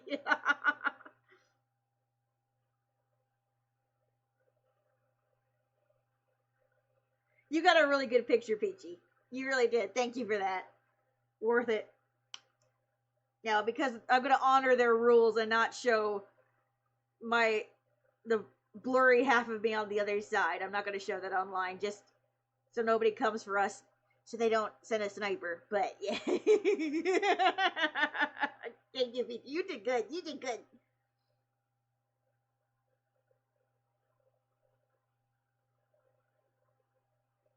But, man, I felt so bad for him, because, like, he had purple bruises all on his fingers and arms. Like, when you reach that age, anything could bruise you. And I can't imagine, like, all the effort it took to drive up there, how tired he must have been. So, like, I felt a little bad watching him meticulously. Like, he carefully tilted and went all the way around. Like I said, he could have done it anywhere, but he wanted to make sure it was on there.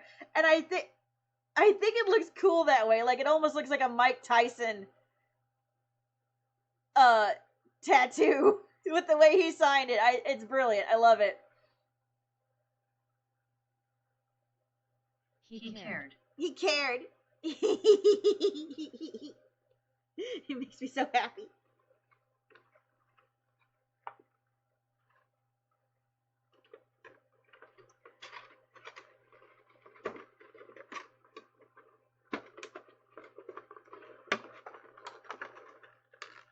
Oh, and the kid who in front of us, or the young man who wanted to give Christopher Lloyd his book but not his signature. So, they have the handlers up there asking, do you have a ticket, blah blah blah, for a signature?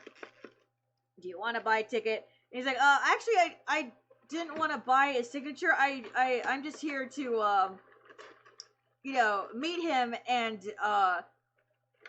stuff. He's like, well, you can't just come up here and meet him and not buy something. Or they didn't phrase it that way, but they basically said, we can't justify you taking a spot in line if you're not gonna pay for the time because it's like it's not fair to everybody who is here. They actually paid money to be here, and you know, and I get that. I mean, it's one thing if you're here with somebody like I was with Peachy and you're witnessing and whatever. Like some will witness, oh, you're a friend, and I'm saying hi, you know, and I would even, and that's why I brought Sprouts, and because I was hanging, you know, since I was hanging out, but I would give them out like. I didn't buy a signature and everything, and I didn't get a directed interaction. That's cool. But here's something. Thank you for letting me wait in line and giving a little wave at the very least.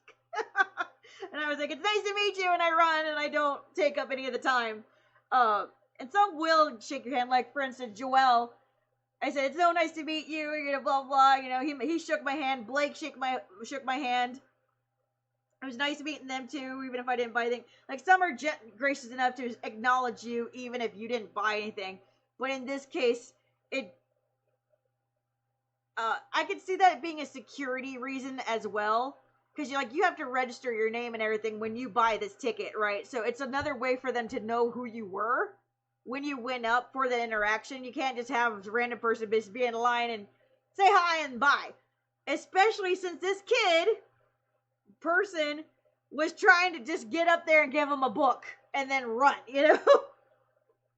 So, you know, and he understood. He didn't make a fuss. You could tell he was visibly disappointed because he really wanted to present him this book and tell him his whole spiel, but because he didn't drop the money to do so, he wasn't allowed to have that interaction. But he did say, I just really wanted to, you know, give him this, you know, this book that I wrote for him, and tell him how much he meant to me and blah, blah, blah. She's like, oh, yeah. He's like, so could you at least give him this book and extend that message to him? And she's like, I'll make sure he gets it. And he's like, thank you. And then he quickly got out of line. So I felt a little bad for him, but I mean, I did feel bad for him. He waited a long time with us, but I was surprised to hear that he didn't buy an autograph at all, or not even a picture. You could have paid money for a picture, maybe, if you didn't want an autograph. Like, I think that's where the socially awkward part came in. But, you know, I respect the kid for, you know, bowing out gracefully. You know, he set out what he wanted to do.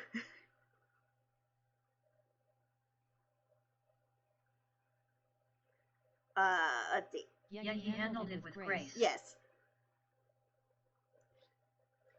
It was a little sad, but I also understand, because, like, again, you can't just have random people, unregistered people, just go through the line and be like, I saw Christopher Lloyd, and just leave, you know. Everybody paid to be there. You know, they all deserve a chance, and for you to take up that time for free is kind of unfair, you know.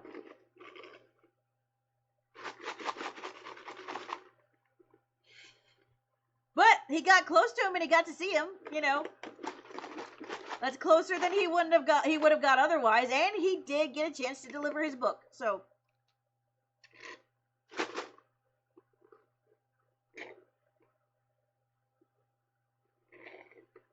technically the handler didn't even have to do that much. But she did say, you know, I think she read the situation. She's like, I'll ensure he gets it, you know.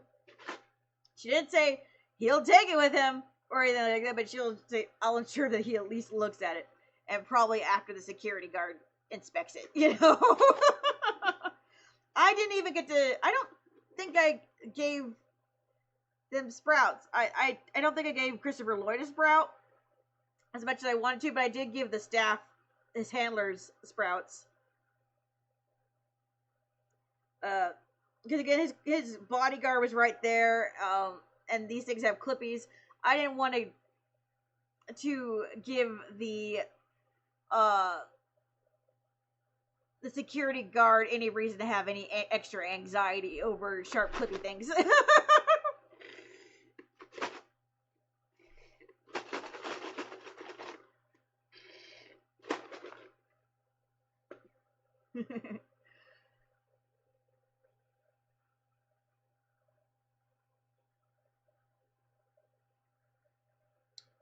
So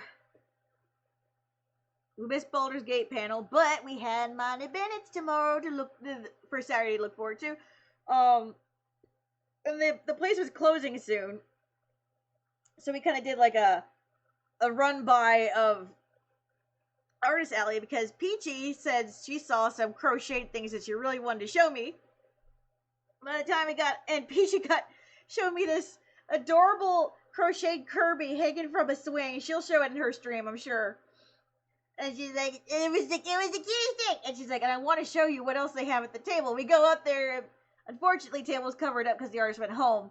But we peeked under the curtain a little bit. There was a crocheted Sora. And I'm like, oh my god, that's so cute. So, we made plans to come back and check it out later. We found Sora art on the wall, but again, the artist was not there. I took a picture to come back later. Then we went out to dinner.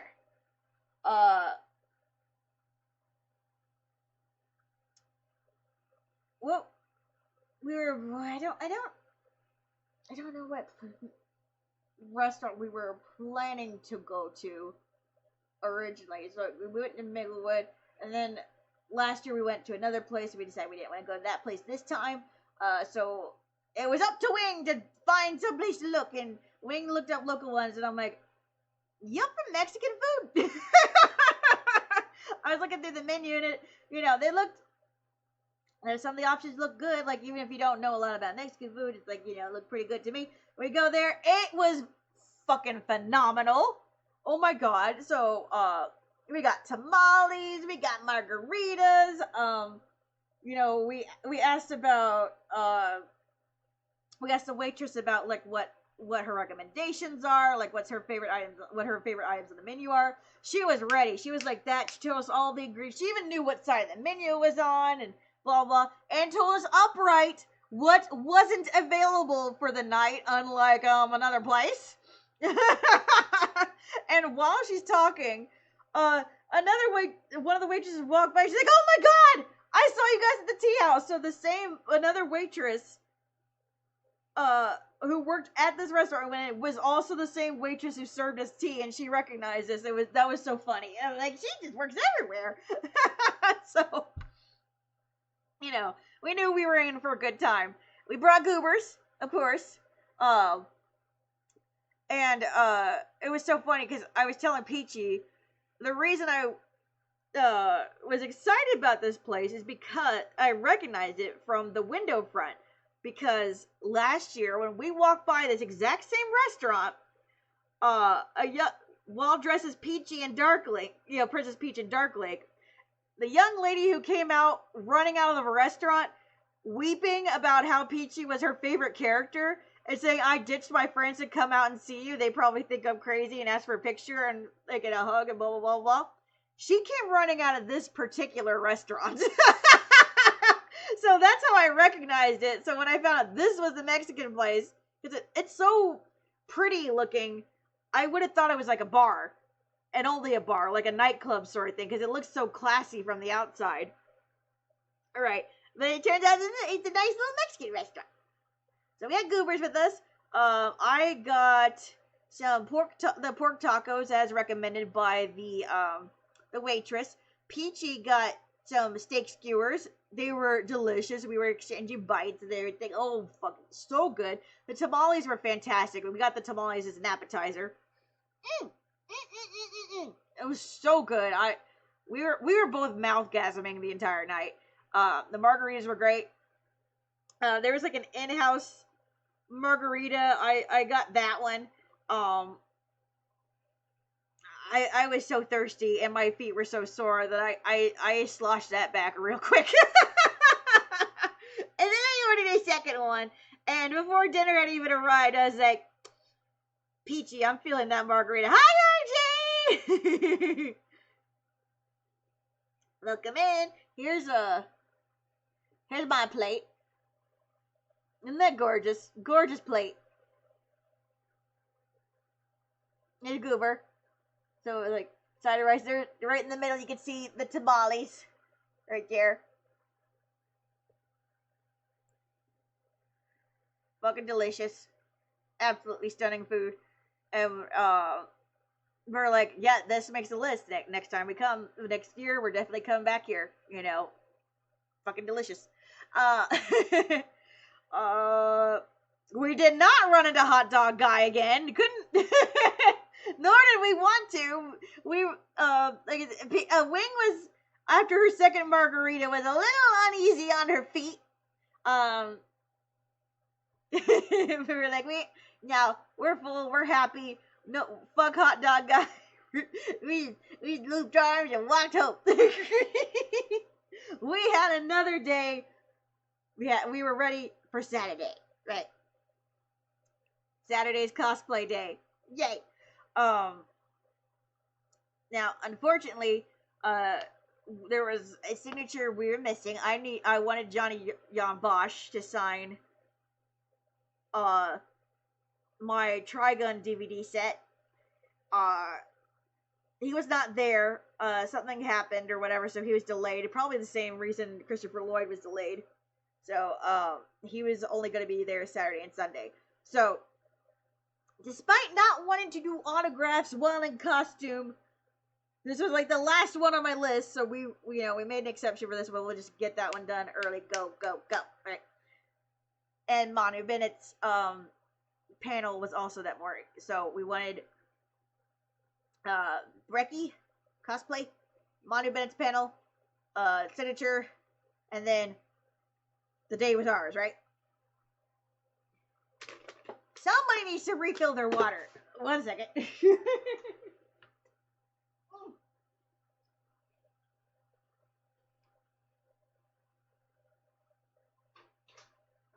Oh, waters.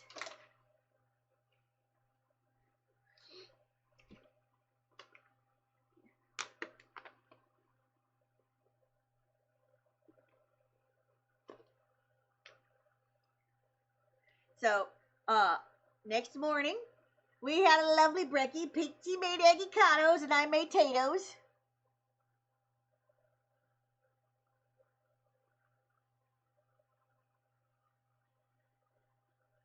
Goober partook.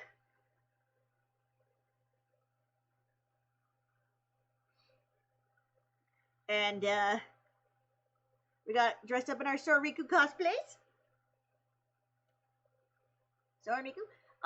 We got our keyblades. We got going. We walked over. Passerbys on the street were giving us the nod of approval. Like, love your costumes. Awesome. Thanks. Of course, everybody's yelling, I love Kingdom Hearts. And they're like, it's the anniversary. I know. Happy anniversary. Happy birthday, Sora. Yay.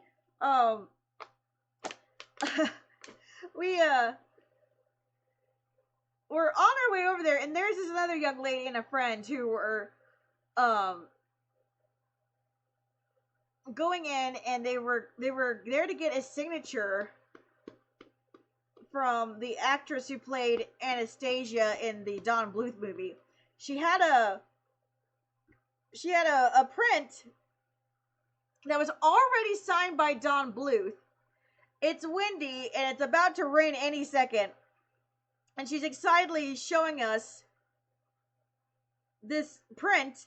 Well, asking us, do we know where the entrance is? And blah, blah. Yeah, we're on our way to the entrance right now. It's like, oh, God. And I'm just like, folding in on myself with anxiety for her. Because, like, if you know Don Bluth, you know Don Bluth is getting on in years. Like, I think the guy is pushing 90 years old. One of the classic Disney animators who went on his own.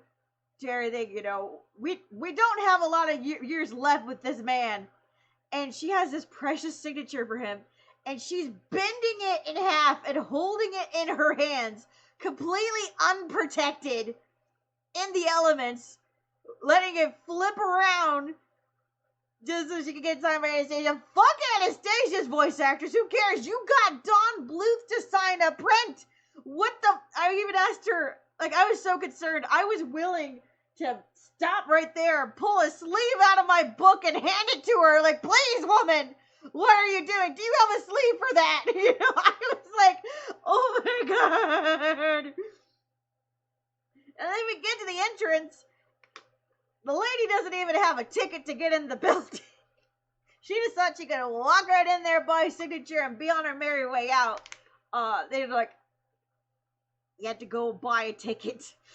So you had to send her outside and go all the way around. Or she went up the stairs and had to go all the way around. But yeah, either way, she was not allowed to go in there without a ticket.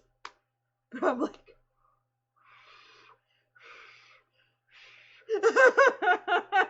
and I'm like, Peachy. And I told Peachy my pain. We were just like, don't look.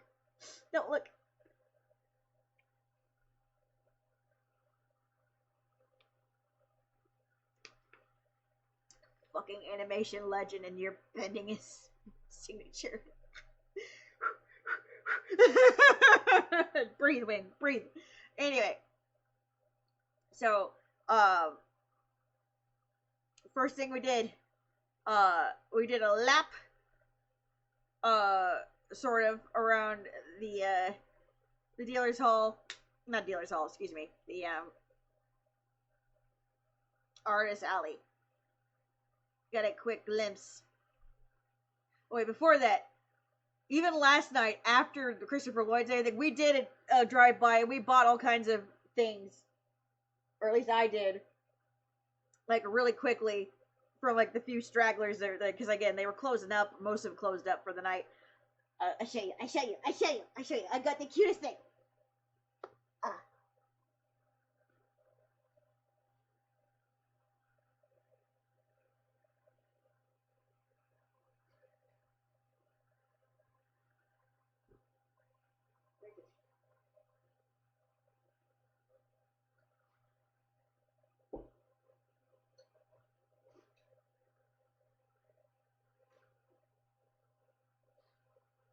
Yeah, baby.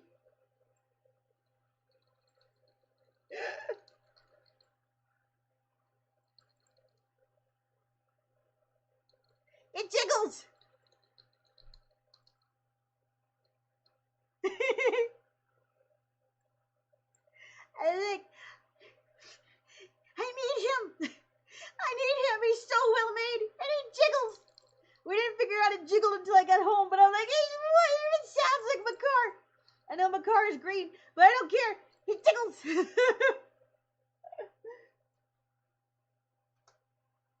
We saw some of the same artists that we saw last year. That was cool to see them again. And we walked by another stand where somebody had plushies. They had this loaf. I didn't buy it there that night, but when we came back around Saturday, I couldn't resist. I needed this loaf of cuteness. You think it's a Flareon? I think it looks like an Eevee, based on the coloring, but it's a Flareon. And I love it dearly. It's so cute. So, go to Manu Bennett's panel, and because we're VIP, we got straight to the front row. So we got front row seats to see Manu. And like I said, there's like a crowd warmer to entertain us before Manu came in. Alright, so he's talking about the history of the con and like talking a little bit about Manu, telling us about the VIP party. That's how we found out that there even was a VIP party. Like there's a band. He's like, they're fantastic. They never miss. They're awesome. And they perform while wrapped like mummies or something like that. And we're like, huh? I'm like, I mean, that sounds kind of cool, but we literally heard nothing of this, right? Like, it's like, it should be on the back of your badge, and of course, sure enough, there it was. I'm like, what would be nice? If it was on the schedule, Whatever. Fun chat. They all talk about Buc-ee's and Kentucky or whatever, and then, here comes Manu Bennett, the man, the myth, the legend, here he comes in, and roars of applause. He comes up.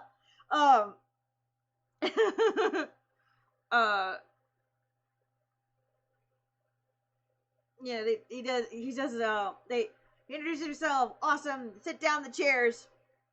The interview guy, warm up dude, he's like, okay, so, what would you like to talk about first? How are you liking Kentucky? First of all, he's like, well, I'll tell you what. So I got interviewed for the radio, and he's like, he's like, you quickly gather that Manu is kind of is a big storyteller. We already gathered that while waiting in line, and finding out that every interaction took 10 to 15 minutes. I'll let Peachy talk about her own interaction with him, but it was amusing to watch. But anyway, so this panel, he's like, I'll tell you what, I get in, I fly in, and I wondered if Kentucky was part of the South. I don't know why, obviously I'm not from around here, but I was like, to me, I thought Kentucky was South, and I go around and I ask, I'm going to reset the camera, it's a little blurry, hold on.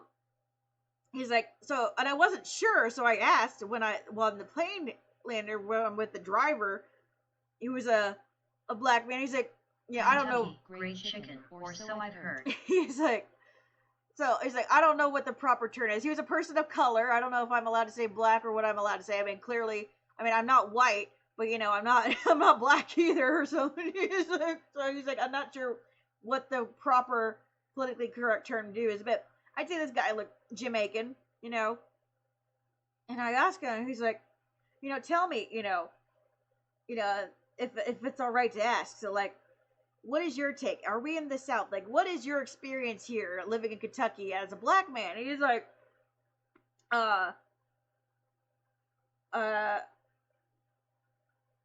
he's like, I forget exactly where he was going with this, but basically, he said there's a lot of history here, but did you know that Jack Daniels, there's a lawsuit going on with Jack Daniels right now because Jack Daniels had a partner who was black, and said partner was actually the one who came up with the whiskey recipe, and Jack Daniels stole it. And he's like, and I'm talking to the radio host guy about this interaction he had with this driver, and he's like, yeah. And he's like, and he also heard, he's like, yeah, as far as Kentucky goes, it's kind of split north and south, right down the middle, because in the Civil War, brothers were fighting brothers in a way, because it was just really that split. So it's like really depending on where you are, that's how people interpret themselves and everything. And then he comes across this Jack Daniels story, and he was like, he was telling the radio guy, he's like, ahead of time, he's like, I don't know if we're allowed to talk about this, but, maybe we could start with that, and I can be like, and he's like, I was wondering if we can, as far as the punchline goes, like, so maybe since Jack Daniels whiskey is invented by a black guy, maybe it should be called Black Daniels. And the interviewer was like, no, we're not doing that. He's like, but I don't think that's a bad thing. Like, if anything, it's not a joke. It's an homage, like bringing awareness to this thing, I would think. But we could not done it. But it's not gonna happen. But that's my first story as far as coming to Kentucky, how it's so far it's been. And I'm like, oh no. Oh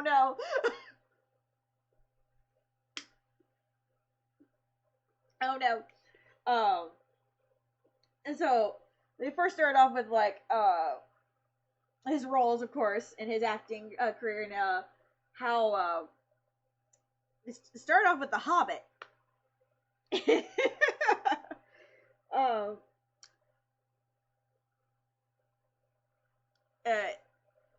It's like, so how did you get in, being an actor and all that, who was still working on Spartacus at the time? How did you get from Spartacus to The Hobbit?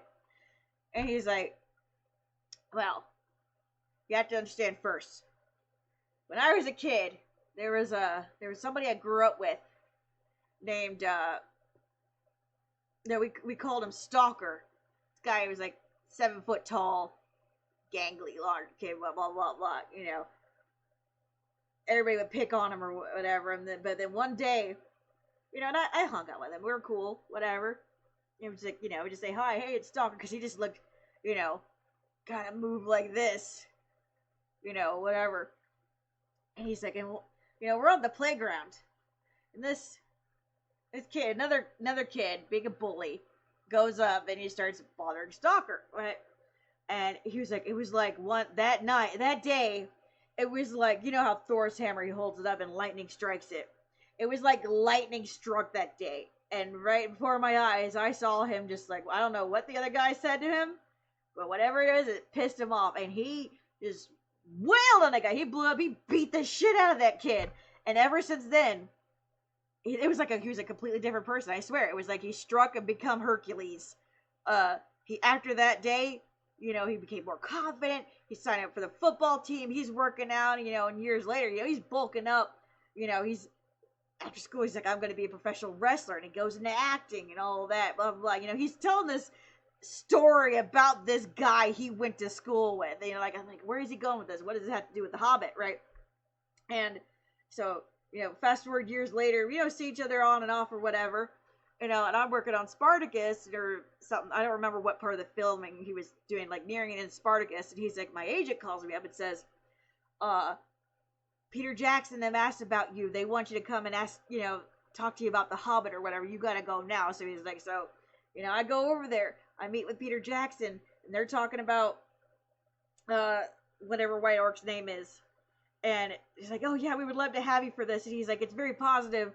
It sounds great. They're excited to work with me. It sounds great. So he's like, walking on cloud nine. He's going back, thinking that the interview went well or whatever. He goes back to work on Spartacus, and then, wouldn't you know it, Stalker guy calls him up and says, hey, I'm in town, blah, blah, blah. He's like, okay, man, yeah, let's catch up. So they have dinner together at his place, and he's talking about, and he's like, and I hadn't seen this guy in a while, and I think he's had some help, but he's like souped up now. Like good on him, but like he's done wrestling and also professional acting and everything, and he's telling me about this other role he signed up, and it's like, and I don't know if this guy was making fun of me or what, but I asked, what role he's in. Oh yeah, for Peter Jackson, like some Hobbit movie, and he's like, a Hobbit movie, and he's like, oh god, oh no, please don't tell me. And he's like, what role? And he's like drawing it out, eating, because he's already eating dinner. And he's it's like doing these loud, dramatic, lip smacking noises. It's like boiling inside as this guy is like drawing out what this character's name is that he, applied for. And he's like, and I just want to fucking kill him. He's like, I'm just like, I'm boiling. And I was like, I think he's fucking with me. I don't know. He's just making me so mad with how far he's dragging this out. And then finally, he says that character's name, the White Orc, and he's like, I just wanted to say, fuck you, get the fuck out of my house. But he's like, oh, I didn't tell him or anything. I was like, oh yeah, that's cool. And just like that, like ruined his night. Didn't think he'd hear back from Peter Jackson. He goes and he does Spartacus, whatever, and his friend ends up being the White Orc. Right. He's like, so it's 2 years later, 3 years later. I'm not even thinking about this movie, whatever. I've got my own shit going on. And all of a sudden, they call me up. And they're like, they want you to come work on The Hobbit. He's like, I thought so-and-so was doing that job. No, you just go. So, he's like, apparently,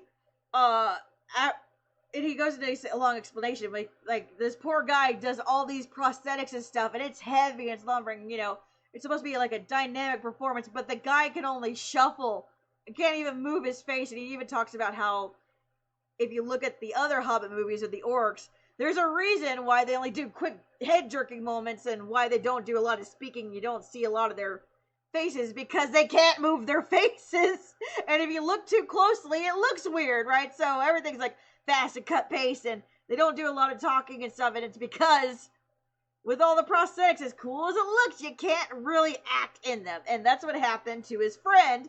He's got all this shit on, 6-7 hours of makeup a day, and he's just like, And, he's swinging his weapon around and it looks like this. And it's like, it's not that exciting. So they wanted me to do the mocap for it. And so they completely threw everything that he did out and I got to do the mocap for it. And so it was like, and they were like, oh my gosh, great. Now my thought was, if they were asking him to do the mocap and surely they had something in mind for how the performance that they wanted, that this guy, they were hoping to get out of the original actor, but obviously couldn't. So maybe when they called him in, they had like an idea in mind already that they wanted him to quickly do. And like, maybe it was inspired by this original thing, that what they saw in this guy, like his gait or whatever. Do they want him to pull that off on his behalf? Like what? Like, I guess in my mind I was like, well, why didn't they just have Stalker do the mocap himself? Like, what was missing in the performance? Like, why couldn't he do his own mocap, basically, is what I was wondering in the grand scheme of it all, or whatever. He said he doesn't I know he said he didn't exactly know why they couldn't use any of his performance or what, but basically he wasn't in the picture anymore. Whatever reason, he wasn't in the picture anymore. And they needed him to do the mocap. So, when they were saying, does anybody have questions about The Hobbit?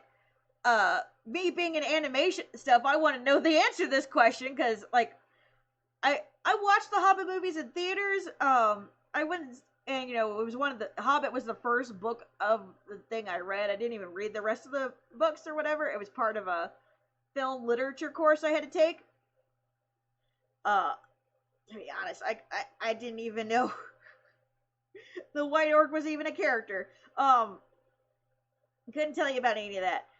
But as from an animation standpoint and mocap, no, I was really interested in like this thought process and how he was intended to act, given that they already had an actor. Like, what something was missing to me, and I didn't even think about it. I just quickly raised my hand because, like, given I did wait like a whole 2 or 3 seconds to see if anybody else was raising their hand before I raised mine. Like, everybody else is more invested, including Peachy. I know Peachy probably had a question, but they asked Hobbit, so I raised my hand.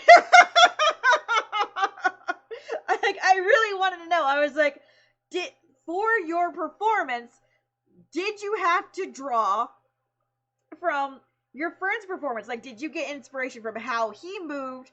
Like, since you grew up with this guy, did you draw any inspiration? Because in my mind, I think out of respect for maybe your friend and fellow actor, maybe you would draw inspiration from the performance you think he would have given based on, like, he knows his gait. He's over here imitating the guy already. Like, did he pay homage to his friend and when giving his own performance? Right. But I don't think I stated it properly the first time I meant to ask, because of immediately he went to, well, I didn't know the script or anything, and blah, blah. It's like, well, what I meant was, you knew your friend growing up. Like, did you grab any inspiration from him as a person and put in your own performance? He's like, no. Pretty bluntly, he said no. I felt bad for interrupting to restate my question, but he's like, no. So here's what happened. And then he goes on sing. I'm like, oh shit, what have I done? I felt bad for interrupting, but I was like, I was worried that I wouldn't get what I really wanted. But he's like, here's what happened. So, yeah, what you have to understand is that when they asked me to do this, I literally had one day, like, there was something about him being sick and having the flu, and just finished off Spartacus or whatever, and it's something like whatever, and then they called him up and said he had to be over there by this time, and they like flew him overnight. He already wasn't feeling well, and he's in this hotel room, and they give him like the barest script and like an image on a screen, and that's literally all he had. And then he went in the next morning, and and he's like, and here's basically the thing: when he's doing all these moves, they're big dramatic moves. He even like gets up and performs it, and all this other stuff, and it shows like, but and you can understand why when you're dressed in prosthetics, you can't do all these bendy, flashing moves or whatever, and it's like, no, so with little to nothing, I did my own thing, and I'm like, makes sense. But like, he had like a longer story to go along with it, but basically his whole explanation was like, I had nothing to go off of, and then boom, I'm there, and next thing you know, I'm doing mocap. And he also said, by the way, for your mocap suit, I forget the name of the guy who played Gollum. He's like, just so I go in and I do the mocap and everything, with whatever script they have it. He also goes into detail about, he had like a linguist with him that night about how to do the orc tongue and how to talk with it. He's like, I don't know what's going on. And he was like talking about how he was performing with like a sort of thing, and but yeah, they told him that Gollum's actor wore these mocap shoes, and now you get to wear them for this since you're the same size. And he's like, well, no fucking pressure or anything. I'm literally walking in Gollum shoes. Like, oh my god, that's huge. Literally next to work in Gollum shoes. Like, can you imagine? Oh my god, like, this is the legend right there, and I'm wearing his shoes. And it's only because we just happen to be the same size. But still, you're literally walking in the shoes of greatness. Like, holy fuck. Like, But yeah, so I thought this was just going to be a quick question, but he ended up making it a whole another 15, 20-minute story. And while as enthralled as I am in this thing, the whole time I'm feeling worse and worse because I'm like, oh my god, there's not a lot of time, and I got this man started, and poor Peachy's probably never going to get to ask her question now. No, I felt so bad. Like, she is more invested in this man than I do, but I just one little question, and I put him on a 20-minute tangent, a funny 20-minute tangent. But there's one more thing. At the beginning of the thing, I mentioned how he was talking about Kentucky and his little Black Daniels joke. He also mentioned, Korean restaurant. Yeah, so I was like looking for a place to eat. And somebody suggested Lunch break over. Oh, okay. Thank you, Roger. I didn't know you were on lunch. You boy, thank you for hanging out. He went to a Korean. He was like, the like a recommended place was a Korean restaurant in Kentucky. So he's like, well, a Korean restaurant in Kentucky. How legitimate could this Korean food be in Kentucky? He's like, and I go in there, and it looks like a scene from Kill Bill. Like, it looks like straight out of the Kill Bill movie. And the Korean owner comes up to me and greets me with a and gets me to a seat. He's like, oh, okay then. Awesome. And he's like, it was good. And he said, and I also learned how to line dance. Everybody, get up. Do a country beat for me. So we're all doing. And he just gets up and starts line dancing on stage. And that's when the crowd warm up guy was like, by the way, he teaches dance, guys. Everybody give him a round of applause. Like, so we saw Manu Bennett line dance.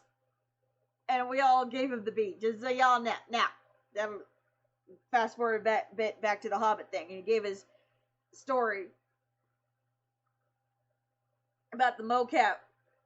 And how he did the voice and all this other stuff, and how they had to like phonetically write on cards like what the orc tongue's supposed to sound like. It's not like he had any time to study it and what it's supposed to sound like, so he's just like, doing it. But he did say, like, and all the time, I just keep thinking of that guy at the dinner table going, like, he keeps referring to that guy smacking his mouth. Like, spitefully nom-nomming at him. Like, he just keeps bringing that out, doing that face. It's so funny. And then they moved on to, like, talk about Arrow. Um, it's so strange because like we keep referencing Spartacus, but at the same time not talking about Spartacus. Like when this was happening, he was working on Spartacus. When this is happening, he's finishing up Spartacus, but we haven't actually talked about Spartacus yet. And as time's ticking by, I'm worried. I'm feeling worse and worse. Like, because Peach is here for the Spartacus part, right? But now we're talking about Arrow. I have no idea what Arrow's about, or any of it. But from what I was gathering from the way he was talking, something about special forces, airplanes, dogfights, something or other. But what he talked about was somebody asked a question like, did you have to do any field work or learning to get into character for the role you played? And he's like, well, I'll tell you what. So they sent me to a base, and I'm talking to these guys, these Black Hawk helicopter guys, and saying which one of you has the most kills. And he's like, and it's so strange, you go around and all these guys, right? But the one with the most kills was a man who looked kind of just like you, kind of basically, not exactly his words, but kind of nerdy looking, skinny guy or whatever. And he also talked about being in other special forces, like you got the guys who have to swoop in and keep everybody quiet, or kill things to keep quiet. Anyway, so he's like, it was funny. The guy with the most kills was also the one that looks like he'd be the best at video games, and that's exactly how they described it. To them, they think of it as a video game. Good guys versus bad guys. You don't have time to think about, the underlying this and more. It's just good guys and bad guys, and that's how they think. It's oh, interesting. And now, as far as the guys who swoop in and do the special ops missions, so he's like, how do you all do that? It's Peachy's bedtime. Thank you for an amazing weekend. You too, Peachy! Love you, sleep tight! See you soon. Mwah, yes! I'm gonna mark this as complete. Love you, Peachy, sleep tight! I'm glad you got home safe. Get some good rest. I'll see you soon. Mwah!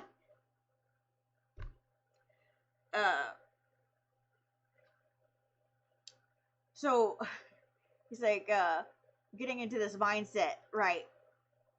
He's asking him, how do you, so what do you guys do when you first go in? He's like, well, first of all, the first thing to do is we gotta eliminate the dogs. Because, they have dogs on the ground. They do all this, they bark and all that. We gotta get rid of the dogs first. And then, you gotta take out the soldiers, the ones on the ground as quietly as you can. He's like, well, how do you do that? It's it's usually the younger guys who are out first.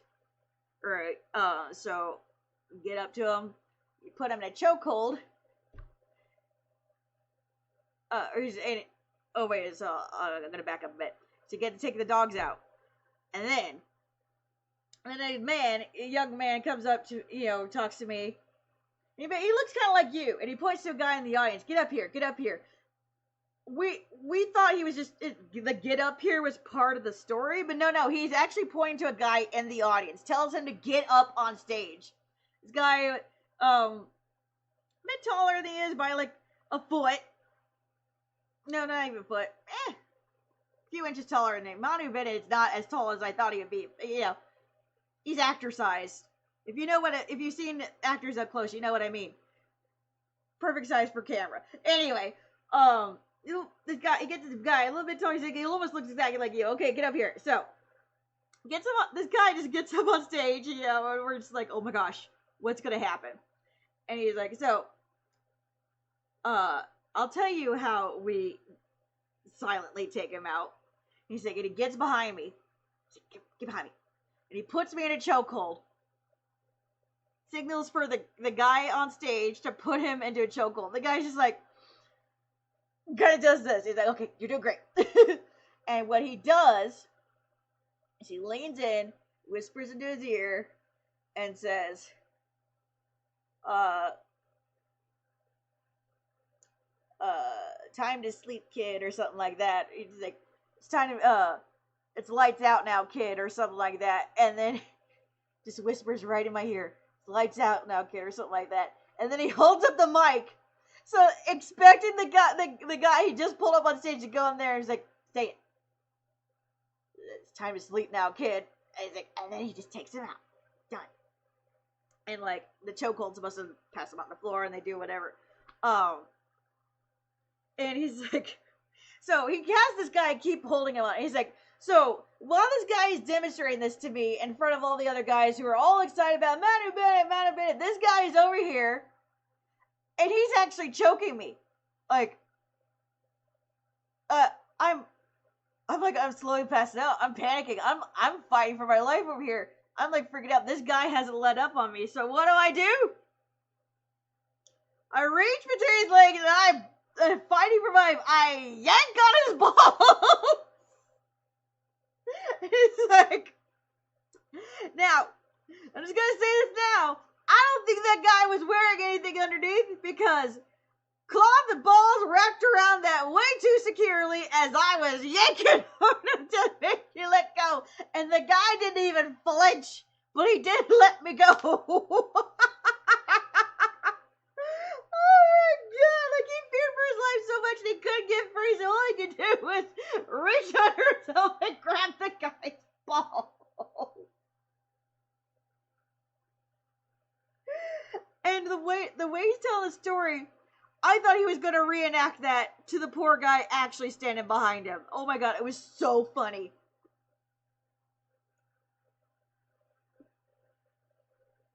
It was so funny.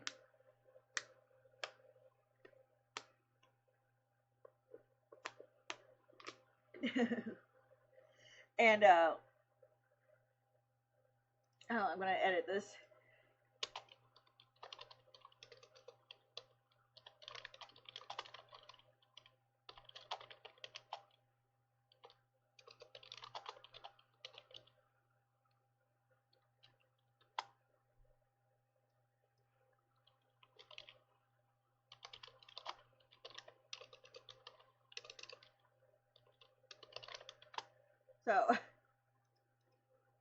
So like this is part of the method acting, like process of getting in, to character for the Arrow movie, right? And somebody asked like, how did you get into the character mindset for this and that?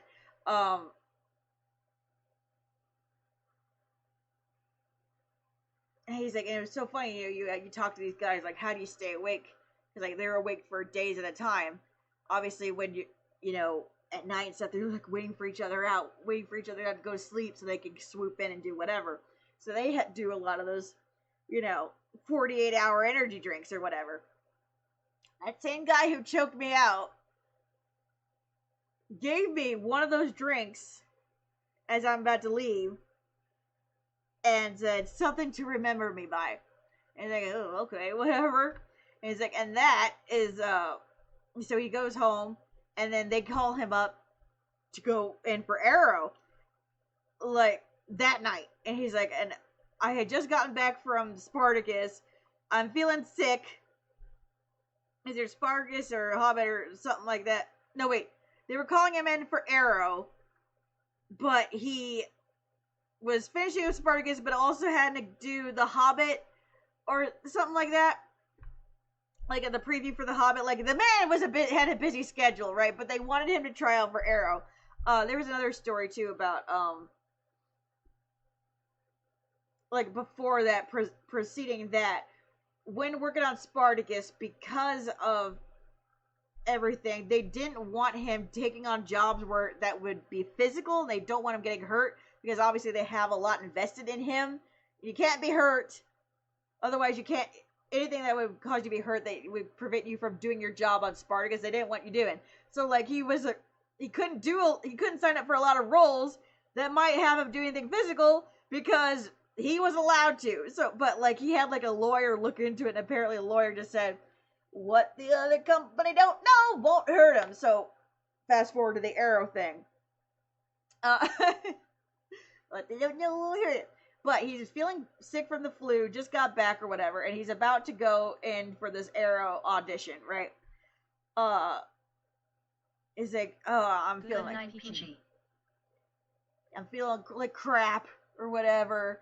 But I reached into my pocket, and what do you know? I have that 48-hour energy or whatever. That's what he called it. I know it's probably a 5-hour energy, but he kept calling it a 48-hour energy.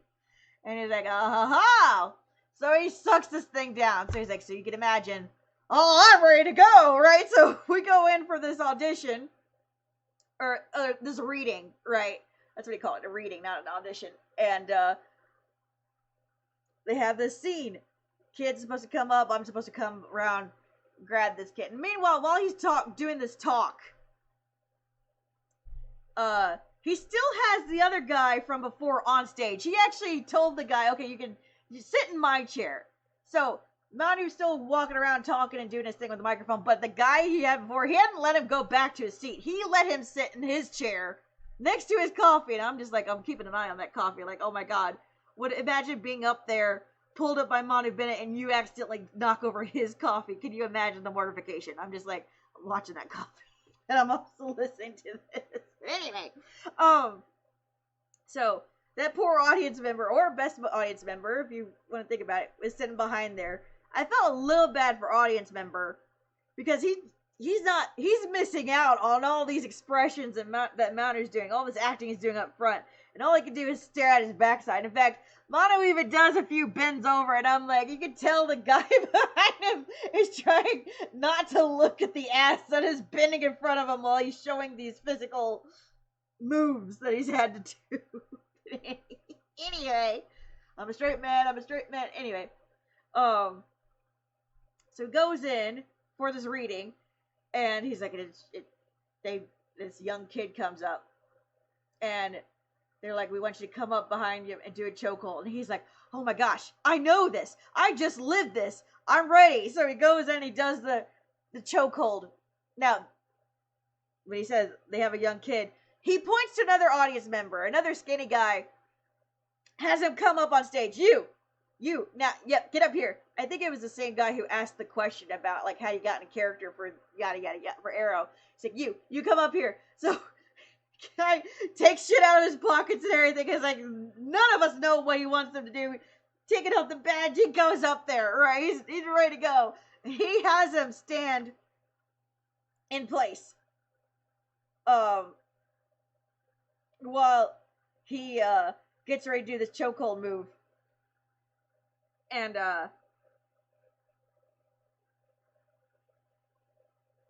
he's like, I'm doing this, and,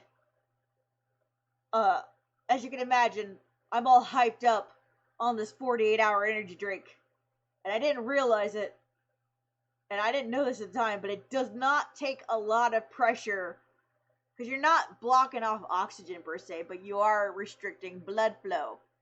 So while I wasn't choking this kid, I was definitely restricting blood flow while unknowingly gripping him too hard.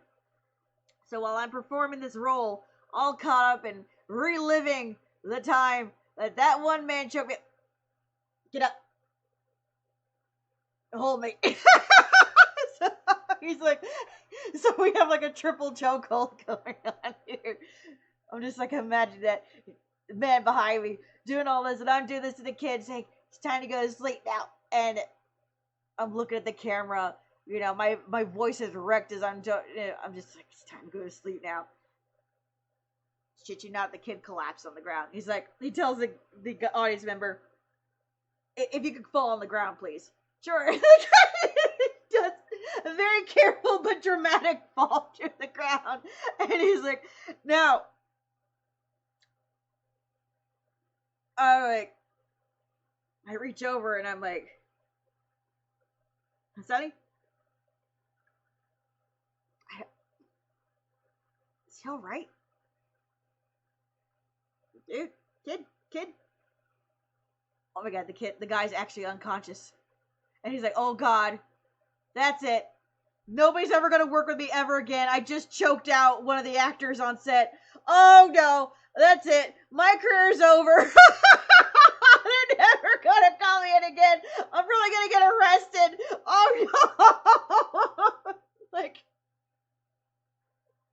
but they just say, good job, okay, we'll give you a call. And he's like, yeah, okay. But then they even call him back in the office and say, you did great, it was fantastic, blah, blah, blah. And he's like, he's just being nice. He's just being nice. He's just saying that to get me out of here, but nobody's ever going to call me back again. And he even gets a call from his agent or manager or whatever. And she has like, how'd it go? And he's like, they said they liked it, but I choked a kid out. I don't think it went well. And she's like, I guess we'll just have to wait and see. I guess so.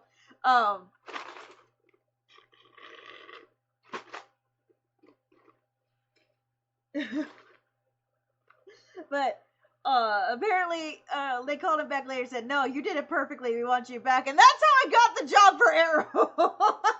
But like, when he's telling all these stories, like I said, he got audience participation things going on. The guy he had pretend to chokehold him, he even did things like he was dramatically leaning back in him, like having him hold him up and shit. He's putting his arm around the other guy. He's having him fall on the floor like it. Like, if I didn't know any better, I think this guy just has the script. Like, he has his own thing.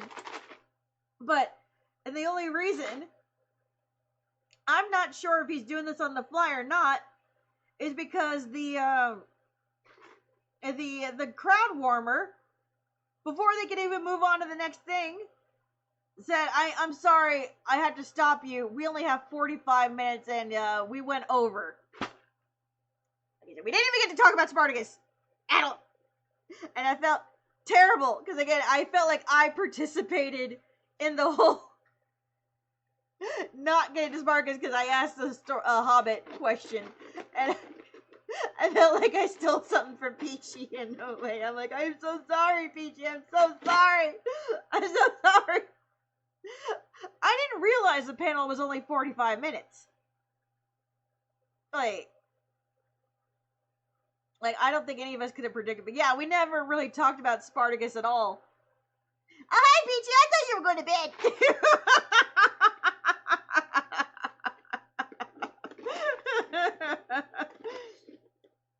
Yeah, I still feel bad about that. But, I mean, I'm happy for the answers I got. They were entertaining as hell, but I also felt bad that we didn't get to talk about Spartacus at all. And now I probably have to watch it.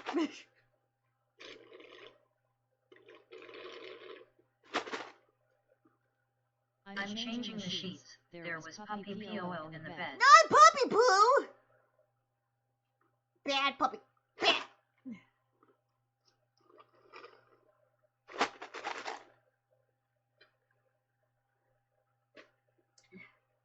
So,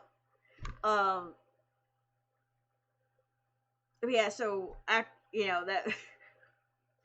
I feel like I could listen to that man talk forever. And he also kept referencing the thing as he went along, so maybe he does have a scripted thing, but at the same time, if it is scripted, why does he only get 45 minutes? That's not fair. And I have found new bruises. I have a bruise here and a bruise here. What the fuck? What hit me? And why is it only on this arm? Okay.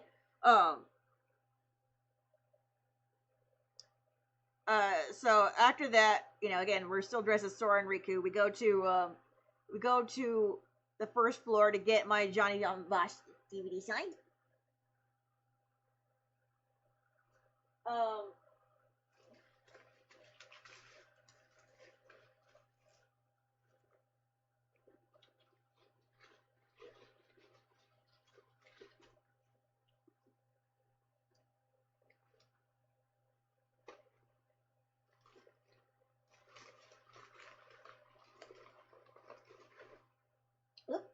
Where'd it go?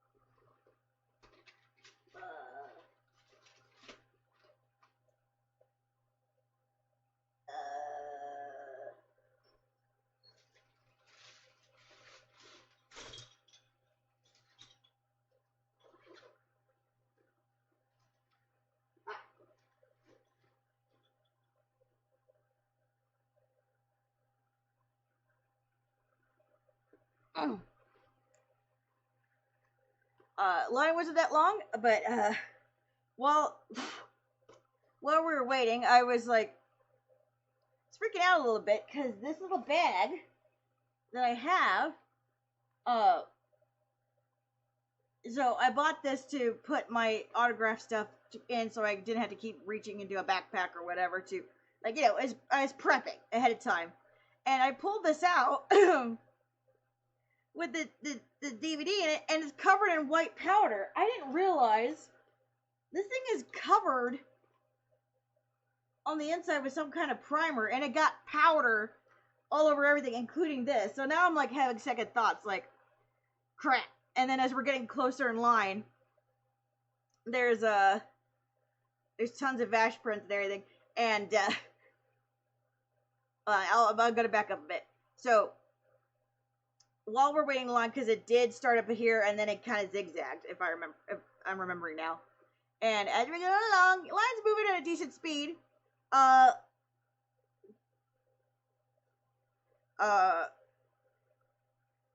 We meet other Sora and Riku fans in line. Everybody's cheering us on. We're talking, blah, blah, blah. And there's this one, couple of people in particular, two ladies, who,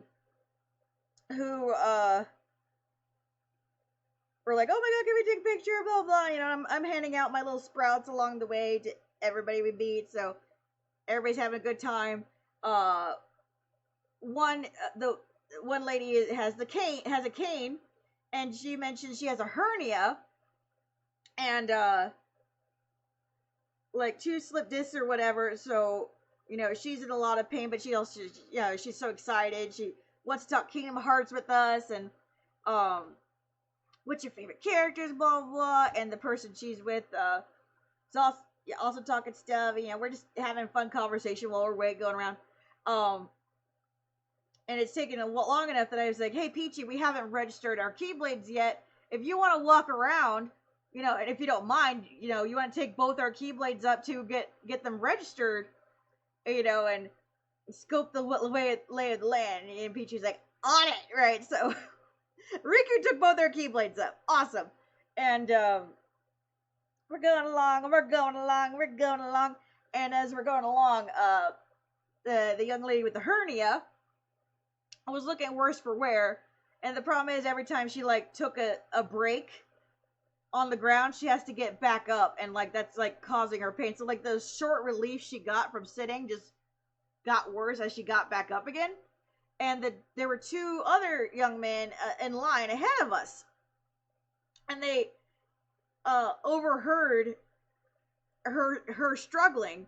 And as we moved from like the overfill line to the other line, they were like, oh my gosh, you know, would you like something to sit on? And they had these folding stools that they whipped out, unfolded, and like offered it to her to sit. And it was like, you know, oh my god, that's so awesome. And I just thought that was so sweet and so wholesome. I was like, that deserves a pinwheel. And I dug out one of my pinwheel sprouts, you know, little clippies. Like I had sprouts, I had ones with ducks, I had turtles in my pockets, and I had pinwheels. I didn't have a lot of pinwheels left, so I've been giving those out sparingly. You know, only the special peeps get pinwheels, right? But that was so sweet. I was like, you get a pinwheel. And then as we're going down the line, the other one also mentioned, you know, you started experiencing pain as well, and they were taking turns using the stool. And he's like, well, I have one too, and he just whips off it. And so these guys in front of him also they both basically gave up their stools so these young ladies could have a sit as we're going around the line. And I was like, that was so sweet. I gave him a pinwheel too. But yeah, while we're doing this and we just slowly moving along, because again I mentioned, you know, you got fast pass you got to worry about going the line and stuff. That's around the time Peachy showed back up with the Keyblades. Awesome. And while we're waiting, the young lady with the cane, Peachy noticed her fingers had blood on them. She's like, where am I bleeding? And then somebody else, then the other young lady's like, I think you're bleeding from your head. And I look over. Peachy had blood on her Riku costume right here and on her shirt. Like it dripped somewhere. And we're like looking, where is the blood coming from? Like I'm panicking. Like, did somebody sneeze blood on Peachy? Like I'm looking everywhere. Where's Peachy bleeding from? I'm like, and they like, I think it's behind your ear. And I'm like, I'm looking behind Peachy's ear. I don't see any blood there. No blood there. There's no blood in her nose. No blood anywhere. And then Peachy figured out it was her finger. And I'm like, I'm whipping out my little tissues and a little water bottle and like blotting it. We're trying to get Peachy cleaned up and get Riku's shirt all cleaned up. You know, the Heartless don't bleed. You know, so what? How are we gonna excuse the blood on Riku's shirt, right? Right. And you know, Peachy's wrapping her finger, and we're trying to figure out what Peachy cut herself on. And I mentioned before the swag bag had a first aid kit. I even brought a big ass box of Band-Aids with me just in case. But that day I didn't bring the Band-Aids because I like the Ida bags that we had with the Sora and Riku costumes. Like they don't hold a lot, and I'm like, what are the odds that we're gonna get hurt, that we're gonna need the Band-Aids? Let's be honest, man, you don't need the Band-Aids. We don't need the Band-Aids. And of course, when I don't bring the Band-Aids, we get a boo-boo. Because of course we did. But somebody else in line, because like, I'm looking around, does anybody else have one of those VIP bags? By the way, these are the VIP bags. They came with deck boxes and first aid kits and a desk mat. They came with the book I showed you guys. They came with coupons and all this other stuff. I'm like, does anybody else have a VIP bag with the Band-Aids? Maybe I can just get a Band-Aid off of one of them, right? Of course, we get the badge. And somebody in line's like, did I hear you need a Band-Aid? I'm like, do you have a Band-Aid? She just happened to be like a healthcare worker or something, and so she always carries Band-Aids on her. So right away, she's like, I got some Band-Aid! And we're like, yay! And she so graciously... What is this room? Don't think about it, Wing. Oh, that might have been from the folder. Okay, never mind. I was like, I hope that's not important wrapping. I was like, was that supposed to be protecting something? I don't know. So we got Peachy a Band-Aid, basically. We got Peachy a Band-Aid. I handed out more Pinwheels and Sprouts, and it was just a wholesome line in general. Meanwhile, Johnny Yamvash has no idea the drama that has been occurring in his line. So we're moving along. We get up there eventually, and just as I'm about to go up and excuse me, you know, pay for my signature and say, hey, I want this DVD signed, blah blah blah blah. Fast Pass family comes up, and they have a little boy who couldn't be more than 5 or 6, and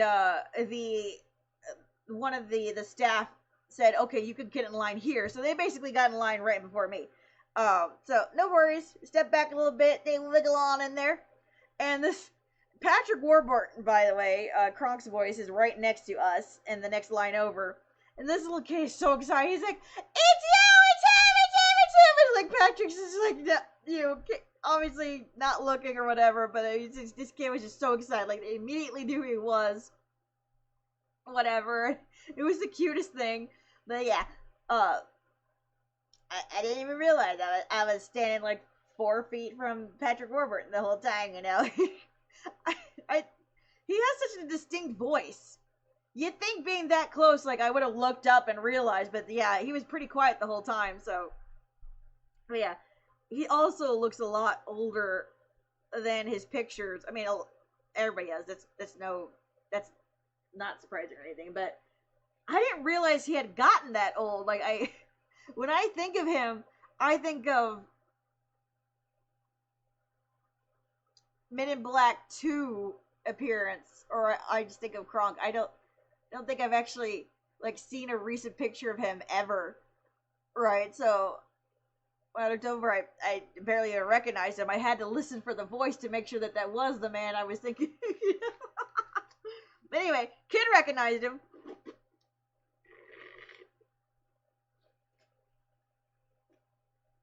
And it was just so cute. By the way, Peachy got me a donut mug.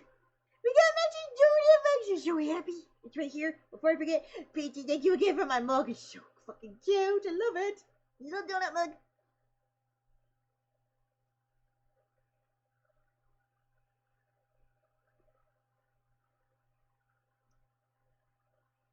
I made sure it was nice and safe the whole way over here.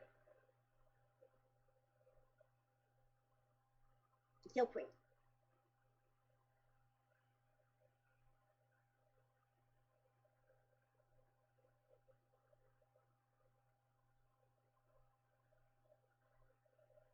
Like I said, try to. It's a little cracky, but it's okay. It's okay. I mean, I don't think I caused the crack, but...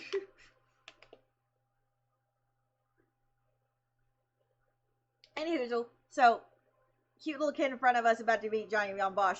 While he's waiting in line for his turn, his parents are like, which one do you want signed? And he's like, I want Zero to get signed. Zero. Like, this guy, Johnny has shit ton of characters on it. And when he said Zero, I'm like, Zero? My immediate thought was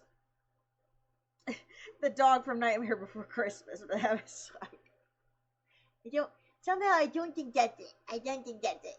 But he meant Zero from Mega Man. And sure enough, that was Johnny Bosch, and he had his signature for it. And meanwhile, I'm just like thinking back and forth on this DVD.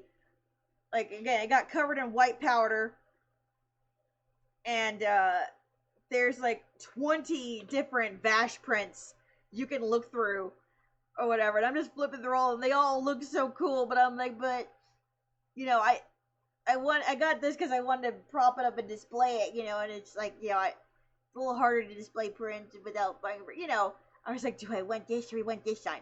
And as I'm like debating this cute little kid is talking to him and talking about all the character intricacies of every character Johnny Yong Bosch has ever done. And then his parents are like kind of apologetic, but also like not, like they're very encouraged, like, he loves voice actors. He can't get enough of them, blah, blah, blah. Like, you're all his heroes. And this kid's, like, talking about, you know, the tragedy of Zero as a character. And Johnny Bosch is like, yeah, come on. And they're just, like, they're talking back and forth. You know, he's, like, you know, giving this kid everything. And the kid's just so excited. And just, you know, talking about that. And I'm over here, like, you know, thinking to myself, like, damn, that's amazing. But also thinking, you know, I'm amazed at how much this kid knows. Like, he's 5 or 6 years old. I only recently found out Zero died in Mega Man X. Even though I was there and played it, and I watched my brother, but I didn't know he died. I thought he just got really broken. I never really solved the ending. I didn't know he died. I only found out recently from Graven's community that he died. I was so sad. Yeah, this kid's just talking about all the intricacies of Zero's character and everything, and I'm just, you know, it's just a wonderful interaction. It's going on forever, but that's perfectly fine. You know what? You do you, kid. Keep being awesome. And she's like, the lady's like, you know, what would you like signed? And you know, this is where it came into the thing with the quotes. So I found out you had to pay extra for quotes. I mean, I found that out on Dan Green's line. And I wasn't going to have him do a quote either, because like, obviously my little dude is very small. But I was like, no, it's okay. I just want my name. And she's like, are you sure? Not even Love and Peace? I'm like, well, when you put it that way, how much for Love and Peace? An extra $20. Oh! For Love and Peace? Alright, but then she's like, can I make a suggestion? Because this was still in its wrapping and everything. This was still in its wrapping. This was on top of it. She's like, on these, it'll smear and everything. And I'm like, yeah, I was wondering about that because it somehow got covered in powder. She's like, and also it could get damaged or scratched. What I recommend, and she's like, I'm gonna let it 40 now. Well, I'll have to take the wrapping off. Is that okay? I'm like, absolutely. She's like, okay, what I recommend, this set has this. Now, I knew I bought this special edition with art, but I hadn't opened it to see where the art was. I assumed it was like a poster on the inside. Technically it wasn't wrong. The poster is on the inside of the paper on this, right? But she whips this out, and it has this art on it. I'm like, wait a minute, that's cool. She's like, yeah, what I recommend, you take this sleeve out, this page out, and then have him sign this, and then when you put it back in, it'll be nice and secure and safe once it dries, and then you can put your other thing back on, right? And I'm like, that is a wonderful suggestion. Thank you. You can tell she's done a few of these before, right? So, and knew what she was talking about, and I was so happy, because, like, now I'm very happy with the result. As far as how I got this signed and everything. I'm gonna carefully arrange this a little better.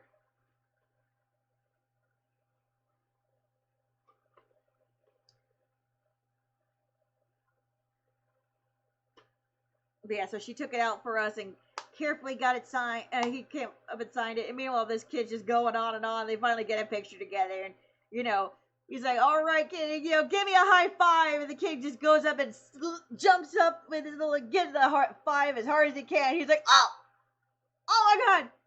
You broke my head. And the kid's just like laughing. He's like, all right, give me another one. Oh, you know, he just feigns death. He's like, oh my God, it was so good. It was so cute. So naturally when I get up there, I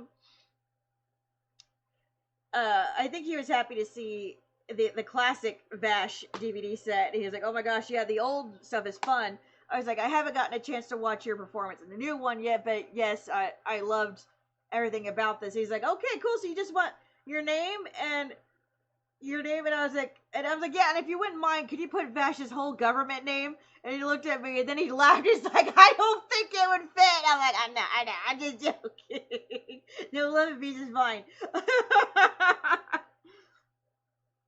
And he was like, are you doing the con? Yeah, blah, blah, blah, you know. Having a good time. His I just looked at this, and I'm like, where is his name? He just put Vash. But apparently, that's his signature. This giant ass line there. I guess if you sign enough of these, you got. But like, I guess you can tell that's a B. I don't know if that's a J.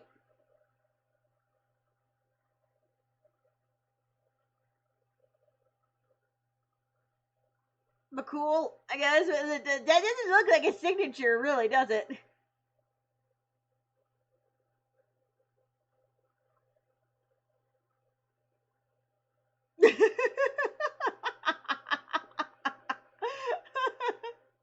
It's very distinct. I'll give him that.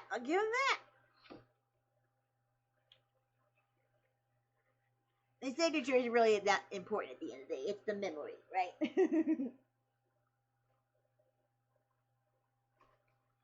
But, you know, you're paying $20 extra for a quote. I mean, I wouldn't mind a more distinct signature, you know what I mean? But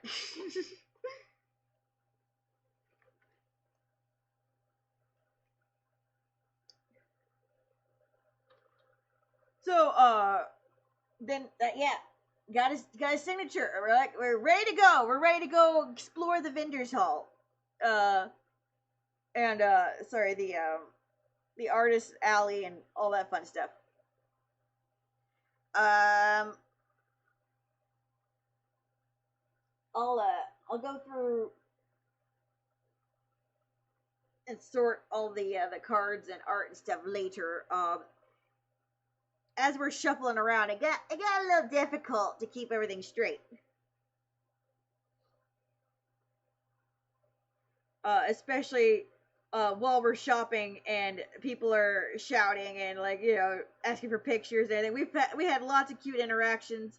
For everything I hung, handed out, people were giving me. I got a bracelet. Peachy got a bracelet too. Somebody was handing out candy bracelets.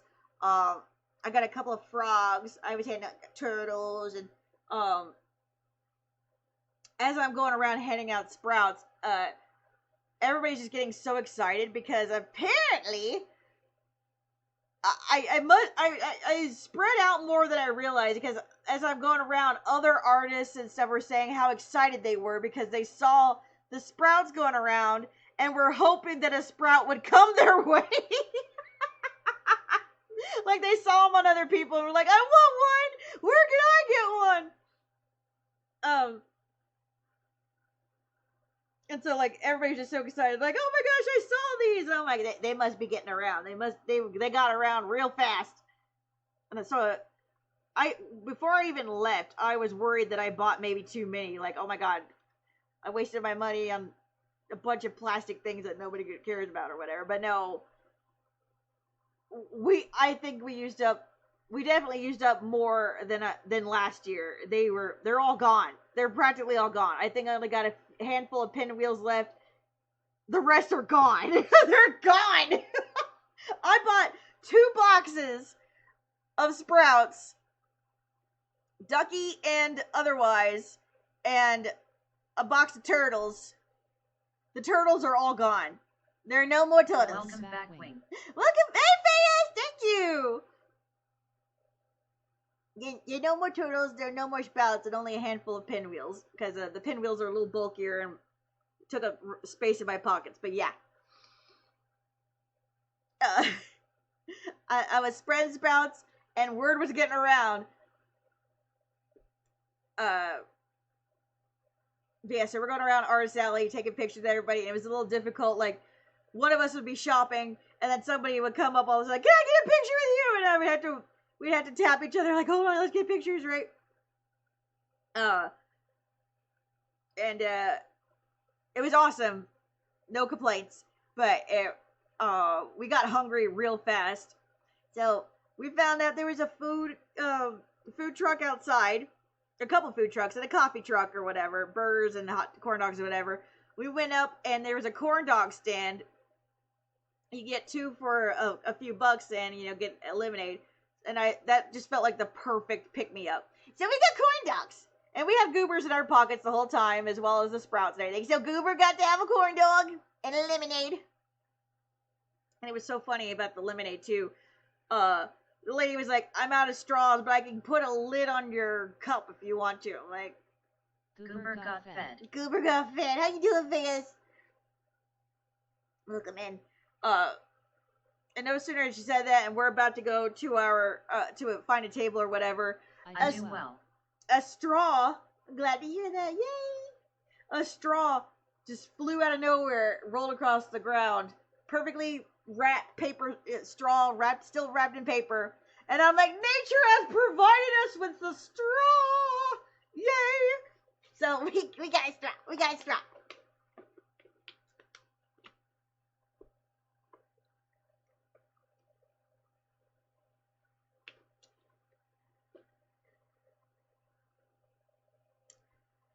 Yep, here we are, outside. Get into after our corn dogs. Ready to Cutie.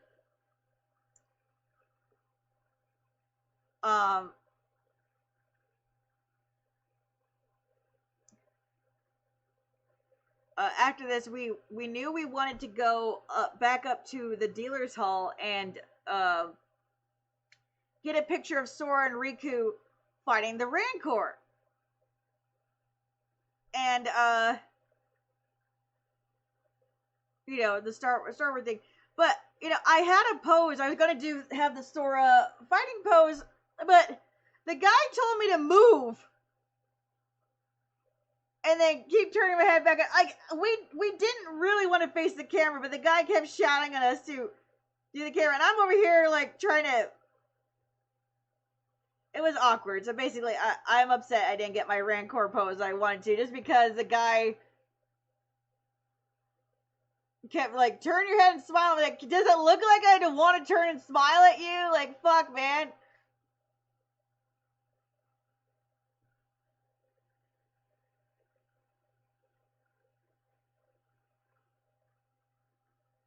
Like,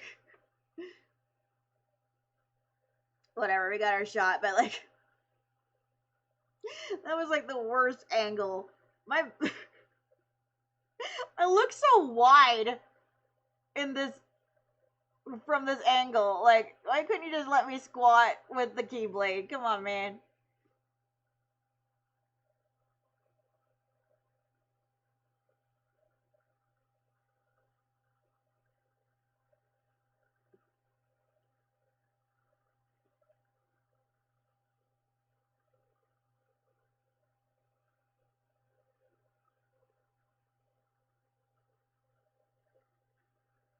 Anyway, we got the shot. No idea. It's your photo. You should be able to pose like you want. Yeah, Fire's like, it's alright though.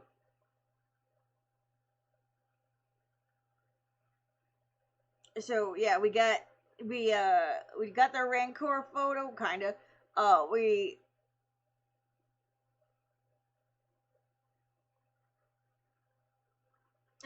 we did a lot of shopping. We walked around, we did a lot of shopping. We met a lot of artists.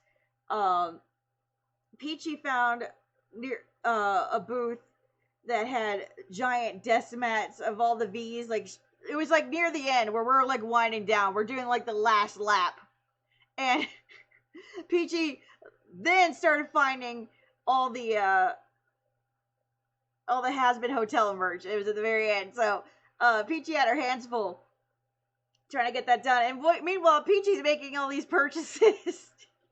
And that's when we held still for too long, basically. When you hold still for too long, people come up and they want the pictures. They all want the pictures. They want, and I'm like, oh no, Peachy, hold on. Our audience awaits. Hold on, Peachy. Just get out of track. Wicked piggies. Oh my god. I think we'll display more of the art and purchases tomorrow. Like, it's a mess in here and there, and yeah.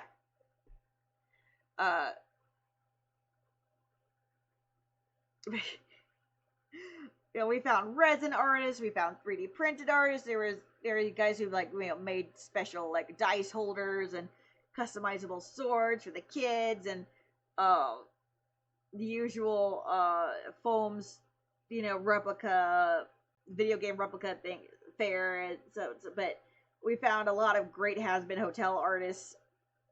And Peachy was trying to buy these giant ass mats. She's like, she couldn't just buy the one. She wanted to buy all three of the V's.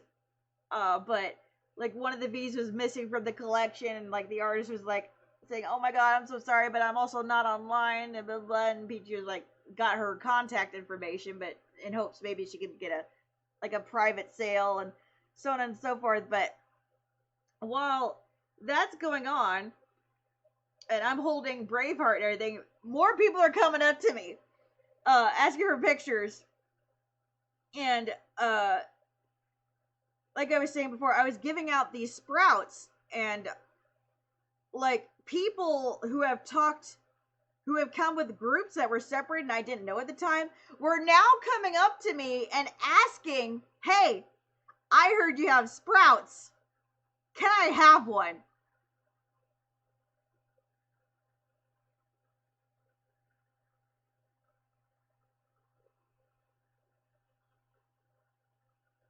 Like, well, yeah.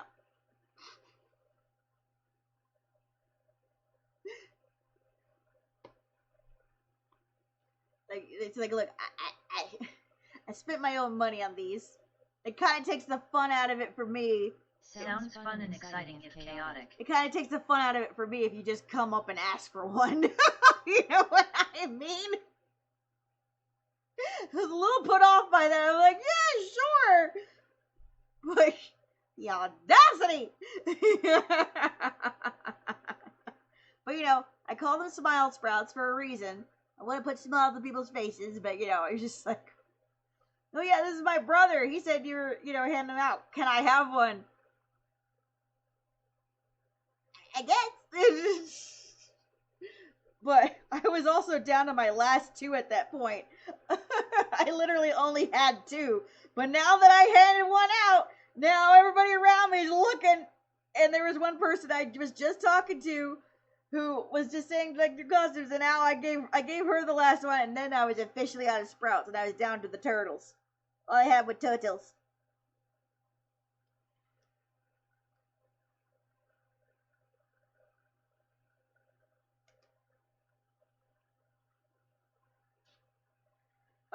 But yeah, while waiting on Peachy, not no, that doesn't mean any shade to Peachy. I'm glad Peachy found something that she wanted to get. That's awesome. And I was more than happy to hold her Keyblade. In fact, I took the Keyblade from her. I was like, give me your Keyblade. Okay. Well, while that's going on, other people are coming up and talking to me, and there was this one gentleman dressed as a cowboy, like in period era black cowboy clothes, and with a it was like they were clearly like movie prop quality clothing and stuff, and I strain to understand, but thankfully I've spent enough time in the South by now to like get the gist. Sorry, am I blurry? I'm a little blurry. What he was saying. Nope, I'm still blurry. The gist of what he was saying was that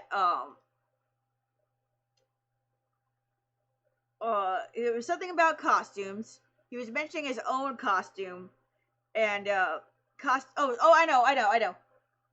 The one who came up to me and said, another person who came up to me and said, I like your costume, blah, blah, blah. He's like, by the way, does anybody know where the the costume contest is? And it was the cowboy who pointed out, oh, it's on this floor, you need to go here, blah, blah, and they hurried up away. He's like, but he was trying to call after, but just so you know, you have to screen for the contest. You just can't walk up in there. Oh, okay, never mind, they're gone.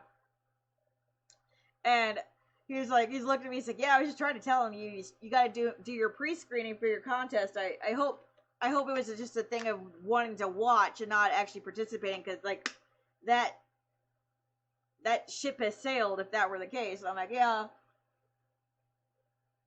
they'll figure it out soon enough. And he was like, yeah, I was people were asking me if I was going to be in the costume contest, but I'm over. Screening is important. I'm over here in like movie prop clothes, blah blah blah, and it's just not the same as going up there with all those other kids, blah blah. And it's like, yeah, I know exactly what you mean. Like, I think that's what he was trying to tell me. He had a very thick but also quiet accent, like so, and you could tell it was like things were a little struggle for him, because like his eyes were two different directions. I don't think he could look at me clearly in the face while he was slurring a little bit, everything, and then whatever. But I was getting the general gist. As long as I could keep an eye on his lips, I was getting the general thing. I was getting through the accent. I was, I got enough. But basically, what he was saying was that his kind of clothing isn't really that kind of costume that you put in this kind of contest, right? And I said, I know what you mean.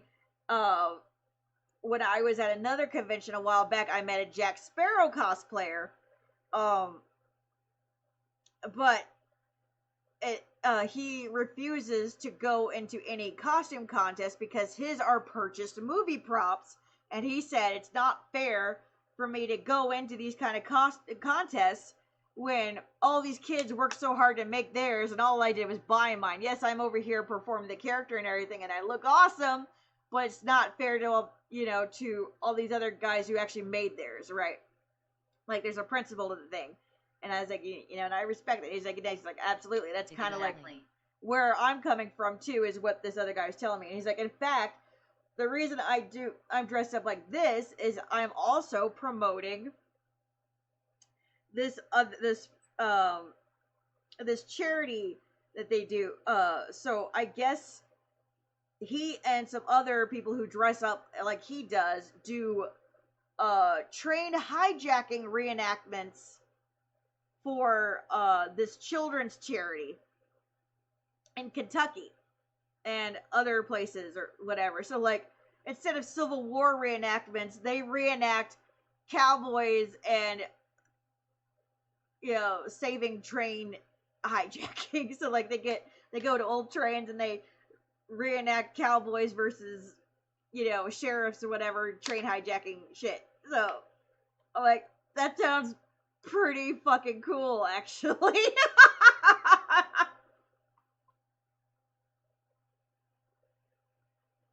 Sounds epic. And he told me they have a Facebook page. Very cool. Like cowboy something or other. I'm sure if I looked it up, I'll find it. I feel bad. I remembered and I told Peachy late in the moment, but I can't off the top of my head remember what exactly. Surely, how many trained hijacking cowboy groups can there be to get confused? Right? I'm sure I'll know it when I see it if I wanted to look it up. Yeah, so that was cool talking to him. And I was like, yeah, me and my Riku over here, we also do charity work every now and then. We stream. I mentioned Peachy doing St. Jude and stuff for ALS, and we did I did the FCA stuff, or the NCA, the National Children's Alliance, and we did stuff for them. So like, that's awesome work, man. I hope you can keep doing what you love doing. That's awesome.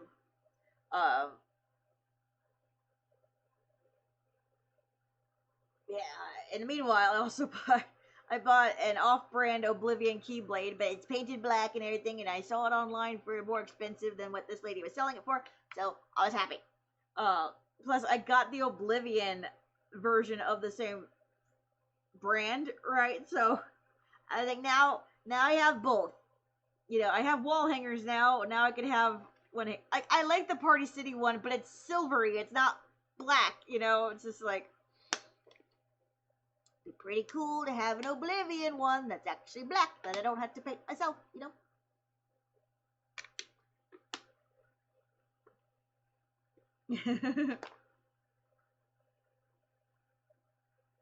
But now we run into a problem. Exactly. That's cool. Now I have a problem. I'm over here carrying 3 Keyblades. I'm carrying mine, I'm carrying Riku's, and I am now carrying Oblivion. And we got backpacks on, and we also got the swag bags going. We're getting heavy. And potentially a party run by a band wrapped as mummies.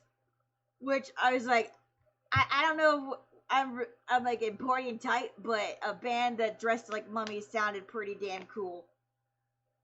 So it was like, if we have the energy left in us, it's probably an option.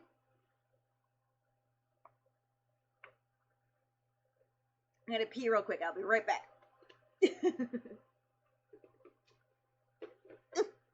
Excuse me.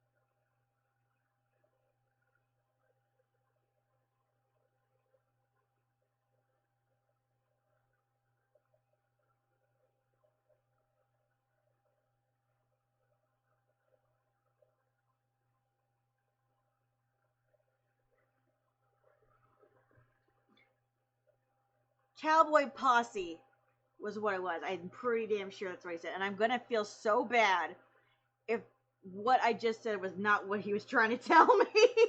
But I promise, I did my best to translate what this man was telling me. Okay, Cowboy. WB. You were just explaining how you were accidentally trying to cosplay Zorro from One Piece with 3 keyblades. We did meet a Zorro cosplayer that wanted to take a picture with us, and we were just gonna do it right in front of this resin stand. Like, this lady had beautiful, like, resin pieces. And I was so excited. We were trying to get in there and get some, at least one thing. Like, because her pieces were so beautiful, like, it had lots of people standing in front of there, but nobody was buying anything. We're like, can you please just step aside so we can buy from this person, right? And while we're waiting, somebody comes up. There's like a Lara Croft, Tomb Raider, Lara Croft cosplayer, sort of with a mismatch of other things, from what she told me, and a Zorro cosplayer. And he's like, can I take a picture with you? And I'm like, yeah, sure, real quick. But then he's like, no, then the person he's with, instead of taking the picture, she's like, not here. We should go down here. And I'm like, you're seriously going to try and drag us away from our spot in line in front of this stall? I'm like, Peachy, do you mind real quick? They want a picture with us. And we just kept walking and kept walking like a good 30 feet from the stall. That we were like, oh my God, only to be in front of a dark wall. Like, dude, it ain't that deep, you know. And then he pulls out his swords, and he's trying to do it, and he's putting the sword in his mouth to do it. He's trying to do the Zorro pose. Awesome. And so we're like, okay, cool. So we get the keyblades out. Then she stops him and says, how are you going to smile with a sword in your mouth? I'm like, girl! It's Zorro. I don't think I don't think the smile is the issue here. This man is committing to the bit. Let him commit to the bits. So she made him take the sword out of his mouth for the picture, so he didn't get to pose the way he wanted to. And I'm like, are you fucking serious? Like, I felt bad for him. Like, she made him take the sword out of his mouth. He's like, well, I guess we're doing it this way. So we just had him stand between us. He had both swords in the middle. We put, like, I don't know. Honestly, I think it would have been cooler if he kept the damn swords about. People making cosplayers not pose how they want. Right, and she was with him. Like, do you not know who? Like, that was the friend, girlfriend, sister. I don't know, but like, girl. Like, this wasn't just some random passerby. Like, weirder. And we talked to him for a bit, and we're like trying to, you know, he's like, you're the only Kingdom Hearts cosplayers I've seen. But you know, I haven't seen any Zorro. I saw one other Zorro cosplayer, and he's like, but I seen tons of Luffy's. I'm like, yeah, we've seen tons of Luffy's for sure. Okay, we're trying to get back to that stand. I'm eager to get back to the stand because I saw something I really wanted, and I'm hoping nobody else has gone by and scooped it up. You know, because she had limited pieces. And so we finally make our way over there. And of course, there's more people in front of it, and they're taking up the entire stall, and they're just like touching all these things, but they're not buying anything. And we're like, we're trying to purchase. And we can't even get in there. We're like on the outskirts. Look at the 5-minute thing, the $5 items. She's got like lots of tiny little charms and little buttons and everything, but we're looking at the big ticket items, you know. I'm like, it was so frustrating. Well, we got in there, and I got the Lotus thing with a little coin in it. Isn't that cute?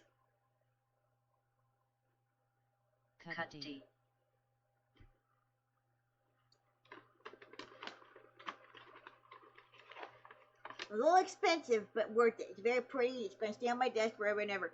This one is by Geeky Gazelle. And she's on Etsy.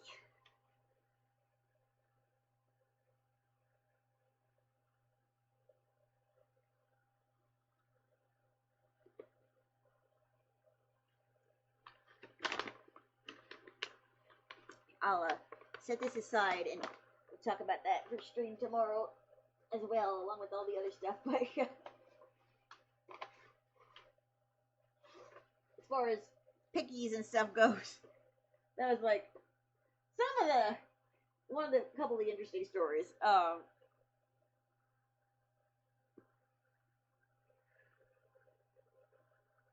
Yeah, as far as like us trying to shop and getting pulled away and stuff. And to be fair, probably shopping when we only have small eat-up bags with us is a bad idea.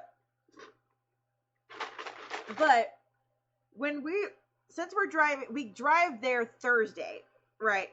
We're not gonna cosplay right after we just got out of the car for 5 or 6 hours. All right, we're getting our tickets and everything, and it's not even open for very long. That's a bad time to cosplay. Friday is autograph day, so we are not cosplaying while getting autographs for sure, right? Sunday, this is the second year we've bought tickets for Sunday, but we also didn't go because Sunday they close. Sunday's like when they squeeze in all the panels and everything, but Sunday is also when we check out the Airbnb. You know, Peachy doesn't want to stay for too long. She misses her hubby and her puppies. Perfectly fair. And plus, you know, that's an extra, however, couple $100 to stay for another day, right?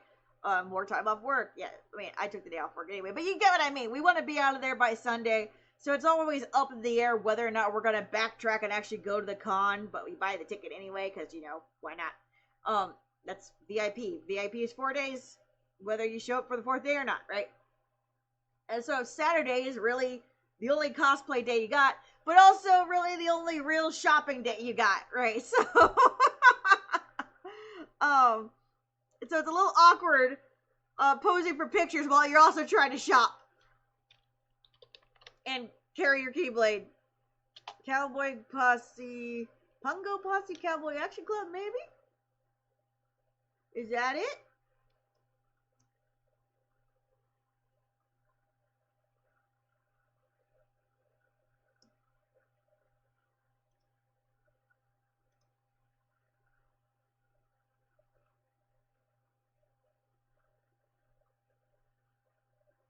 This sounds about right.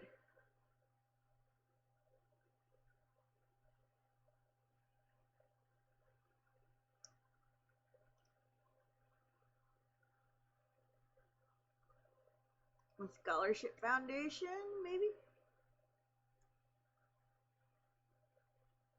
So if you're a part of this foundation, you're awarded scholarships in pursuit of higher education based on character, personal merit, and commitment to shooting sports. Okay. This Single Action Shooting Society has tinkered with the idea of creating a scholarship program for junior members of the organization. It was formed under every single letter of encouragement commitment for a donation of first nonprofit tax-exempt corporation providing financial assistance in the form of scholarships. I think this sounds close, but this name also sounds a lot longer than what he was talking about.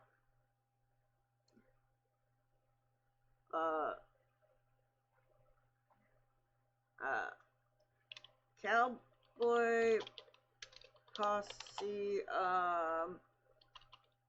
train hijacking reenactments charity.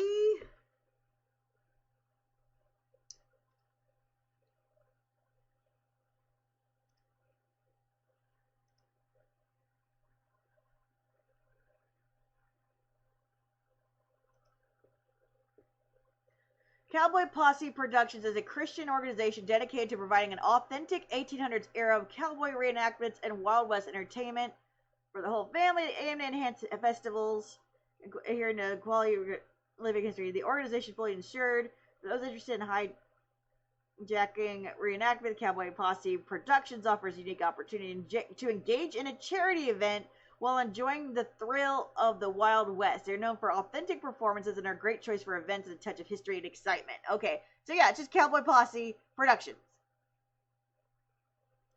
Oh, there's a cool little view. Sweet. Welcome, partner. We're a Christian organization dedicated to providing authentic called family reborn. Okay. Yep, that's the guy. I recognize this guy in the picture. Okay, nice. I found him.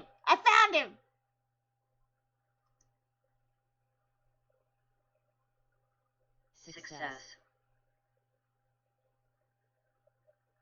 So they need help fixing their website though. As the pictures are loading, they're just jerking up and down the screen. This is a trip.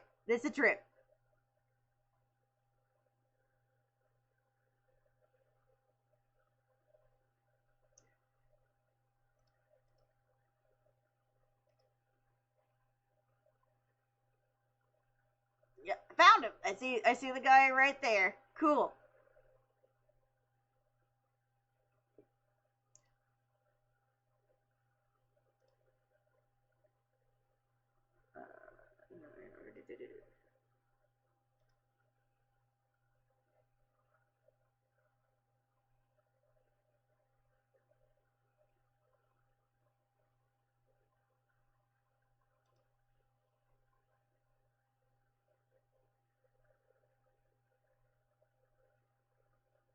Like I said, how hard could it could be defined, right? Let's see here. Where's my little...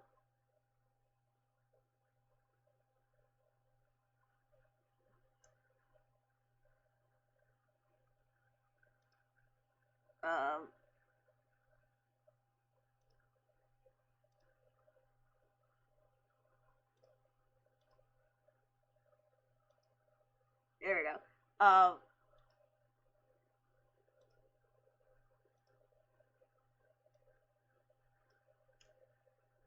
You can't see my cursor. Oh, crap.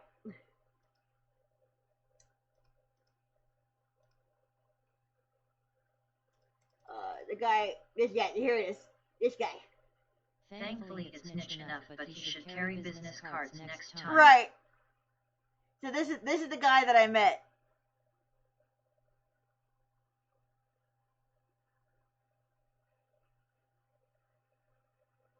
Yeah, and so he would. Cool. So you can see whatever he had, like the little gold star, the tarnished gold star, and he had like the outfit. He had like the full duster look going on.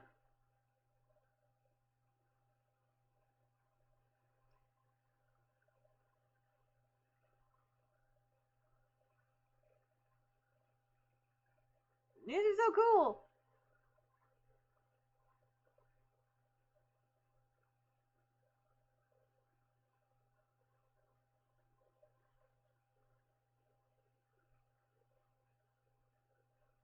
Yeah, he had one of these like long jackets on at the time. But yeah, that's him. That's the dude. You see what I mean about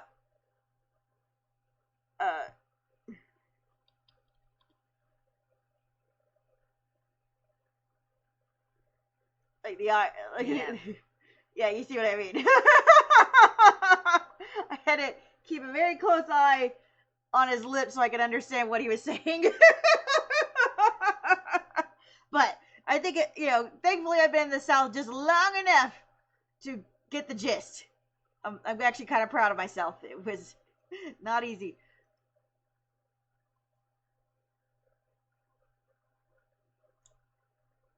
But yeah, he mentioned that they were in Indiana.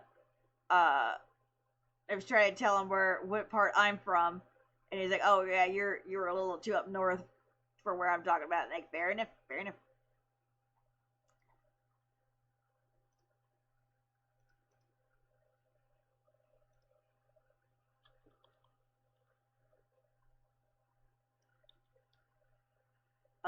Many towns use the name Boot Hill or Boot Hill for their burial grounds. Most agree that the first graveyard named Boot Hill was at Hays, Kansas. Boot Hill is alludes to the notion that many of its occupants who were were those who died with their boots on, suggesting they died violently in gunfights or possibly by hanging and not by natural causes. The term was used throughout the Old West, with some boot hills becoming famous, such as those in Dodge City, Tombstone, and Deadwood. Although our beloved members did not die with their boots on, we set this memorial page in order to honor and remember those who rode with us at one time or another. May they rest in peace. Aww! Aww! That's so sweet!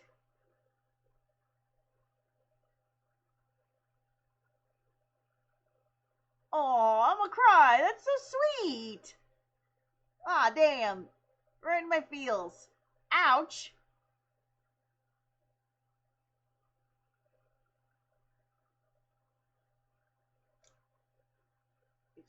Our goal is to take your festival event to the next level. Insured, safe, and fun. Safety at your event is our highest priority. We are fully insured through FrontierReenactments.com. Each gun-tote member of the Cowboy Posse is fully insured under this policy. Okay, good. Good to know. Videos.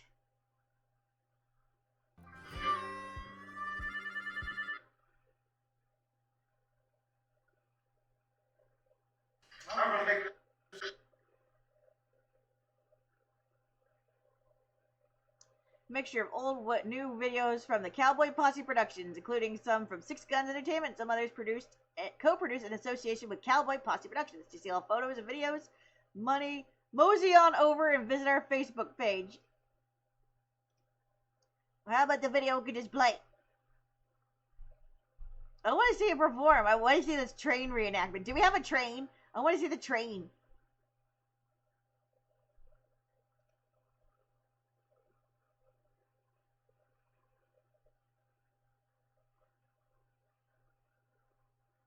What is a train?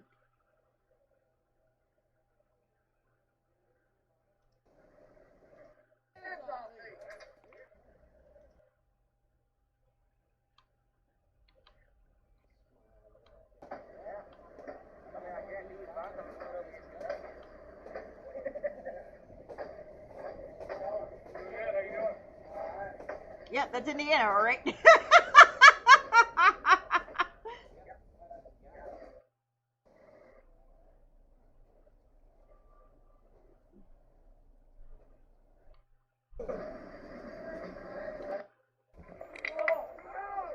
Oh! So you're sitting on the train and it looks like they just go through it.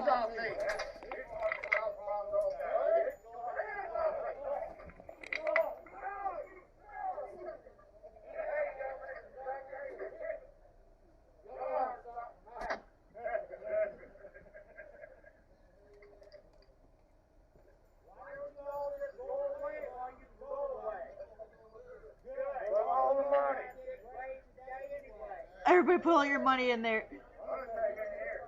Oh my gosh, so the audience is part of the hijacking. That is so cool.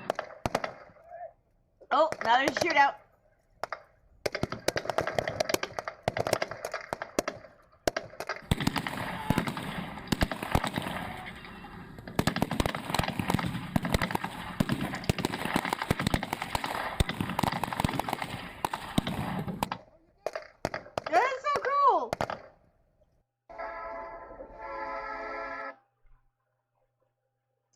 Cowboy Posse Productions, everybody. There you go. I'm gonna leave their page up and come back to it.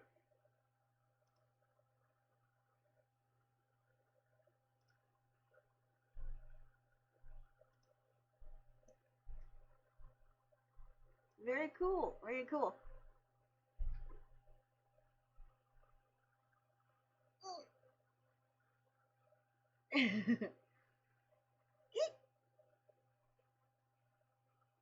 So yeah, burdened with keyblades and now bags full of has-been hotel merch.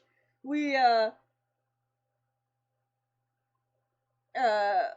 made one more. We attempted one more lap around through the we were on our way out the door, right? But, you know, keeping our eyes peeled for one more thing. Well, near the end, we're like, the end is in sight. But then, Peachy finds this little cove of character pillows and sees all the V's, has been V's, as character pillows. Shroom, she's in there! She's scooping up all the pillows. OMG, not the pillows. She found the pillows. Pillows about yay big.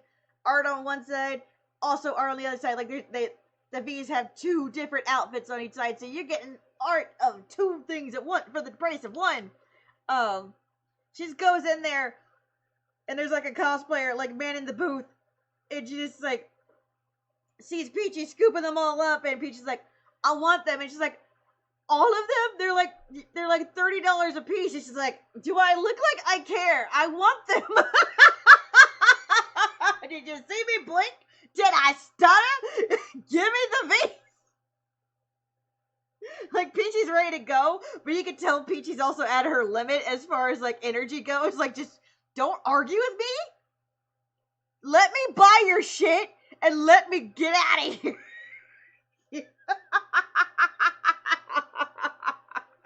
Please, let me buy your stuff.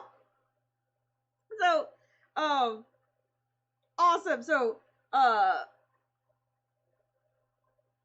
Take my money. please, yeah, just take my money. So while they're doing that, she's like, well, since you're buying this much, can I interest you in a tote bag? For only $20. Now, mind you, Peachy has already bought 2 tote bags. Not from here, but in general. Like, we got a Sailor Moon tote bag, like the night before or something. I can't remember if it was the night before or that morning. I think it was actually this morning. We found a cute Sailor Moon tote bag that's also reversible, and it was just like the perfect width and height for the giant print that she got. So, good find, good save. But if you I don't know if you saw last year's video, but she found a stained glass window designed Sailor Moon tote bag, and she wanted to go back and find another one, maybe for her sister, but we never found it again. This year we found it again. I pointed out to her and asked her if she wanted to get one, and she's looking through all of them, and then found another tote bag she liked instead, so she got that one. So Peachy is up to 2 tote bags already. So when this person asks, do you want another Red gets one. do you want to buy another bag? Peachy's like, and I'm looking like, is it not already clear that this poor cosplayer already has enough damn bags? But Peachy, is like, oh, do you have bags with V's on it? And this person is like, this cute cosplayer. I think she's a Genshin Impact character. She's got little horns. She's got white outfit on. I don't know. It feels like in that vein of cosplayer. And also she was freaking out because she loved our Ida bags with the Sora and Riku, and she's like, Yowie pins! I'm like, yeah. Oh, I need more water. Yeah, oh wait, I have water. Okay.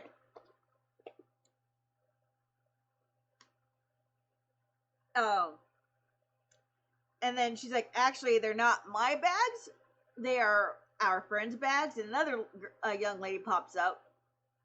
Apparently, the other girl does all the other drawings for the character pillows, but this friend does the tote bags. But she doesn't have any official character tote bags. They are her original characters. These are the tote bags are of her OCs, as well as full-length body pillow ones.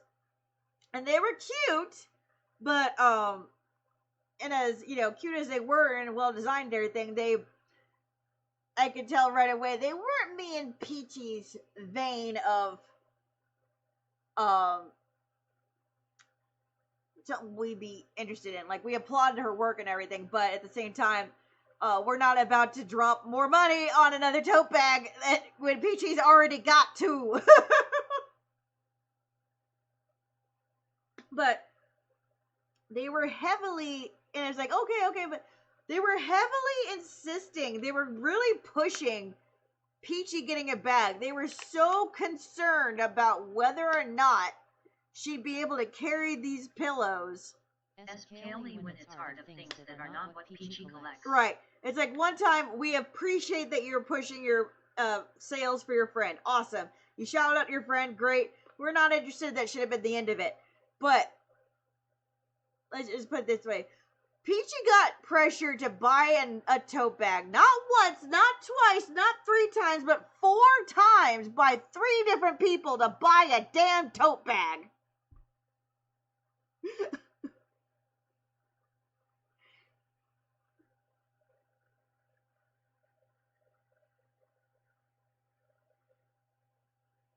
And before Peachy even had time to buy these 3 pillows, she's like, well, I'm not buying a tote bag, but do you have other stuff? So she goes around the corner and she's ready to spend money on all this, like keychains and charms and other stuff. Like, she sees other things. Awesome. She's going through, and they're like, so basically there's an outside part of the booth where it's a guy, he's got his own stuff going on. He's got keychains and little pillow keychains and lanyards, and like there's like $2 for this going on, 5 for 20, blah blah blah. And the very end is the pillows. Like there's 3 friends, and then sandwiched in the middle is this other friend with the OCs, right?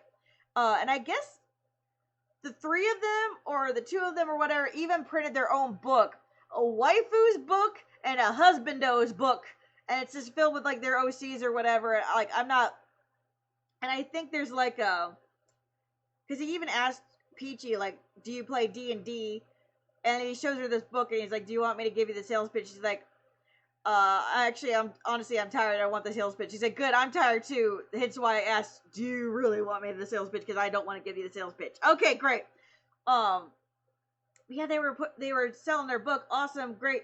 But I don't know what the book is about, but I assume it's the husbandos and what. I mean, props to trying to sell your OCS, but at a con you will do better with art of characters. Right. I think what this book was like how to, what do you call it when you make a D&D with rules but also your own things attached? Is there like such a thing as homebrew D&D? Like, it was a hardback book. Yeah, homebrew D&D. Yeah. So this book, a hardback book, a really pretty looking book, it seemed to be like a homebrew D&D thing of using their characters. Which, cool, awesome. Ambitious, for sure. But as hard as they were pushing this girl's OCs, she also wasn't around to talk about them either. In fact, she kind of like popped up at her mention and then kind of disappeared again. So I'm like, even if I was interested, I wasn't there. She wasn't around for me to point and ask. And if they said you were interested in the OCs, here's the book. And I'm like,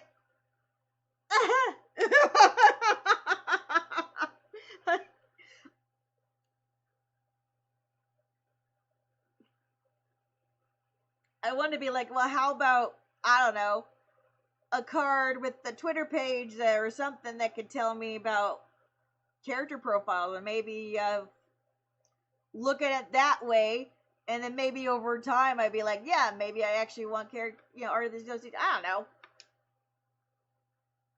I was like, I don't know. I don't know. I don't do OC art, and I appreciate the thing about, I don't know. This is some OC art is difficult for sure.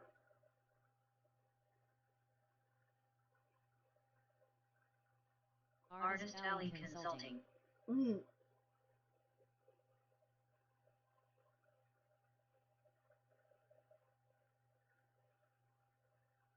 Like, as someone who loves arts, has done the art school thing and the character design spiel and all that, personally as a consumer, and someone who sees both sides of the coin, I understand wanting to and trying to sell the thing, but it's like when I look at art, OC or not, you know, I look at what draws me to it, whether it be design, blah blah blah blah. But also, since you're doing not just general art, like there's a difference between like here's a pretty picture of a pretty merman and going ooh versus like this is Galador Amos.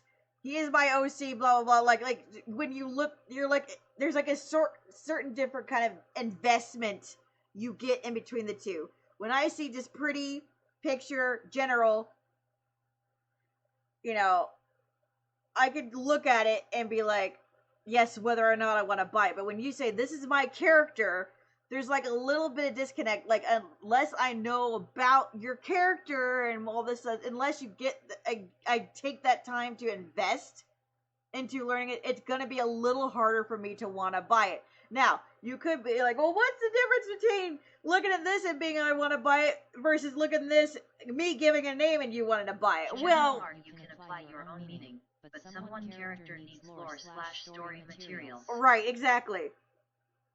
Like, you know, you could make that argument, well, what's the difference? Well, when you have one piece and you're just going on this general thing alone, like you said, there's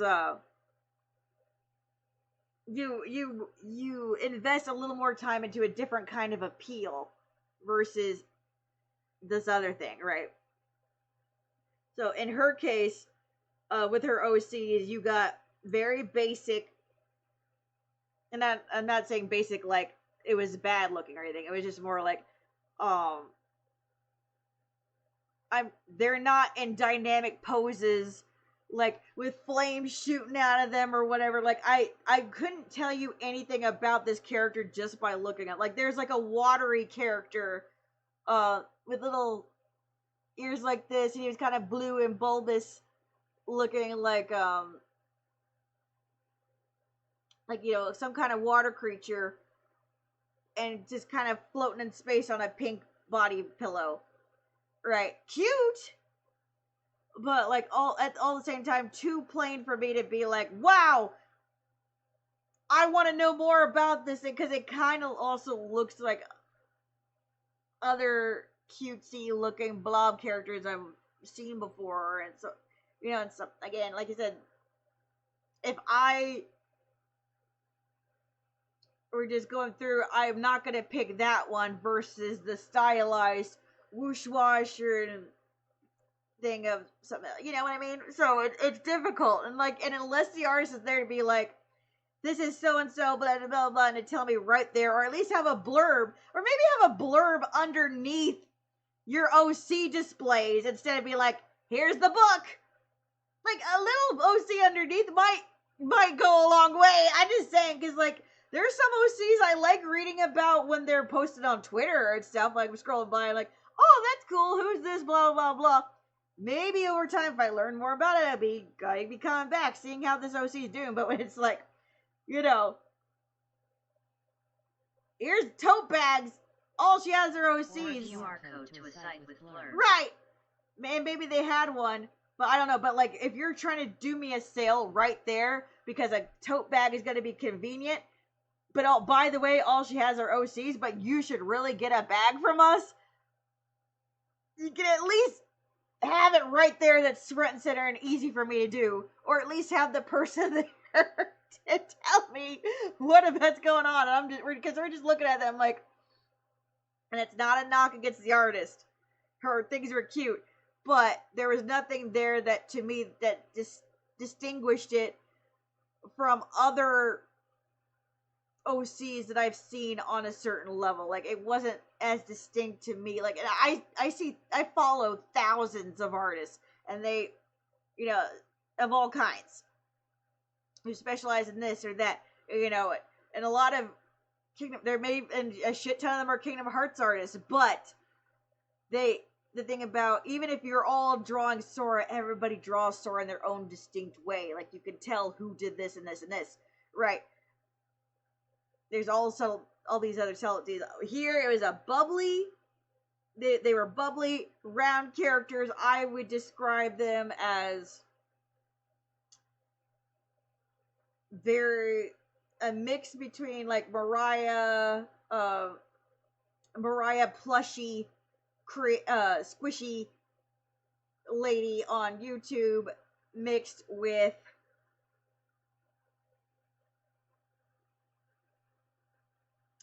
that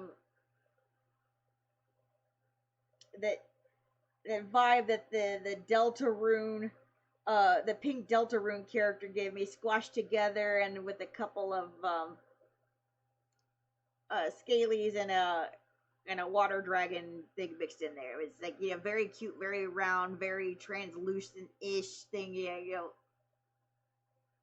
Basically, I've seen lots of others looking very similar who are on that same level. Basically, it's not bad, it's not great, and it's definitely not enough for me to drop $20 on a tote bag. Let alone be pushed after you already spent $120 on another artist's plush pillows. Like, you know, it just felt unfair.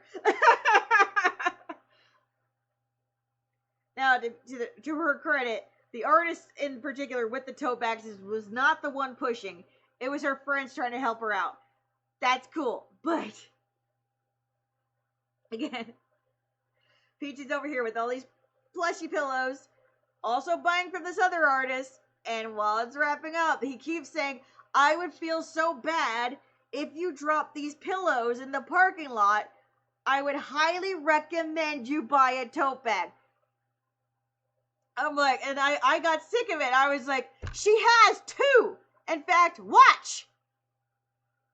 And I stuffed the pillows into the bag. And then I took Peachy's pillow and I stuffed in my own bag. Done. Problem solved.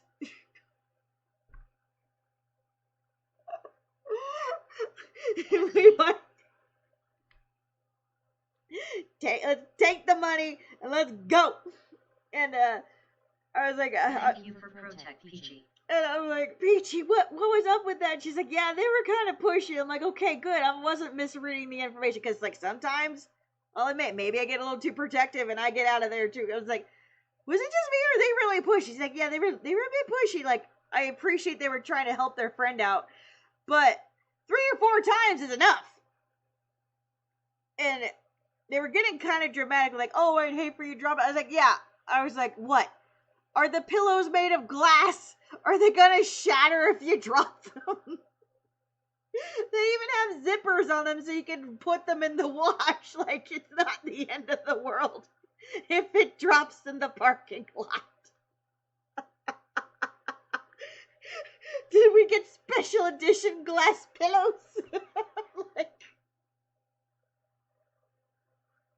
I think the through line in all T's is people not understanding no.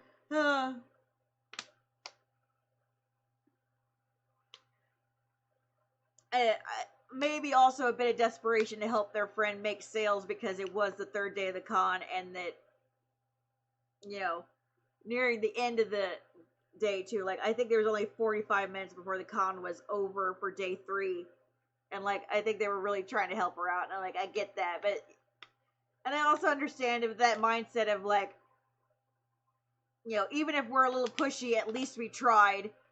You know, it's like the last day of the con. We may not see these people again, but also at the same time, you might have chased away an otherwise very happy customer. Because, again, Peachy was so happy about those damn pillows.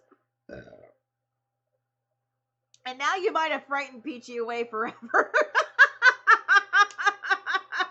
Like, so.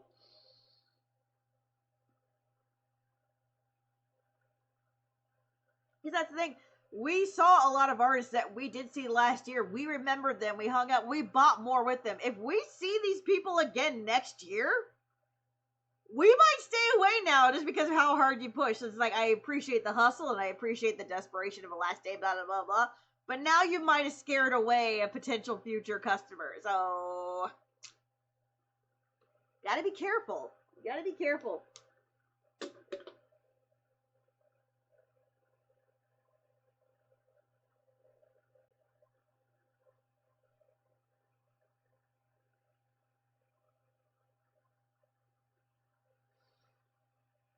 So that was, we left, went to get food, and then we were considering whether or not we're going back to the party. And if we did go to the party, did we want to come back in costume? Yada yada yada.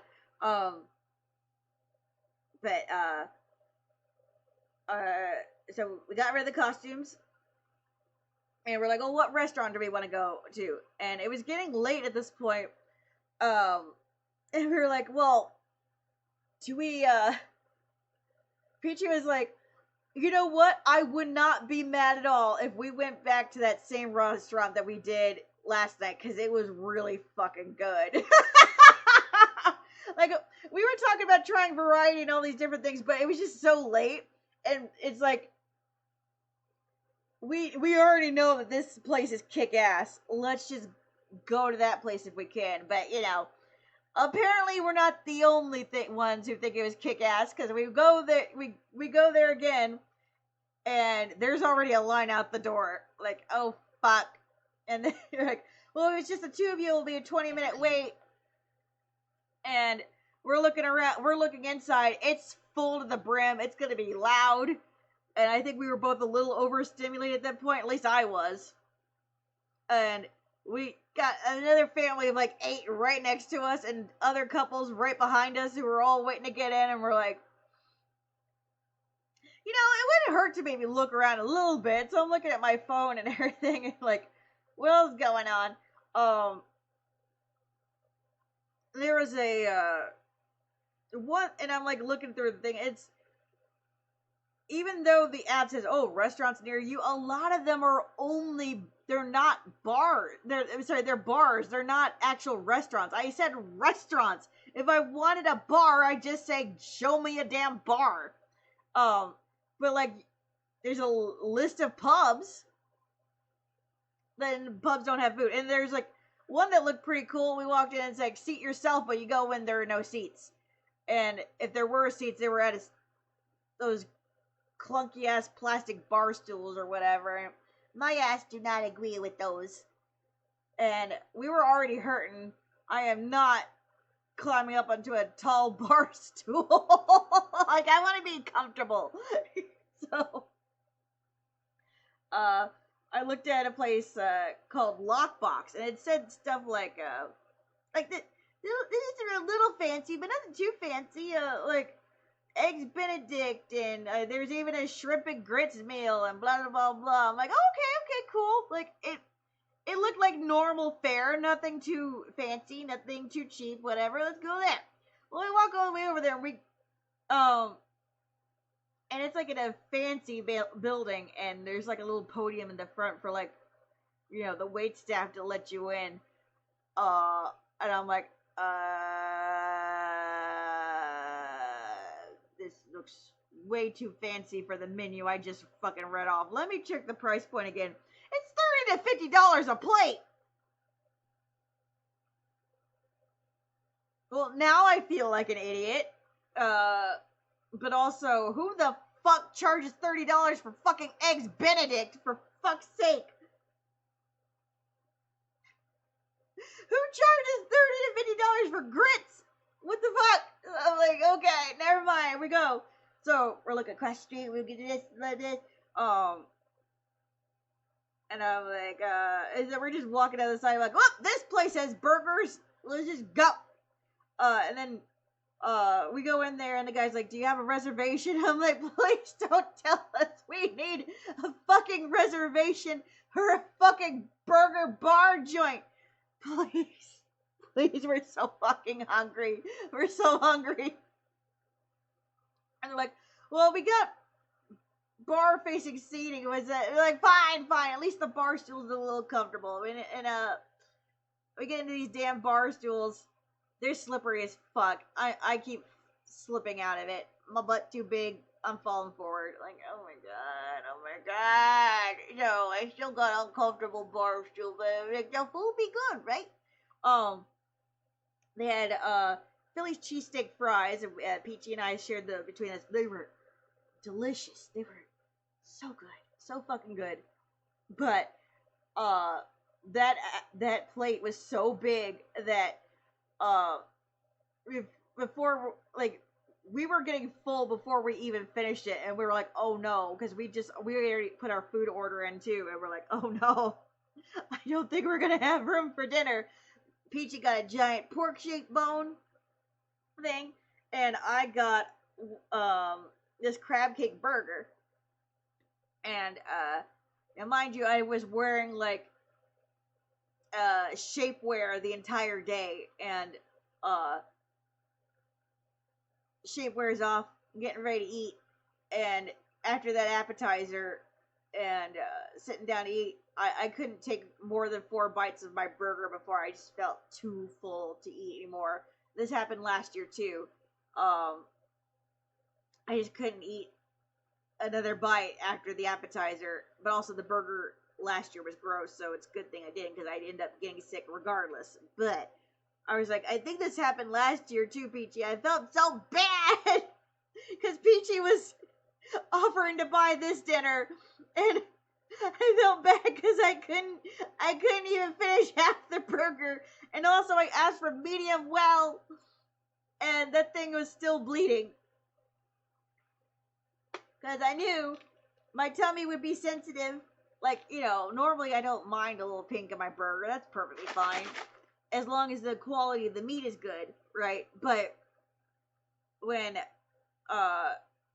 your tummy's a little sensitive, or potentially sensitive because you had a corn dog earlier, which was a really damn good corn dog. But you know what I mean. When you already have sensitive tummy, you kind of eliminate certain chances, especially, if you know you don't have your own home toilet to go to, you're going to somebody else's toilet. Basically, I don't want to blow up the bathroom around Peachy, is what I'm saying. So I wanted the medium well burger, damn it. And here I am. I'm already, my tummy is compressed, and I'm over here trying to eat, and it's not even cooked properly, or at least it's cooked properly, technically, but not to what I would have preferred. So, I was like, well, but, sorry, Peachy. Tummy issues are relatable and valid. I was like, I'm sorry, Peachy, I feel bad. I can't even finish. And Peachy had this giant shank bone. And she's like, I can't finish either. So we took our meals to go, which I was grateful for, because again, my ass be slipping out of those bar stools. I fucking hate bar stools. My legs aren't long enough to reach the damn step that you're actually supposed to put your feet on most of the time. And even if I did manage to rest my feet on, that means I'm too far forward and I'm just gonna slip. Especially when they're those cheap vinyl leather things and they just whoop. I'm like, ah.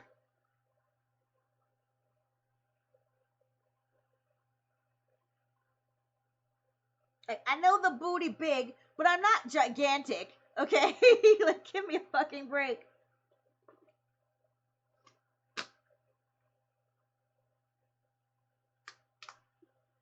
And, naturally, once we got home, we were like, we're so tired, we ain't going to that concert.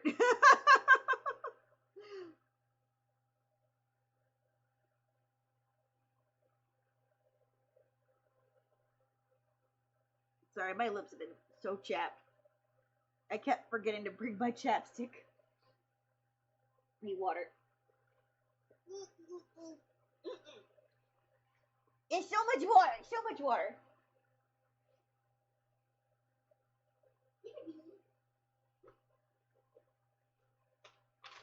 I'm just finishing off all your waters. I hope you don't mind.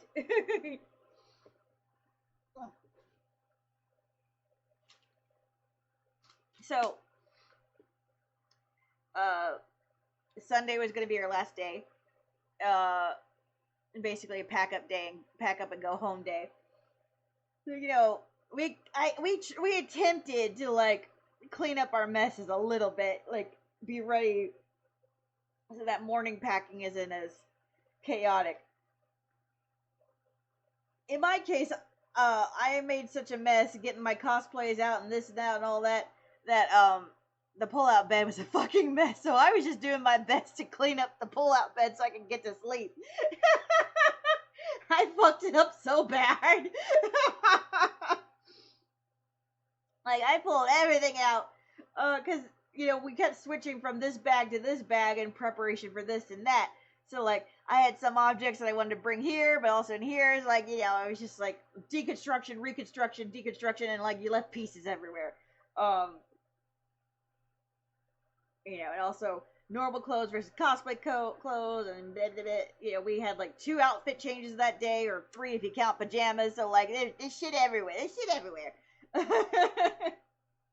And the whole time we're doing all this, we're talking about Kingdom Hearts, of course, and fanfic writing, you know. So we talked until like midnight, just chilling, talking about stories and whatevers, and chilling out, having a good time. And then we looked at the time, we're like, shit, it's midnight. We hadn't stayed up that late, just chill. Like, I don't think we actually ever done that intentionally before. Usually whenever we're doing shit, we're so tired, we're in bed by 8 or 10 p.m. It's like, we really stay up to midnight? And then even in bed we got a few more minutes of talking, and then conk. I slept so hard. It's so good. And we both woke up on time and started getting packing. The guy we were renting the Airbnb from said that no worries to get out like exactly at noon, so take your time, just let us know when you leave. And I'm like, oh, thank you, which is so sweet. They did that for us last year too, which is really nice, so no pressure. They gave us time to check on my car and make sure it's not gonna explode and all that other shit. Well, packing, we since most of the things we were carrying around were my bags, we made sure, you know, any of Peachy's things were not stuck in my bags. We also bought things for each other, so we're like exchanging the little goodies that we bought each other. Like, I got this for you. Well, I got this for you, and I got this for you. Of course, sweeping and through and making sure we didn't leave anything. No oopsie, no goober left behind. Very important. No lost beanies. No lost earring backings. No lost earrings. No Kingdom Hearts bracelets left behind. Yeah, we were very, very thorough.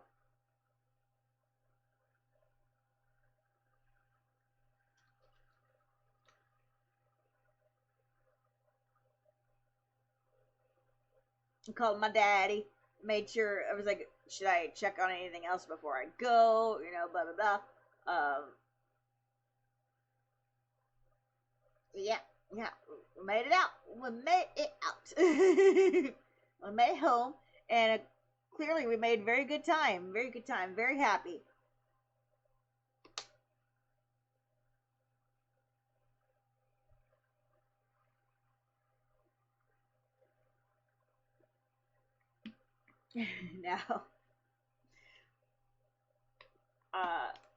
Now we have May to look forward to. Yay. Because we're gonna have Soriku's Weekend number 4! Me! Yay! That was the thing I was telling Peachy, you know, we were biggest hugs goodbye, and I'm like, I'm sad, but also at the same time, I had to remember, we're gonna be seeing you again real soon, sooner than we think. We don't have to wait a whole nother year to see each other. We're gonna be seeing each other real soon. Yep.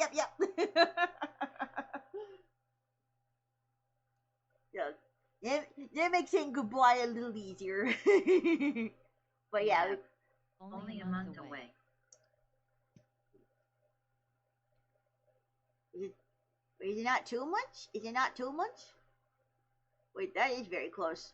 I'm over here mentally thinking it's 2 months. But you're right, we're at the end of March. That is so close. That's very close. Oh shit. That's It's almost April. That is very close. Wait. Wait.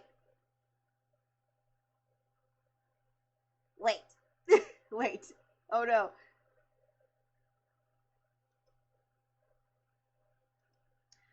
Also, other funny thing, freaking,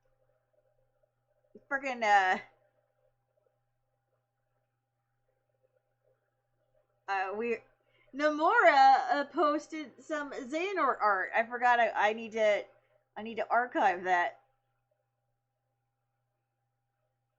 And that was this morning, right? We're having breakfast and Peach. We're just finished up breakfast and Peach is like, "Oh my god!" And I'm like, "What? What happened? What happened?" Xehanort art. I'm like, "You're shitting me." For realsies. She took a vacation. Yeah, that's right. Well, it's still not news, technically, but... like, that's amazing. That's amazing. It happens every time XD. So I gotta make sure to save that. I gotta save that.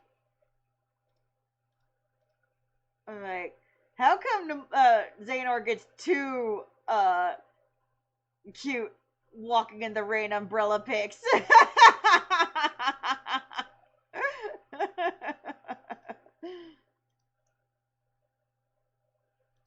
You keep doing that, Nomura. We're all gonna want walking in the rain umbrella pics. You do that for one, you gotta do it for all of them now.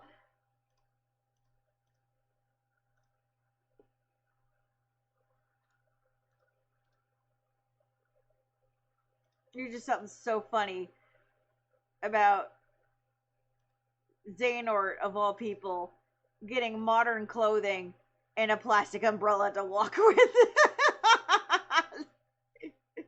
The one we've only ever seen in like samurai clothing and pauldrons and whatever, and he's the one who gets the plastic umbrella.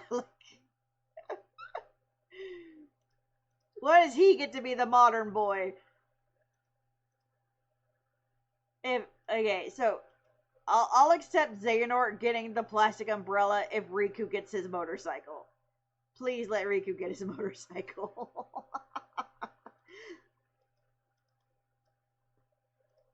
Don't ask me how this train of thought's related. It makes sense to me.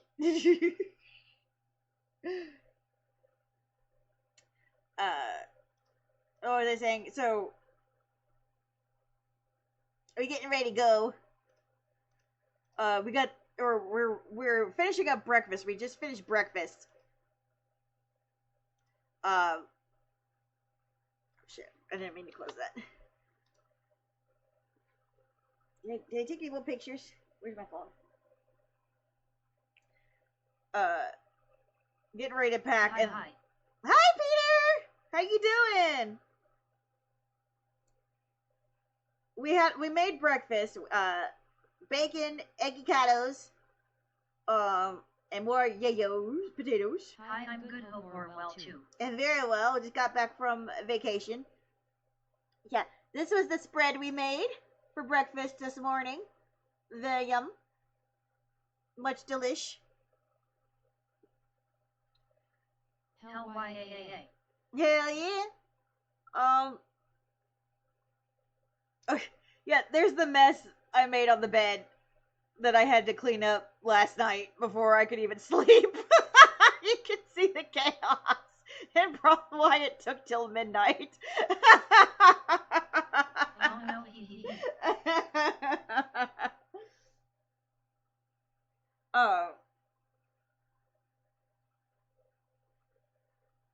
But yeah,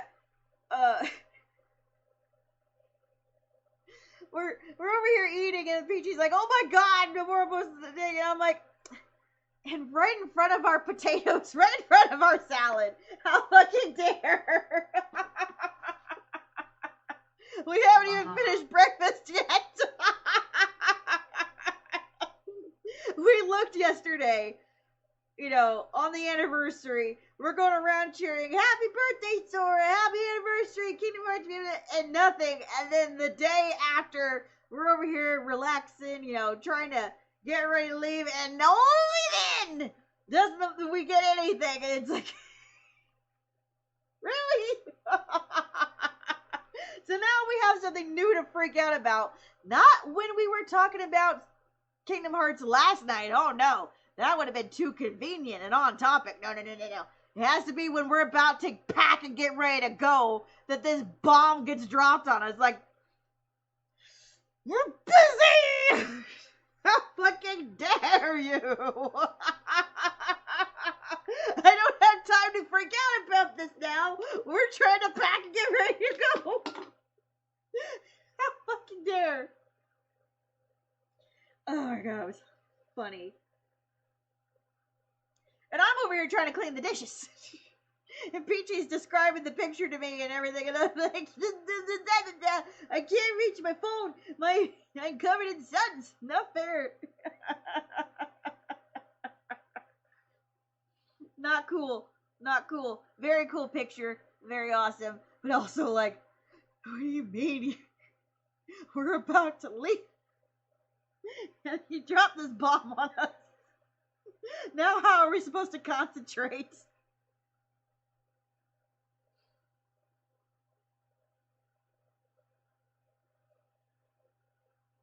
And that's the thing. I didn't concentrate very well. Not at all. After I had breakfast and after hearing that, I shit you not, when I looked at the pile and I still had to pack and everything, and I just laid on the floor and stared at the ceiling for a bit. And I'm like, I need a minute. I probably laid on that floor, on the carpet for like 10 minutes. Valid. And just rambled. I just like, I need a minute. I'm not doing anything before I get busy again. Otherwise, I'm just gonna lose my fucking mind.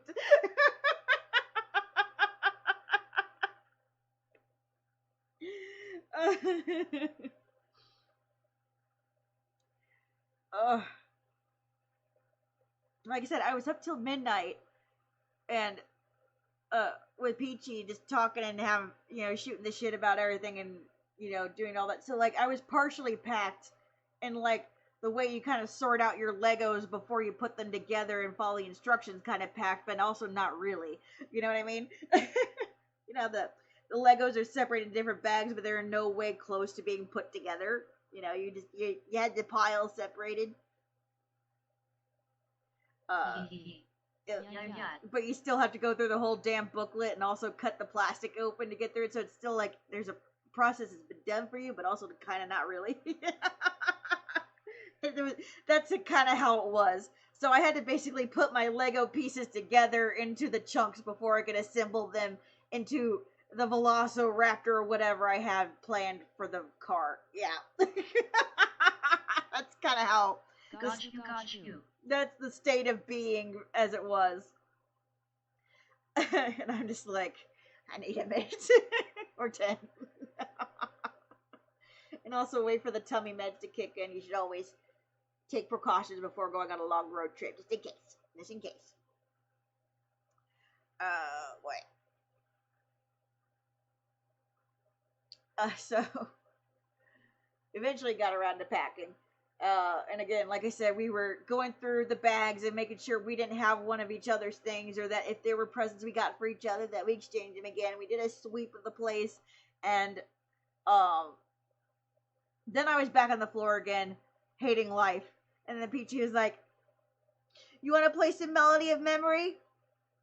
Yes, please. So we dropped everything, got on the couch, whipped out our Switches, and we played Melody of Memory for a few rounds.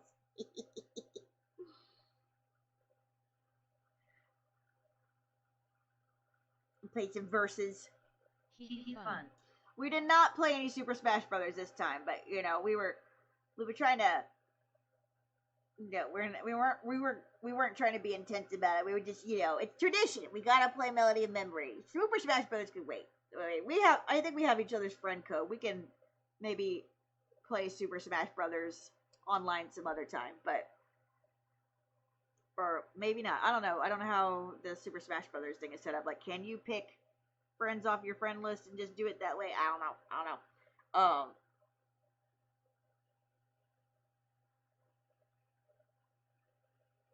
I know for sure you can't do that with Melody of Memory. Melody of Memory, you have to be local play. Ugh. If you want to do your friends. Play your friend, not do your friends. You know what I meant. You know what I meant. You know what I meant. So we played some Melody of Memory. We played Melody of Memory, and of course the last song we played was Simple and Clean. Because that's how you do.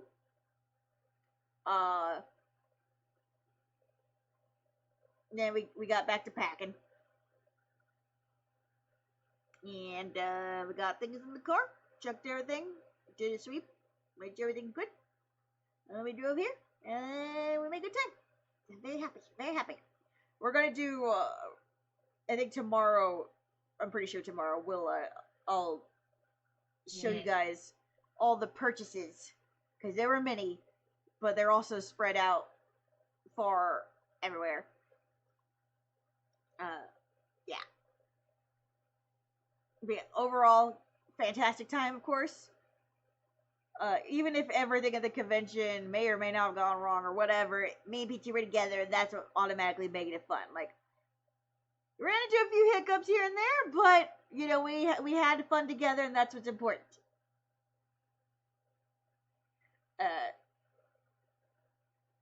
Yeah, so unfortunately, as I mentioned before, the Baldur's Gate panel was rescheduled to 4 after they already told us it was 7. So that was unfortunate. We didn't get to see them, but we did get to meet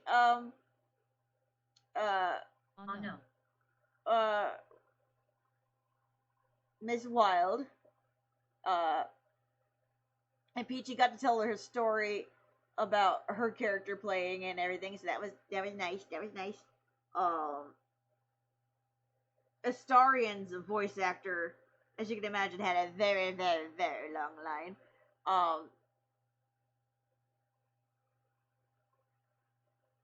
Why did I think Astarion's voice actor was Matt Mercer?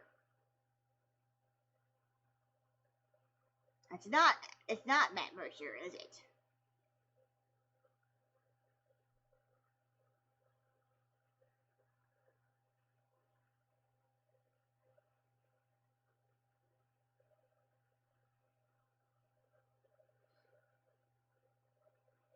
I think, I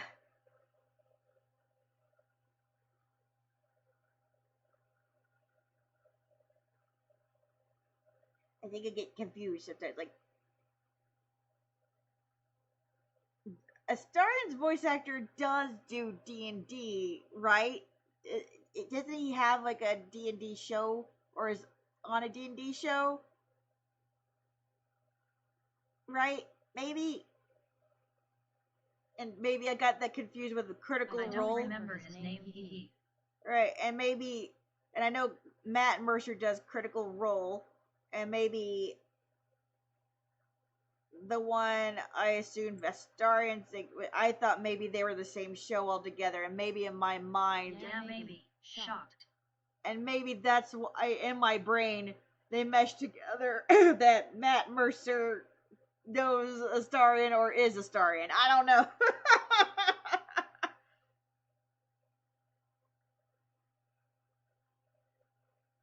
It's like, I don't know.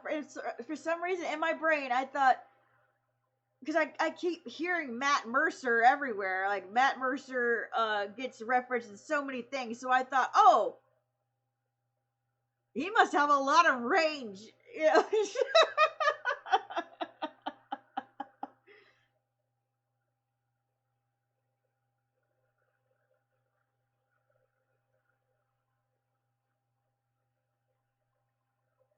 Because I'll be honest, the guy who plays Astarion sounds also to me like the guy who plays the Vision in the Marvel movies.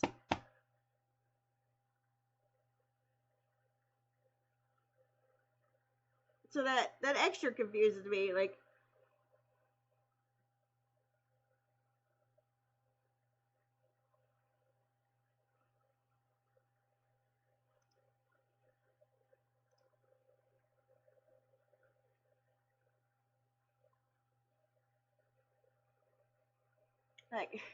now I need to look it up. Oh.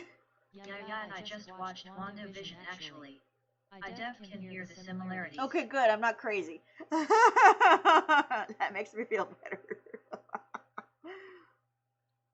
She. What?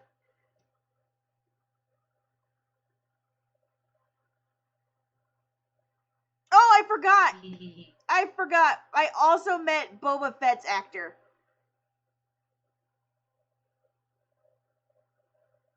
That was a different thing. Okay, so the reason I forgot, like, there were a lot. That's so cool. I didn't realize how many actors can technically claim they played Boba Fett. Like, the Boba Fett that we know from the prequels, Mr.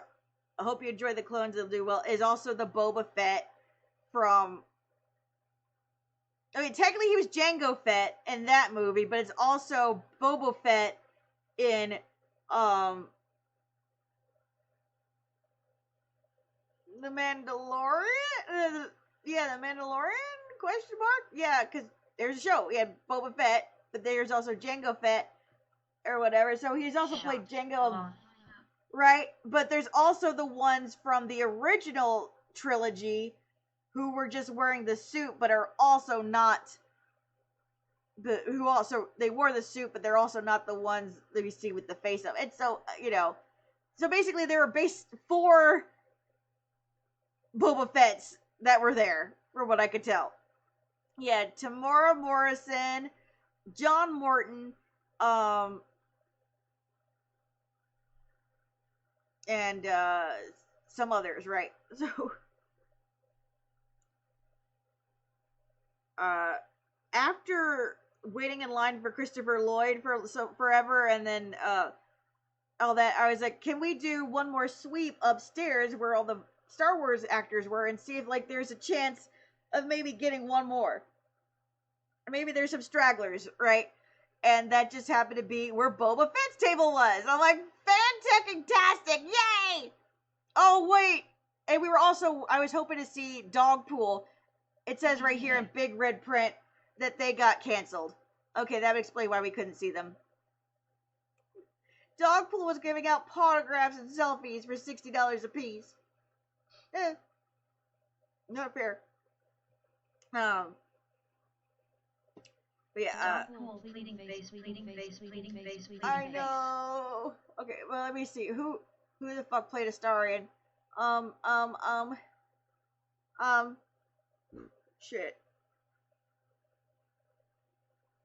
Oh yeah, young Boba Fett was there as well. Daniel Logan. So even the kid that played Boba Fett was there. So we had 3 Boba Fetts. But Tamora Morrison also played Moana's dad, as well as Jango and Boba Fett. Yeah, so, and then you got John Morton, who played one of the pilots in the original trilogy, but also the original Boba Fett that got shot down and fed into the pit monster.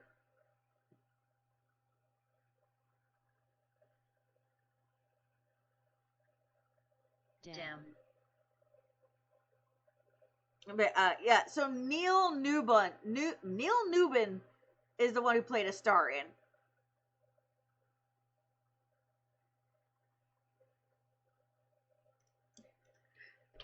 Now I'm like, Neil Newbin, D&D? Okay, so there is D&D Live, Baldur's Gate 3. Stuff. Okay, so I'm not crazy. There's a YouTube series where I think, or not. Maybe I am crazy.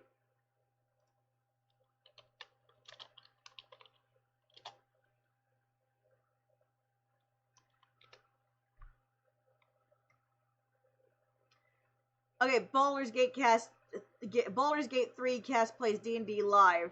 with Asterion, call regulated as well, magic conduit. Okay. And I do not see any Matt Mercer there.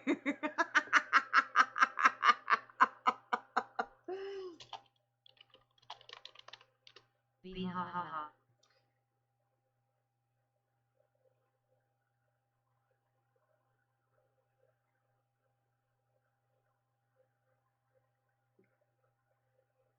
But where else do I know Matt Mercer from?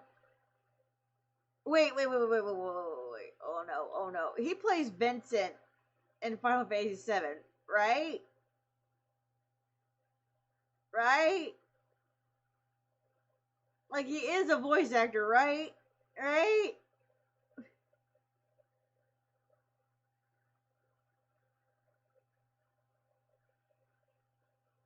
He is. Okay.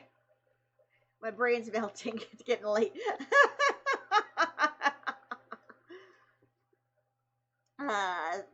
Let's see. So, okay. Back to, Guy. Cassidy in Overwatch, Ganondorf in The Legend of Zelda, Tears of the Kingdom, Leon S. Kennedy in Resident Evil 6, and Yuzo Kitagawa in Persona 5. Thank you, Vegas.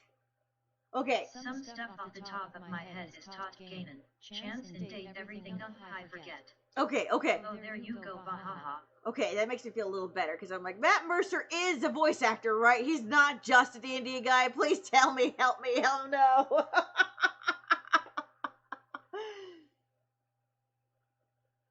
Okay, so He is also Bowser. now why I thought he was Astarion, I don't know. And for a minute, I have to head to bed. It's really late for me. Face holding back tears. Good night, Wing. I love you, Peter TTT, Brink. I'm glad you Have had a a good good day. Bakati. Have a good one.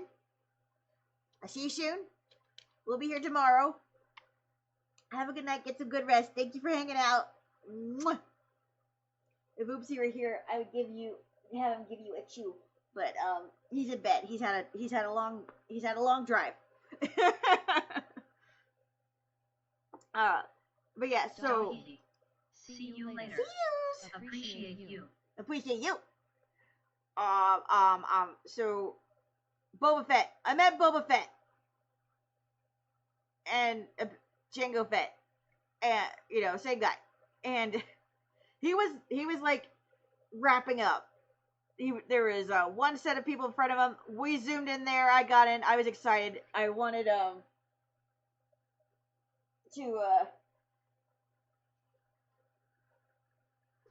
shit, there it is. I wanted to get something from my daddy.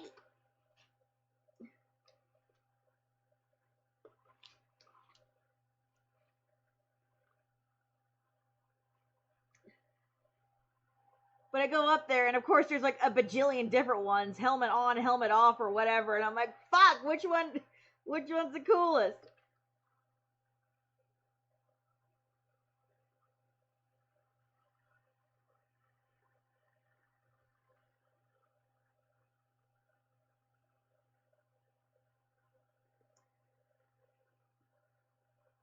Not.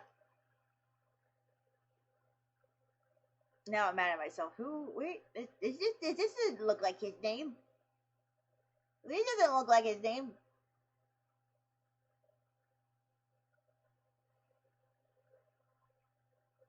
There's a lot of J's in his name.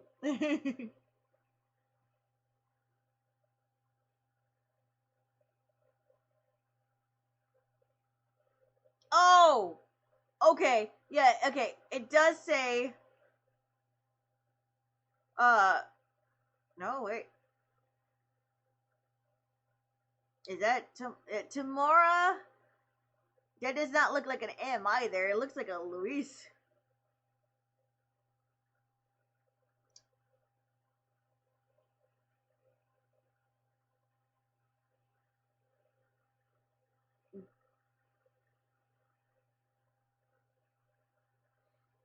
I'm so confused. Like, his name is Tamora Morrison, but this doesn't look like an M.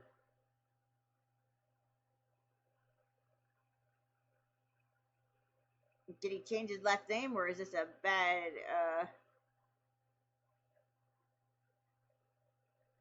I don't know.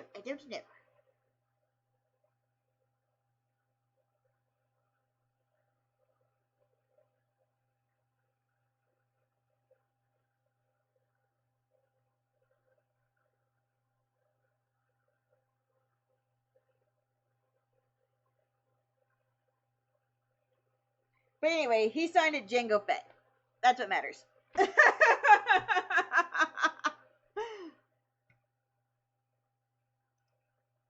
And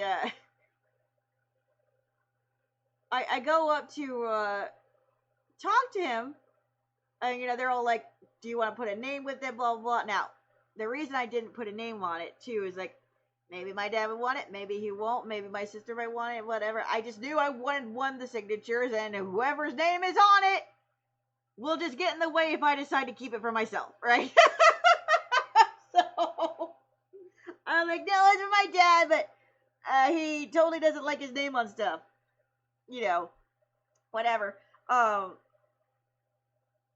I was about to talk to him, but the guys who he just finished talking to were still holding a conversation with him about flights or whatever, and then the lady, the handler, was asking him other questions about a plane or something, so I never got to talk to him, because he's holding a conversation with the guys that should have left already. Like, this is my time. I paid my money. It was $100.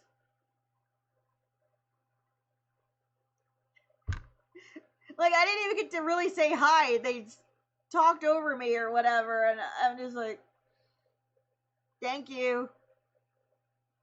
Goodbye. I guess they shook his hand, but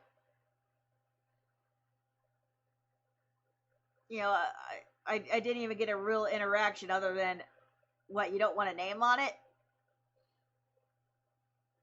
Sorry. I'm not selling it, I promise.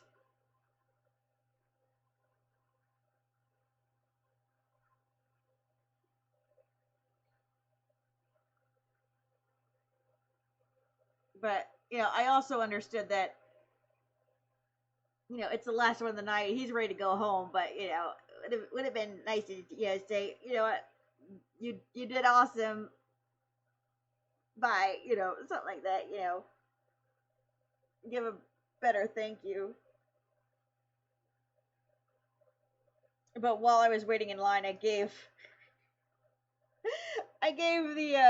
the one handling the autographs, like, what you want signed or whatever, I gave her a couple of Sprouts, and her first thought was to go over and immediately clip it onto his hat. And he's looking at her like, what's going on? And I did give him a pinwheel, and he put that, and now he had two things attached to his hat. So there was that.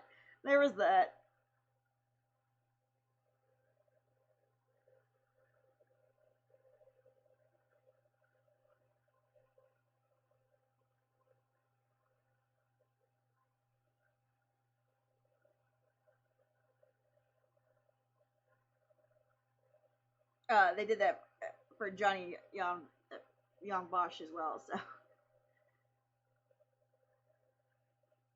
yeah, good times. Probably go over all this again tomorrow. I've been talking for 7 hours. It's probably time for bed. Yeah, it is 2 a.m. It is time for bed. I love you all. Thank you all for hanging out with me. Chase, Perry, Camoodle, Alan, I saw you in here too. Peachy, all of you, Kit, Peter, Wing. Night, Fish, love you. I'll give you a choop. And I don't think we'll raid anybody. My eyeballs are about to fall on my head. I love y'all. I'll see you guys tomorrow, okay? And what is tomorrow? Tomorrow's Monday. I don't know if Peachy will be on tomorrow. Today is a Monday. It is now technically Monday. I don't know if Peachy's gonna wait till Tuesday or if she's gonna stream Monday. I don't know what she plans to do, but regardless, when I wake up, we'll probably do some art shit after I shower. Goodness gracious. I love you. Mwah!